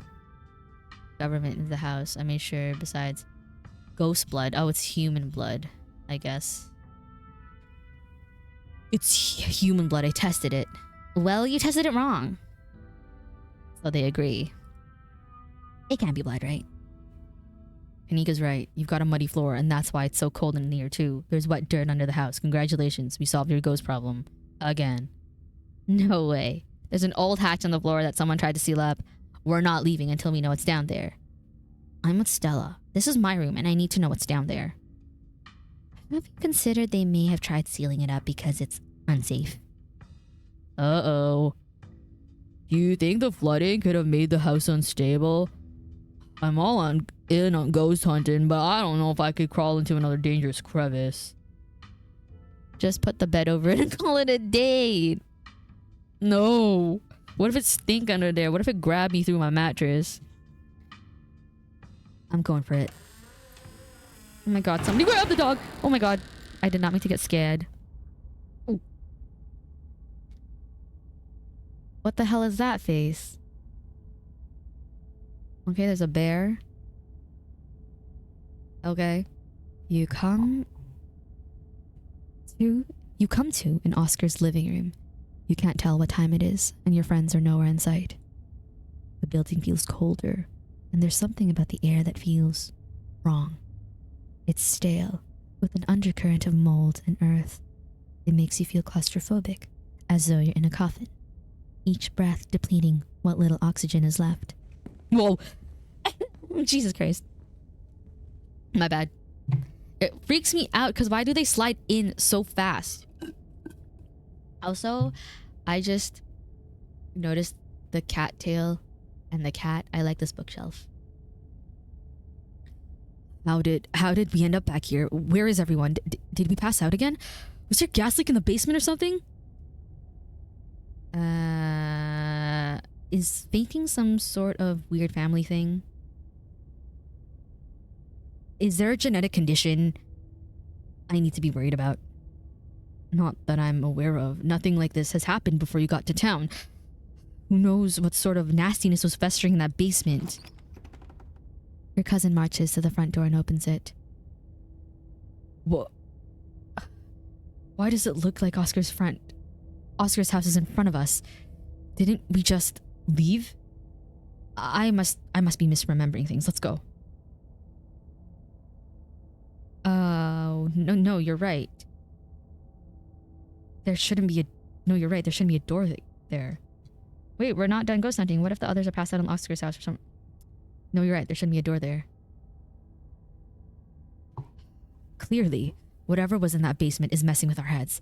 We just left Oscar's house. The library has to be on the other side of that door. The two of you cross the hallway and open the door. Something isn't right. It feels like a late summer afternoon. The air is warm and wet, and the scent of flowers drifts on the breeze.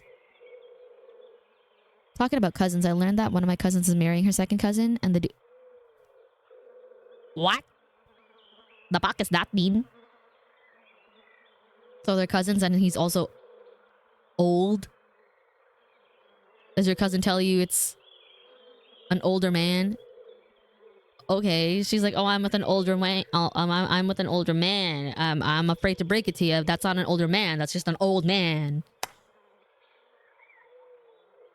Maybe is he hot? Second cousin is offspring of cousins. Okay. I wouldn't be comfortable marrying a family member, relative at all in any way, shape, or form. But you know what?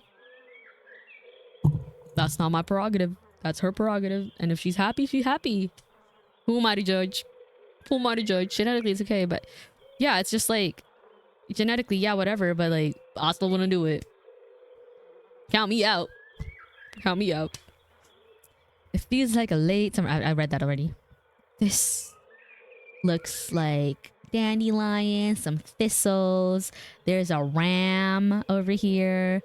This is the back garden. There's a figure over here that is weird. Dude's rich and he lives over there. Ah. Where's there?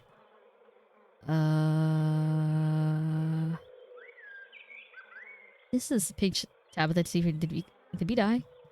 Tabitha, please tell me I'm not the only one seeing that scratchy shadow in the distance. Oh, in Canada. You're not. What the hell is that thing? Am I having a stroke? Are you having? Are we both having a stroke at the same time? Do you see that creature? One of the bad omens. Ew. Did we die? Don't be so dramatic. I think I'd know if we were dead. Dude, I do not like all the Photoshop textures and stuff like this. This random ram, and the random statue, and then now there's a horse. Almost met pretty dubby style. There's gotta be an exit somewhere. We just have to... Wait. Do you hear music? Oh my dicking cock and ball torturing shit, broski. Movement stirs as a figure cloaked in shadows rises to attention. Bella? Who are you? What are you doing in my property? Bark, bark, wolf, bark. Because it came out of nowhere and made a loud sound. Huh? I thought Oscar said the county owned this place. Oh. Huh? Huh? Yeah, Stella, it's us. Quit being weird. Did you say Eddie? No one's called me that in a long time. It's Edward Dean now. I'm not a child anymore. Edward Dean? You've got to be kidding me.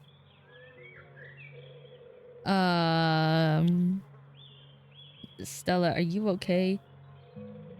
Okay, this is definitely a dream. I hope so. Quit trying to scare us. This ghost hunt thing is over. I'm taking my cousin home now. Whoa. Whoa. I wish I could say the same. You should have stayed gone, and you absolutely shouldn't have shown up here, of all places. If you're caught, I don't think you understand what father might do. Am I supposed to have memorized lines or something? I'm just gonna listen. Instead of responding, you decide to stand back and listen instead. It's like she's got some kind of script. Maybe when it's done, she'll go back to normal. Arf, arf. I can't. It's not that easy for me. My brothers are sent to Normandy, and now I'm the only Scarlet left besides father. I have responsibilities, Charlie. Shut up. Shut up. Edwardine Scarlet? Do you know that name? How do we... She can't. She's clearly possessed. Do you know that name? I'm gonna ask her.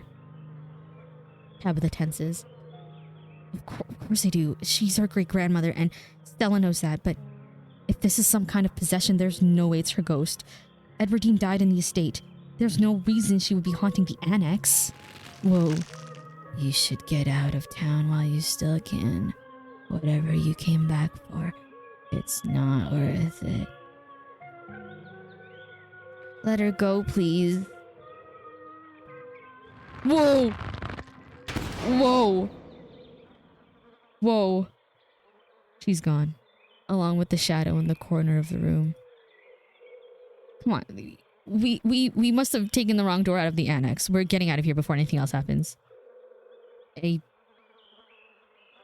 Hold my hand, Tabby. I'm scared. I think we should hold hands for safety, not because either of us is scared. I think we should hold hands for safety. Would I suggest that, though? I wouldn't. Somebody else would. I don't think we're in the woods. I don't think we ever left the house. No way. Come on. We're going back inside. She yanks your arm, pulling you back the way you came. Oh, where did the annex go? I'm just gonna try... Let's try the door. But there can't be anything behind it. It's just standing there.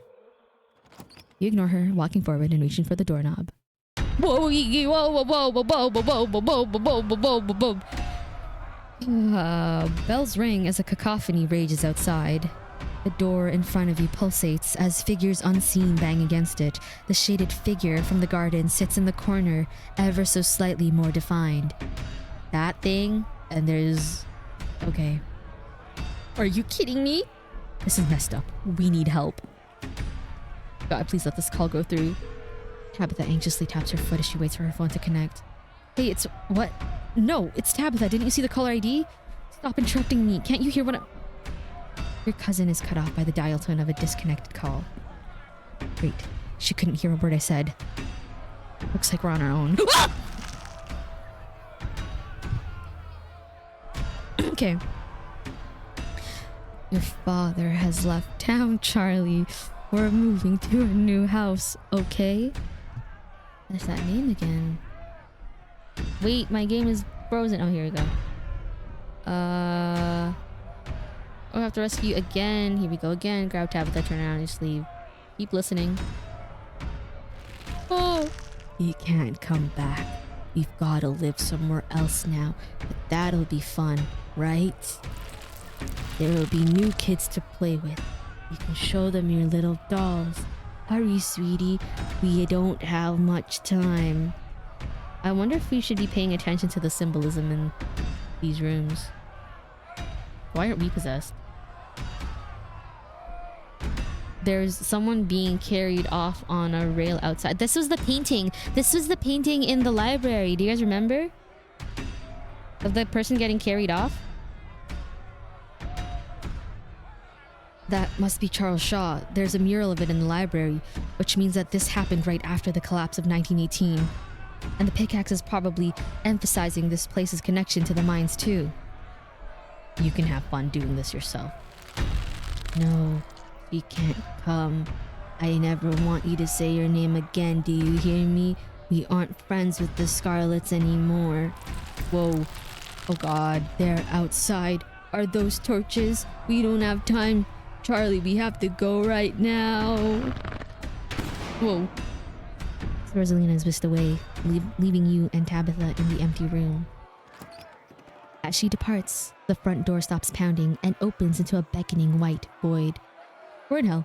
We both died, and we're in hell. Who... Are we supposed to be Charlie? Is Charlie the ghost?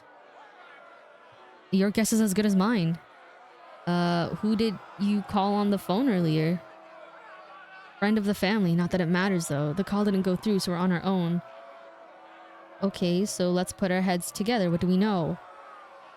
We know that we can't leave, and we know that we're not possessed, at least as far as we can tell. And whatever we saw in this room at least happened right after the Shaw mine collapse in 1918. I thought that looked like Christ on a cross. Oh, it was a redhead with a big-ass beard. What is happening here? Somebody being puppeted? I think the only option on the table for us right now is to keep doing what it wants us to do. Maybe it'll stop at some point, or maybe we'll figure out a way to escape. There are so many ditchlings here. Yeah, there are. Those things are horrible. No wonder you were such a mess on Monday. You're right. The only way to get to the end... There's only one way to get to the end of this. Shall we? Okay. Let's go, Tabitha. Okay. I'm quiet. I just know there's something that's gonna scare me, so I'm gonna pre-scream the entire time. Ah! You and Tabitha walked up to where the pounding door used to stand and step into the void. Ah! Ah! Okay. Nice full moon. It's quieter, it's chiller, but it's watching us right there. There's a little bug. Some trumpets. Some flower trumpets. There's also another ram. What's it? What is it with rams? And this is what I look like in real life. This thingy. Little blob. And then a bee. Or a fly. You're outside. And it's night. A false moon looming. Massive in the painted sky. The night feels thick and warm. The insects lively. Their calls unnaturally tiny. Everything feels warped and wrong. Like you're listening to a record fished from the bottom of a pond. Ugh. What magic words do I have to say to get you to let us go? I'm sorry, okay? Whatever my family did to piss you off so much, I'm sorry. Whoa! Christ on a dickwad head. My fucking gosh. You poor dear. I've been keeping track of you scuttling around town like a tomcat. You've fallen hard for Miss Edwardine, haven't you? Okay, these scenes are out of order. This one must be after the garden and after the collapse. Is it just me or does that shadow keep getting closer? They get you over. It's not my fault. I let my guard down for 2 seconds because I think it's done. Kanika, I'll get you out of here, I promise. Who is this supposed to be? If you're trying to scare me, it's not working. This one must be after the garden and after the collapse. That's exactly what I was thinking. This has to be after he met back up with Edwardine. Wait, what am I doing? I refuse to get invested in figuring out this weird little puzzle. Oh my god. There's no need to be embarrassed. Your secret is safe with me. I hate the squelchy sound. You know, I never did approve of what the Scarlets did to your family and what it did to the two of you young'uns. Childhood sweethearts. Just think how lovely it would be if you could just be happy together. That's what you want, isn't it? So Edwardine and Charlie. Let me just spoil it for you and say it doesn't work out. Our great-grandfather's name was not Charles. I'm sure by now you've realized the young lady doesn't plan on leaving with you. But it's not for lack of desire as well. As you well know. It's Enoch. Even if you dragged her over the town limits, his hold over her would make sure neither of you were ever happy again. Just think of what happened to your poor mother and father. Do you want that to be the two of you? What do we know about Enoch? Has there been some kind of theme with the possessions? Like, who's playing that role? I kind of want to explore this. What do you know about Enoch? I kind of want to pick my trait, though. Like, who's playing that? Stella was Edwardine. Rosalina seemed to be the guy's mom. And Kanika is some nosy old lady. If there's a pattern here, I'm not seeing it. Maybe it's just pulling the closest matches. You're starting to get into the puzzle, aren't you? What? No, I'm just concerned about getting us out of here. The powers at work here are stronger than even your love could withstand. You need to break the bonds holding her here. Then you can both go free. No more misfortune. Not for you. Not for anyone else bold enough to step foot outside the holler. Kanika mimes handing you something, though her hand is empty. Everything you need to know is on that map. I can identify some of the plants in this room. What's about misfortune? Sounds like a quest. Okay, we'll talk about symbolism. Because, or should we identify some plants? Okay, I can identify some of the plants in that room. Or what about symbolism? Okay, symbolism in this room. The flies on the flowers could symbolize something that looks like it should be sweet, but is actually rotten. Do you know what some of this other stuff is? No, and I don't see how that helps us. It's obvious that no one should trust this lady. I mean, just listen to the way she talks. I don't need a fly-infested flower to tell me something's up with her. That's where you'll find them. You need her there. And be... Pause. Symbolism. Kanika minds. Edwardine. Rosalina seems to be the guy's mom. Kanika's some nosy old lady. Well, I don't know. Maybe it's a hippie lady. And you need to be careful.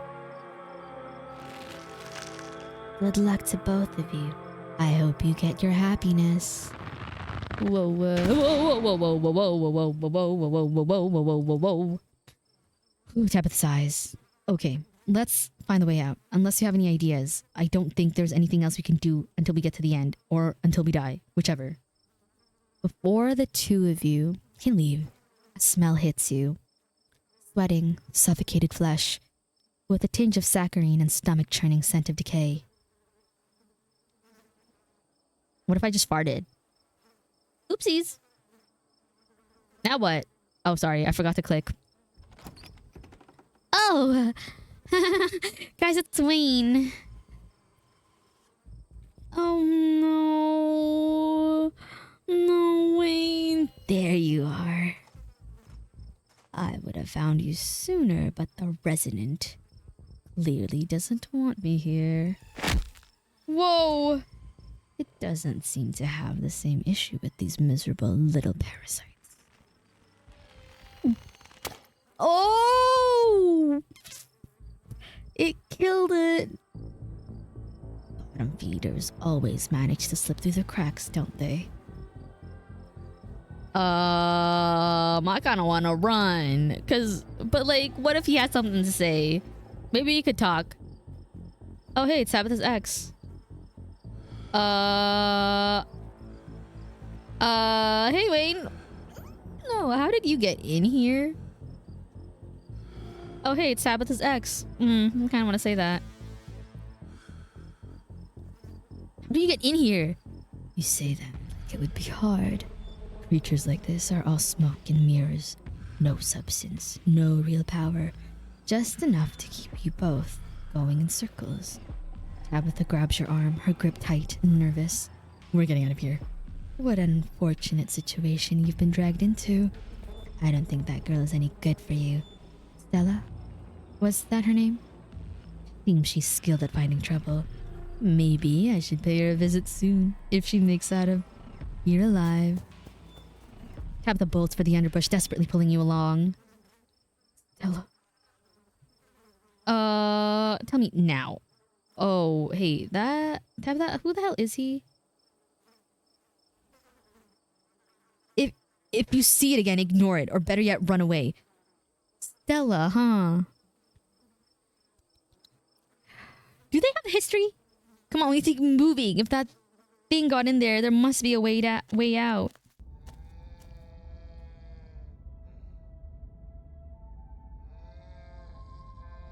That thing is up there, and it has big ass hands. I don't like it very much, and this is freaking me out. The two of you step out from the brush and into a long wooden corridor lined by bottles and rails. Christ on a dickwad. A figure rises to attention, blocking your way. I'm afraid he doesn't have long. If there's anything you need to say to him, I'd say it now. What the fuck is happening? As Zane is swept away, the room pulls itself to you and you find yourself looming over a deathbed. I don't like this. What the fuck is that? It's hugging the whole house. Oscar lies. There's little creatures everywhere. And there's another one right there. Oh my god. Looking pitifully small. Whoa! I'm sorry, boy. I'm sorry I let my troubles drive your mom away. Sorry those troubles mean I'm leaving you all alone now. Bottles and rails. Oh, okay, so he's... excuse me. So this is the dad, played by a dad. Bottles and rails. There's liquor everywhere, and after the collapse, Senior was run out of town on a rail, hence all of the rails.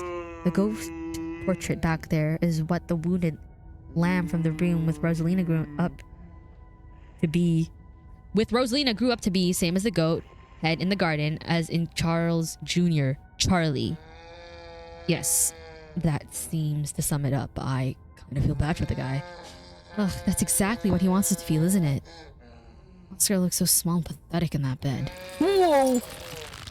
Damn it, Junior, how many times I got to tell you I tried to stop from happening, but that damn snake Enoch went behind my back. Oh, what bullshit. What do we know about Enoch? Is something on your mind? It was Charles Shaw's fault. That's just a fact. Is that a fact? Or is that what you've been told? You know what they say about history. It's written by the victors. Well, I think I kind of want to say that. And Charles Sr. was clearly not a victor. As if the Scarlets were any kind of victors themselves. The collapse hurt their reputation too, you know. It took years for the mine to recover. You're right. I've been using that excuse for too many years. At a certain point, a man has to accept that he's dug his own grave. They may have run me out, but they didn't put the bottle in my hand. Still, they destroyed our legacy, boy. Both our names are cursed with that history. It'll be dead and gone soon, but I won't be able to rest. Not until our name is cleared. Not until you can pass on this name with pride.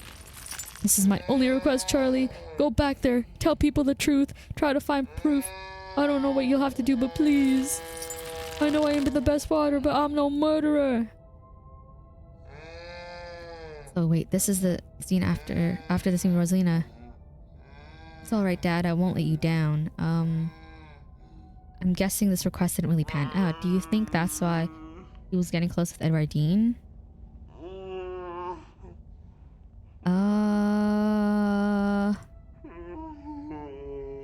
I don't know, I guess it was possible, but it doesn't look like it panned out. Damn it, boy, I may not have till morning. Promise me you'll go back and at the very least show that Enoch bastard what for. I promise. Oh, golly goop. I want to promise because he's dying. Just let dying people hear what they want to hear. I promise. Go. You watch as Oscar's body seizes and falls through the sheets, taking the rattling pile of bottles with him. The ghost is so full of it. She's so nonchalant. Your cousin steps forward and disappears through the hole left in the bed, leaving you to follow. Okay. Oh, you and your cousin find yourselves crouched under a large table. Stella stares at you Through you, as indecipherable murmurs and shuffling feet echo from the ends of the table. I really don't like this. This is so scary.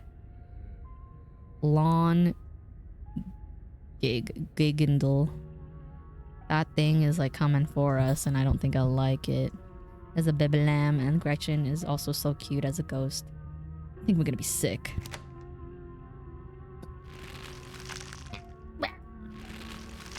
They're so lovely. Are you sure I can keep one? You must have worked very hard on them. Neither of them left the shadow of their parents, did they? I guess not. I don't think either Charlie or Eddie really got what they wanted out of life. It doesn't justify what this ghost is doing, though. I try to keep it away from my brother so he doesn't smash it, though I wish I could make it move like you can. And you can even do the voices, you know? You could probably make real money if you put on a show for people. Dang. Even possessed Stella's out here trying to monetize hobbies. True. Don't joke, you're pissing off the ghost. A traveling show? And you'd want me there too? Oh, could we go to the towns along the beach? I've heard the Outer Banks are the most beautiful place in the world. Oops. Remain silent. I wish we could go back in time in all those years. I don't really care. You'll quietly let the scene finish playing out. Thank you, Charlie. I've always wanted to see the ocean. Whoa. Oh, there's a man here on the side there. Are you done now, Charlie? Can we leave? Everything crashes to a thunderous black before you or Tabitha can get in another word. Whoa. Whoa. What the fuck? Why Gretchen, bro? Oh, it's a puppeteer. A single spotlight remains, illuminating a trapdoor in the center of the stage. You feel drawn to it. Ooh. We're the final performers, aren't we? We must be. Which one of us is going to open the door? Why are you asking that? Are you scared? Of course not. It creaks open all on its own. Oh god. This is so much worse than opening it ourselves. Whoa, whoa, whoa, whoa, whoa, whoa, whoa. You and Tabitha are shoved from behind and tumbled through the hatch. Okay. It took some digging, but it's here. The map was right. It means there's hope, Eddie. Whatever it is Enoch did, we can undo it. We can be happy together. Oh!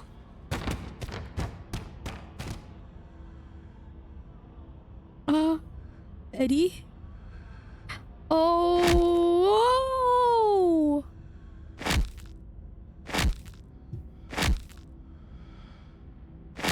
Man, I wouldn't go that far. What kind of... Oh god, I'm actually going to be sick this time. Your cousin violently heaves into the void, but nothing comes up. There's nothing here. This place is completely empty. Whoa. How do we know we're not related to Charlie? Whatever it is that Enoch did, we can undo it. What the hell is that supposed to mean? Enoch died nearly 80 years ago. Does it matter what he did? Does it even matter if he framed Charles Shaw at this point? Who's left to be hurt by any of this? Oh, what now? Oh, we're in court. Do you repent? Do you repent for your crimes? What? I'm sorry you died. You gotta go. Let this go, man. Get over it. Are you talking to us? Woof. Don't answer it. You must answer for the crimes committed by your scarlet blood. Okay. Are you kidding me? I hate it here. I hate it here so much. Until you do, I cannot die. I want to die. Please, I have been alone in the dark for so long. All I ask is for some of your years to pay for the years that were taken from me. What are you saying? My life is stolen from me. I want some of yours. It's only fair. No. It's absolutely not fair. You've got to be kidding me. Neither of us had anything to do with what happened to you. The sins of the father are to be laid upon the children. One of you must forfeit. It doesn't matter which. Bullshit. You're on trial here, aren't you? Advocate for yourself. Advocate for yourself. Can I have my cousin involved? I don't want her to die. If you're putting us on trial, you need to give us a chance to present our case. Yeah, we have rights, you know. I take it you have a plan? Your plea is met with silence, but silence isn't judgment. Keep talking. You're losing sight of things. Do you want revenge or do you want justice? You don't need anything from us to move on, whether you realize it or not. Nobody's keeping you here but you. We can't give you closure. The memories you've shown us are rife with the overblown metaphor and exaggeration. How can you possibly anchor in reality? Why should the sins of our forefathers be passed on to us, where Charles Shaw's sins passed on to you? I'm gonna save. I want to see the options later. Wednesday, question mark. It's only Wednesday. It's literally only been 2 days since we've been here. Why should the sins of our forefathers be passed on to us? Well, true. You know what? No, I can think about it in that sense too, because I mean,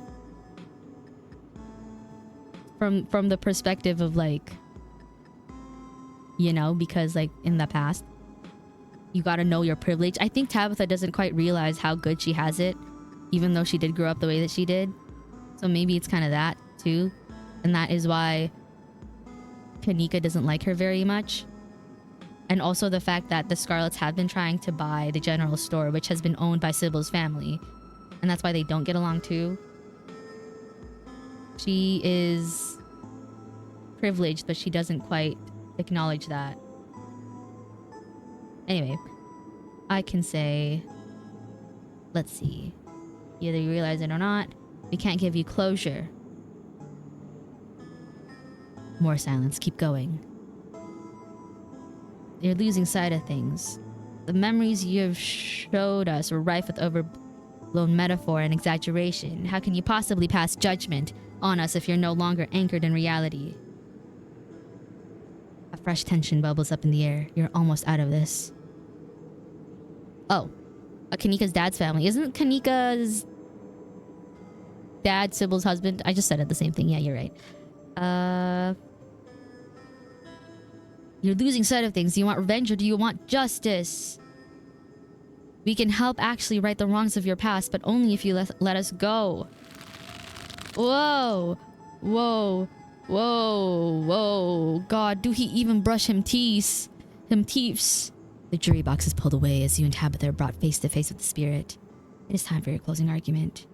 You don't need to take anything from us. You've kept yourself as a prisoner here, just like you've kept us, and just like you've kept our friends. All you have to do is let go.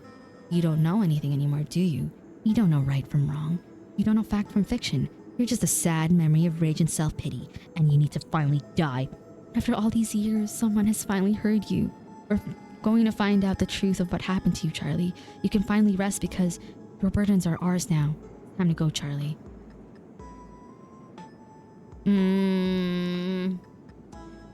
This one is too mean. I don't like this one. And I don't want this either because I can't promise that. And it's time to go sounds so weak. All you have to do is let go. I think all you have to do is let go is a good one. Silence.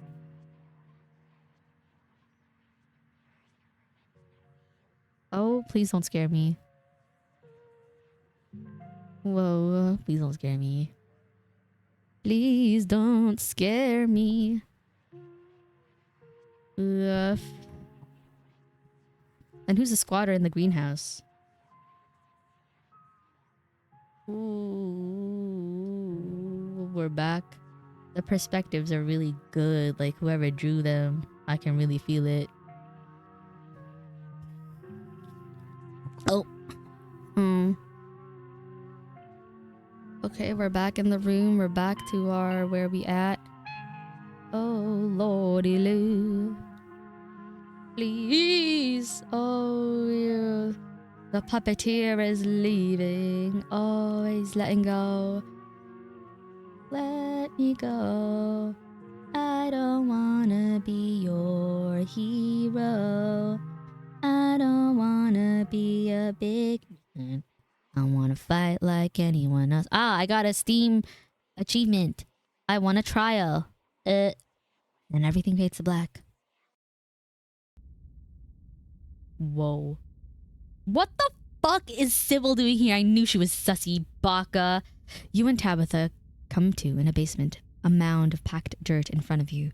Your friends are nowhere to be seen, though Sybil remains standing on the stairwell, as if she's been patiently waiting for you to get up. The spirit is gone and the two of you are back, and both of you are whole. I have to admit that this is quite an unexpected outcome. Excellent work, Suzu. I hope you don't mind, but I took advantage of the distraction to free everyone else. They're all outside. Take all the time you need to collect yourselves. I'll see you out there.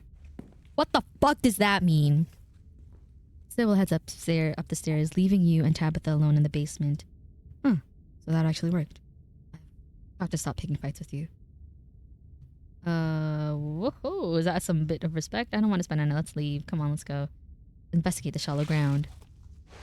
Shallow ground. Before you go, you decide to investigate the shallow ground in the middle of the room.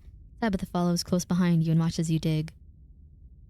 Charlie's mummified remains stare up at you, sad and broken at the bottom of the pit. There's another stone carving down there, just like the one we saw in the mine. Last night, that must have been where the map took him. Your cousin stands in contemplative silence. Yeah, I guess so. Well, we'll see if you feel that way in the morning. Well, I don't want to spend another day. Come on, let's go. Yeah. You're outside.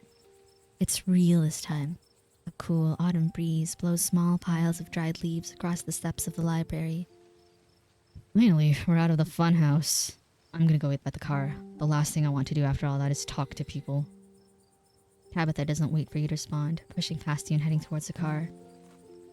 I'm gonna peace out, too. Back-to-back encounters with my own mortality. I've got a lot to ponder. See ya, Rosalina. Zane walks down the road. How are we supposed to know it'd be like that? Things have been strange around town, sweetie. Now's not the time to be poking around in the supernatural. I thought you learned that lesson yesterday. But magic isn't real. I mean, it's not supposed... God, that hurt. Everything is so sore. Is it really gone? I'm pretty sure I gaslit your ghost to death. Yeah, it's over. It was a bit of a Hail Mary. I saved all your skins, master of debate skills, all that matters. I'm just happy I could help.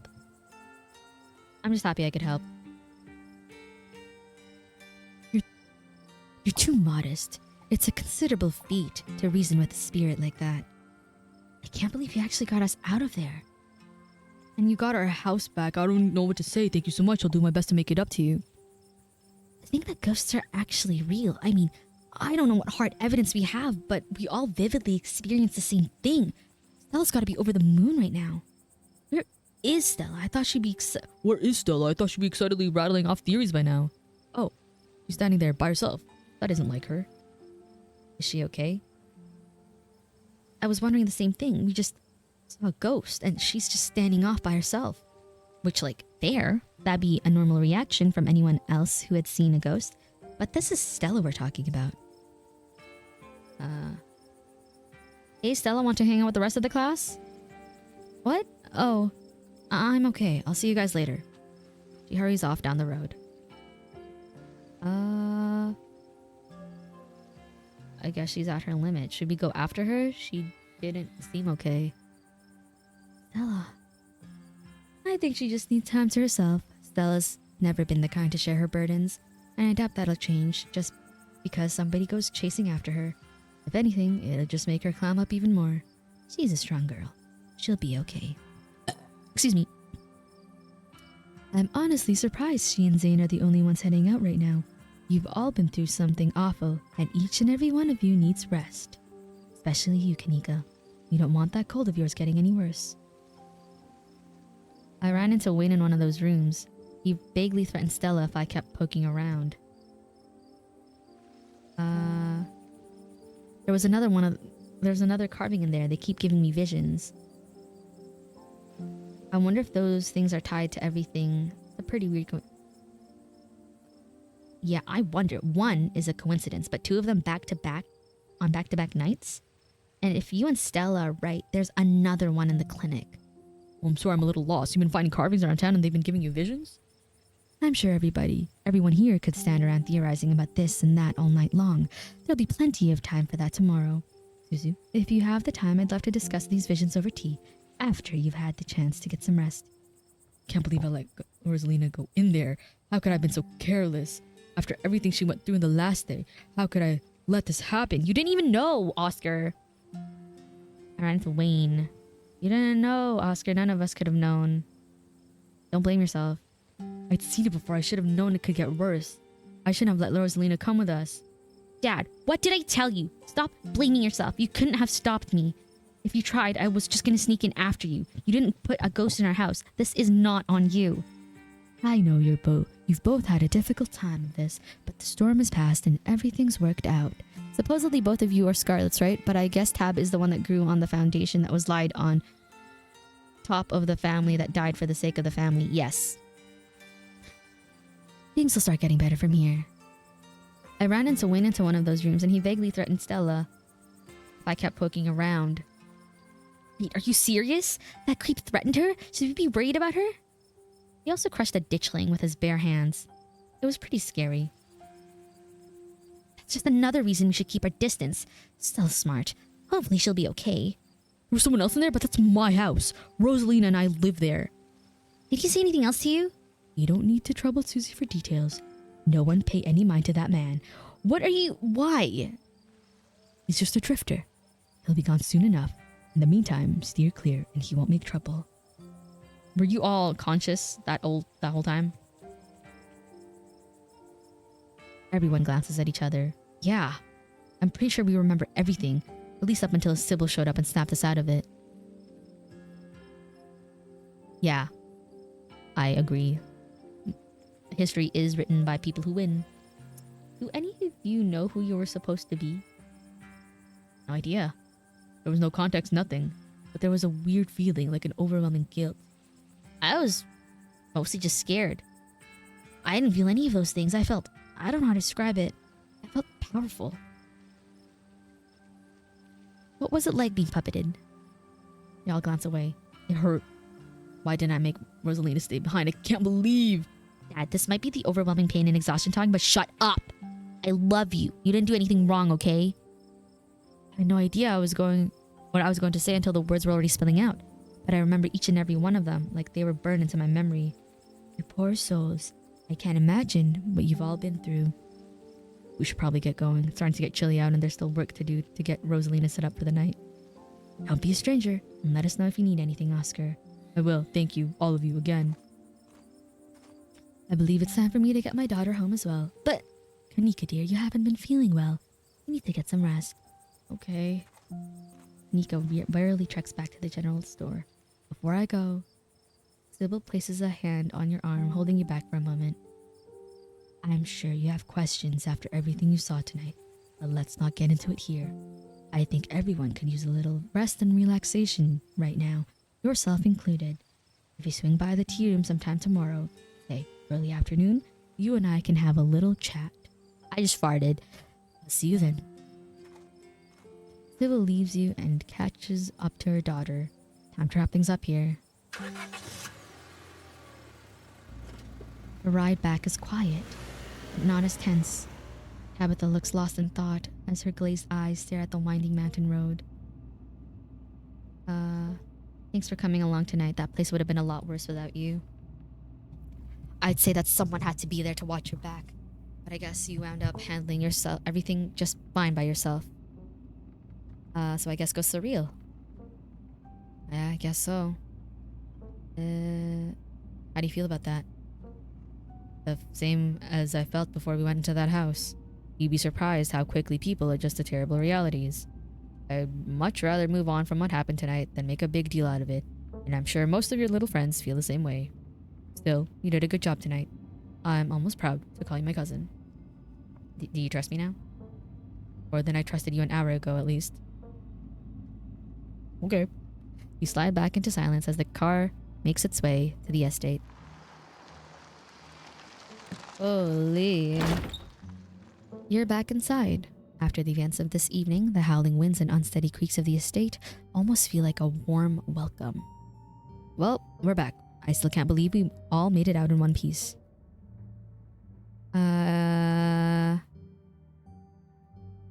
want to talk about Wayne. Really talk. Here we go.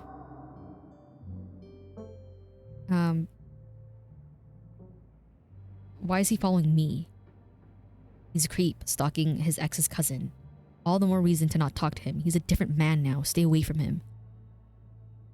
Did you kill him? He's obviously not dead, so no. Also, thanks for accusing me of murder. Love that. So Wayne's a he now, but in the ghost realm, he was an it. Does it really matter? I was scared in there. Now I'm so exhausted I can barely think straight. Who cares if Wayne is a he or an it anyways? Either way, he's bad news and you'd best steer clear. If you really don't want me talking to him, what does he know that you're afraid I'll find out? I just know him. Please just trust me when I say he's bad news. You think he's actually gonna hurt Stella? No, he's a creep, but I don't think he has it in him to hurt her. And I don't know if you've noticed, but Stella is irritatingly resourceful. She'll be fine. Do you think Stella is, like, okay? She wandered off back there. I'm worried about her. She's a pest. And like all pests, she has an uncanny way of bouncing back from things. She'll be fine. We might have gotten rid of a ghost, but I'm still traumatized. That's great. Now you're really a Scarlet. Let this be a lesson to you, Suzu. Alright, I guess it's time for me to turn in. It's a good idea. I'll talk to you tomorrow. Don't keep poking around and looking for trouble. You just have to make it to the funeral. 4 more days. That's all. And then the bus comes. You know, I don't have to leave the holler. I can stay with you. Do I want to stay in touch? I do want to stay in touch, but I also don't have to leave. But also I kind of want to leave because what the fuck is this place? But like, what do I have to live for? I'd like to stay in touch after all this is done. I'm just gonna say that. We've both got plenty of time to think that over. Anyway, night. See you tomorrow. I'm gonna go to bed. You don't even notice yourself entering the guest room and falling into bed. Man, these people never fucking shower. Suddenly, you're just there, buried under your family's musty covers. It's Wednesday night. Nearly half a week has passed since you first arrived in town, and a little over half a week remains until the bus comes to take you home. The spirit of Charles Shaw Jr. has been put to rest, but disaster still looms over this town of Scarlet Hollow. Still, tonight was a good night, and you fall asleep with a gentle, well-earned smile on your face. Woo! We did it. We finished episode 3. And I put that over here. Page 2. Whoa. I did shower in the morning, but they just got back from a freaking shoddy ass basement. So what in the world? Ugh. Wow, this is the longest stream I've had in a hot minute. Actually. Woof. That's crazy. Thank you so much for joining me on this episode 2 and 3 of Scarlet Hollow. I shall resume sometime this week. I tweet about it all the time. Well, no, actually, sometimes I forget to tweet, so you'll just have to wait and see. I don't know when I'm free this upcoming week. Are you Oh, yes. Justin actually just texted me an hour ago. I forgot to reply. Thank you for reminding me. Let me go check that. Oh, wow. Oh, sent me his birthday margarita. OMG. Or is that a margarita? Look at that drink. Is it your themed beverage? Hopefully we have more people. I know that the others are kind of busy, but it'll be exciting. Woof. I should put on some, yeah, I don't know. Oh, there's ads. I forgot about that. But hey, 5-hour stream, not bad, not bad, not bad, not bad. I'm play more another time. If I'm up early enough, maybe I will play an episode of Scarlet Hollow before Friends Up. But again, I don't know. I'll play it by ear. There's way too many things going on to keep up with everything. I have to make a slideshow and I have to practice a song. And I actually haven't even listened to the song that I have to practice. I have a little over a month. What DMs do you want to check? Because I don't want to make you log into DC if you don't want to. Probably Twitter. I'm on there when I tweet for the stream, so I can check it pretty decently. More frequently than usual. But here you go. You will find me with this username. Ta-da! And I'm never gonna call Twitter X because I don't fucking care. Twitter is Twitter. Bye. See you next time. Thanks for coming by. I'll see you next episode. And you know what? Bye. Where's the exit? Where's the ending screen? Good afternoon.